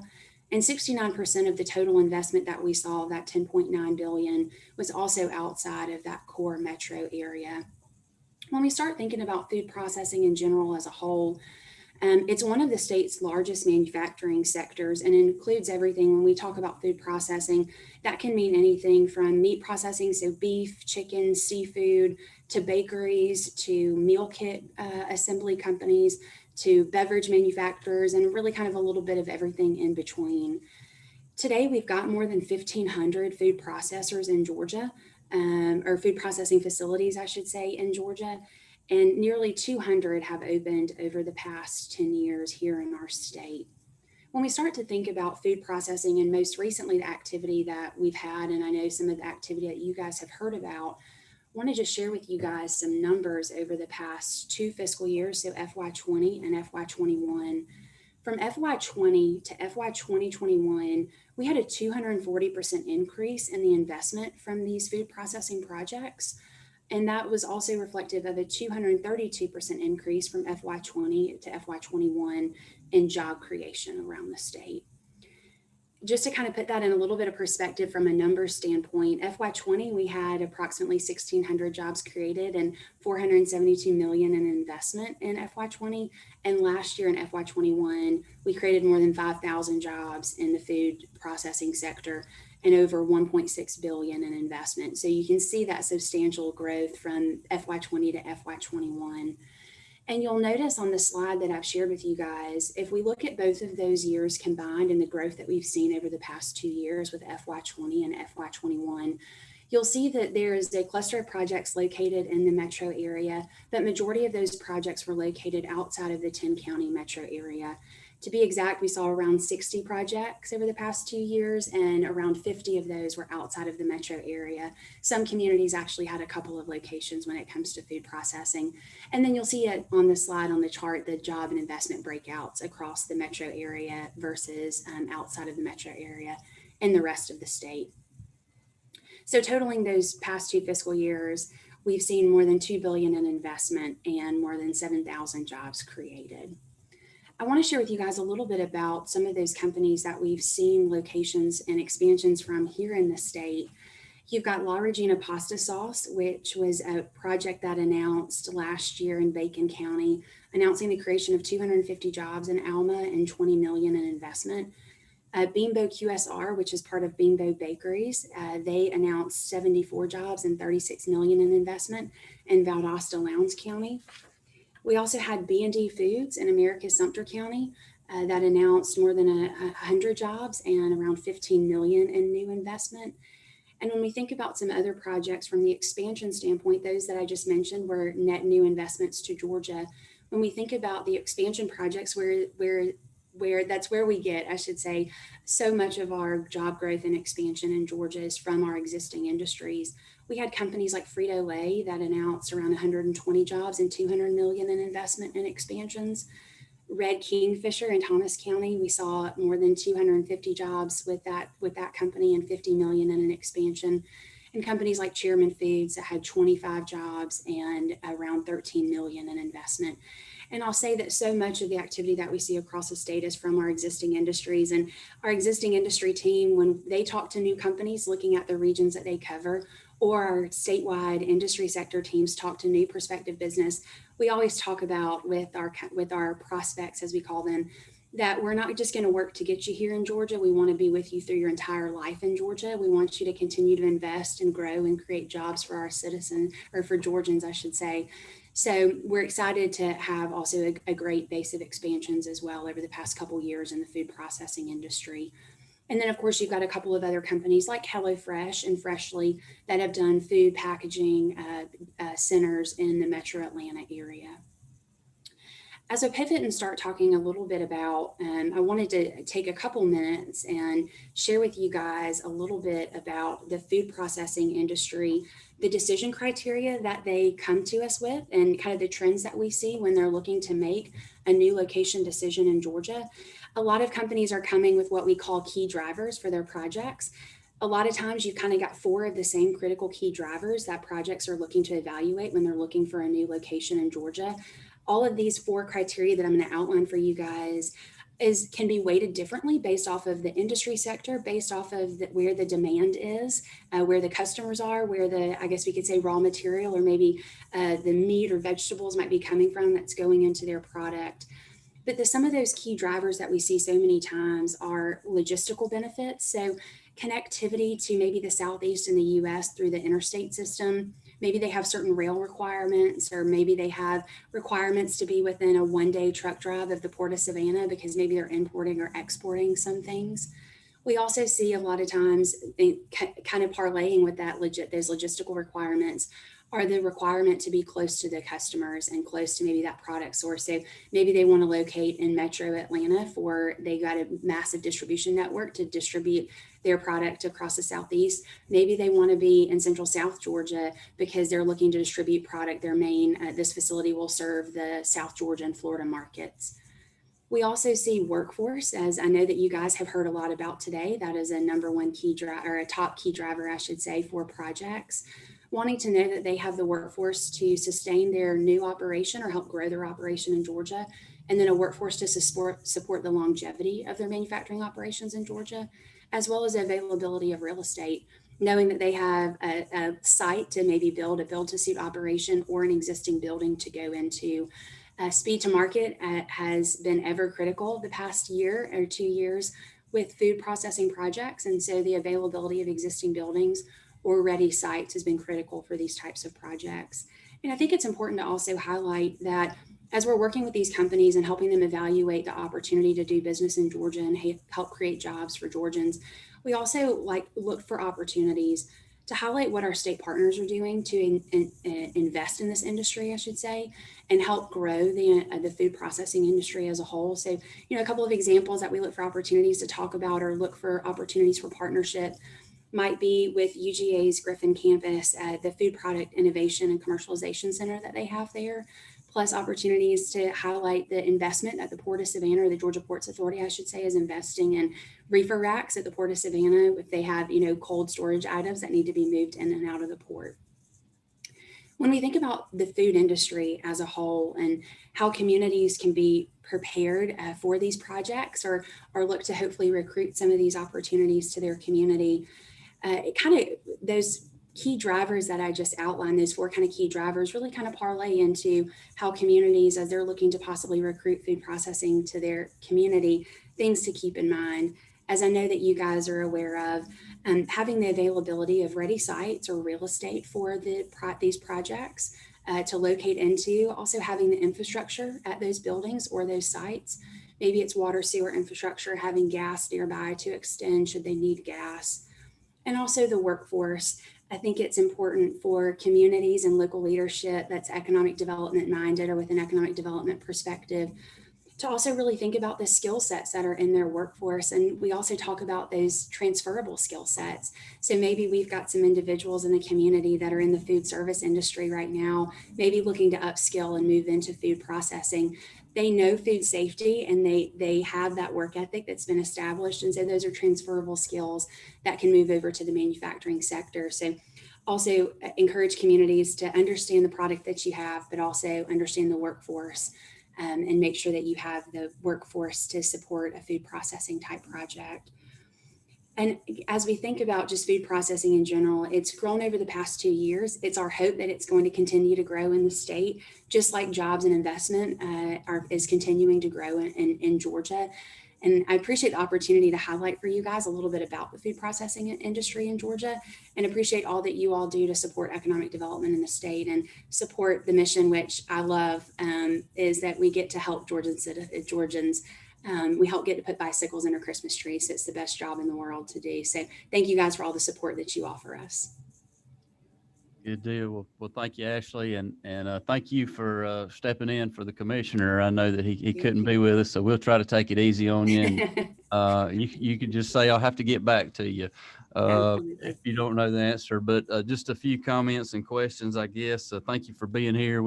I had heard that we had a lot of growth in food processing, and just wanted to make sure that it sounds like we do, which is a good thing, and we're creating jobs, but was hoping there may be some opportunities there where maybe one of the key drivers was just something we could grow and produce in rural Georgia to help supply some of these facilities. And it sounds like it may be on some, I don't know. It sounds like it may be more about location and workforce and all the other normal economic development factors, not necessarily that we can grow a lot of good things and do a good job at that. But, and I guess too, I know we've heard a lot of different numbers here. Maybe us as a council, we need to decide or define what is rural, because we've gotten several different stats, and we're not comparing the same numbers as far as counties go. And I think you used the 10 county metro area, and then there again, if you change that number and go back to David Tanner's numbers that he used in the very beginning, those numbers change, and then the outlook changes on what's rural and what's not, I guess. So I think that's something that we'll look at, and maybe you guys will look at as well, to give us a real true number of what we're looking at and where these projects are. Happy to. But I'll open it up for some other questions, and Chairman Jaspers, you want to start? Sure. Yeah. Thank you for being with us, Ashley. And Absolutely. Even though you're last, we paid close attention. Thank you. There you go. But yeah, I appreciate work y'all do. Yeah, I have a small food processor in my community that you all have helped, awarded her. She's on cloud 9, does a great job. But I guess I had a couple of questions. And following what Chairman Watson was saying, do we give credit or extra credit for a company that will use a Georgia grown product? And yeah, I'm looking at especially these Fresh Market, the Fresh Leaves, different ones that use the different salad producers, buying the chairman's peppers here or whatever. There you go. Now we're talking. To now we're talking. I mean, do we give credit for them utilizing Georgia grown products? I don't know that we do, and maybe we do, and I don't know it. And Chairman, if you don't mind, do you mind helping me understand what you mean by credit? Is that maybe like from an incentive standpoint that you're referencing, or can you help me better understand? Yeah, it's an incentive or a extra check mark or an extra whatever it would be to qualify for any of the state incentives to move Yes, here. sir. So from a statutory incentive based, it's based off of job and investment creation. So job numbers and those average wages that are associated with it. So from a statutory perspective, no, sir, we don't have the ability to offer credit for Georgia grown, but I do think that we do like to highlight the opportunity for Georgia grown. And also be a connector when we can. I know La Regina Pasta Sauce, through the conversations and work in that project, and actually I think it was outlined in the announcement, they actually wanted to source locally grown products for their processing. And so we were able to highlight the Georgia grown opportunity. And I know some of our indoor ag projects, which don't qualify under food processing. We kind of have those in a different sector, but we talk a lot about Georgia Grown for them as well and the program as a whole. And then, as we are recruiting companies, we really are trying to look at assets that we have in the state, and Georgia Grown is one of those that we like to highlight when we're working with companies. But no, sir, from a statutory perspective, it's based off of those job creation and average wages. But when we do get excited when they talk about wanting to source locally grown products. See, Chairman, I've got you something to work on. Statutory. But so you mentioned another group there just a minute ago of food processors that I guess I was looking at in my notes here. Just you've really honed in on larger ones. And I think Chairman Watson, I think about sometimes in growth is in the small ones, Yes, sir. And so you said that was in a different group or different, how did you Oh, yes, sir. So indoor ag, we qualify those separate from food processing. Oh, you called it indoor ag? Yes, sir. So also, I forgive me, I can't remember the technical name, but the indoor grow facilities, like companies like Pure Flavor that announced in Peach County several years ago that do indoor, they grow tomatoes indoor in greenhouses. I know there are Georgia Grown partners. So we've got some companies that we worked with that have been Georgia Grown partners, or are now Georgia Grown partners, I should say, but are not. They're not sourcing the Georgia Grown product to go into it. They're growing that product. Okay, so someone that's buying Georgia Grown products that has 12 employees, they wouldn't fall under your. Yes, sir, they would. If they are a processor and they have created 12 jobs, by statutory incentive outline, if they have a qualifying NAICS code, so a North American Identification Class Code, we would be able to support them. So I know I couldn't put all the logos of all the projects that we've worked with over the past couple of years, but you're absolutely right, Chairman. We see a lot of growth from existing industry that have smaller projects. A lot of the growth that we've seen, we do have the big projects, like for example, Frito-Lay, their expansion, but we've also had a good number of smaller processors around the state that might be adding 8 jobs or 12 jobs that definitely go towards that count. And whether it's a 3-job expansion at, a small, maybe it's a small homegrown jelly company that's looking to grow and process more, to a 300 job or a 500 job operation, we're there to support each and every one of them. Well, Chairman, I'd like to, on the map that she's got here, located food processing projects. I mean, I would like to see one maybe that showed existing ones across the state, like in a number, like you looked at Gilmer County. Does it have 5? Or I'd just like to know where we're standing.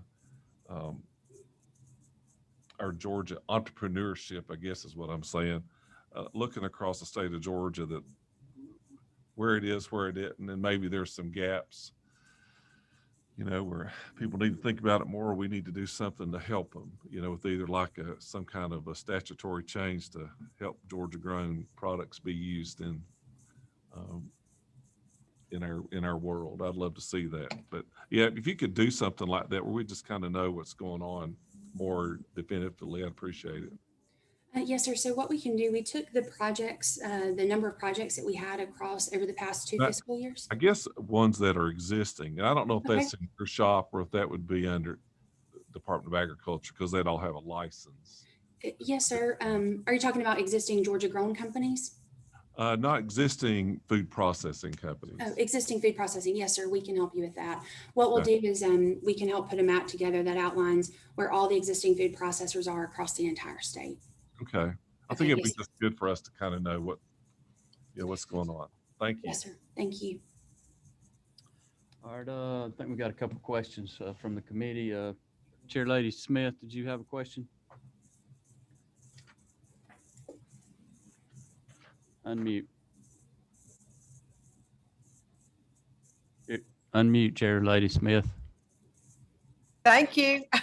Ashley, I think you're doing a great job answering these questions. I think you've hit the sweet spot for all of us, our farming and agriculture and how important it is. And so I'm piggybacking on to what our 2 co-chairs said. And I'm in one of the areas where there's a food packaging company, and they're relatively new to our area.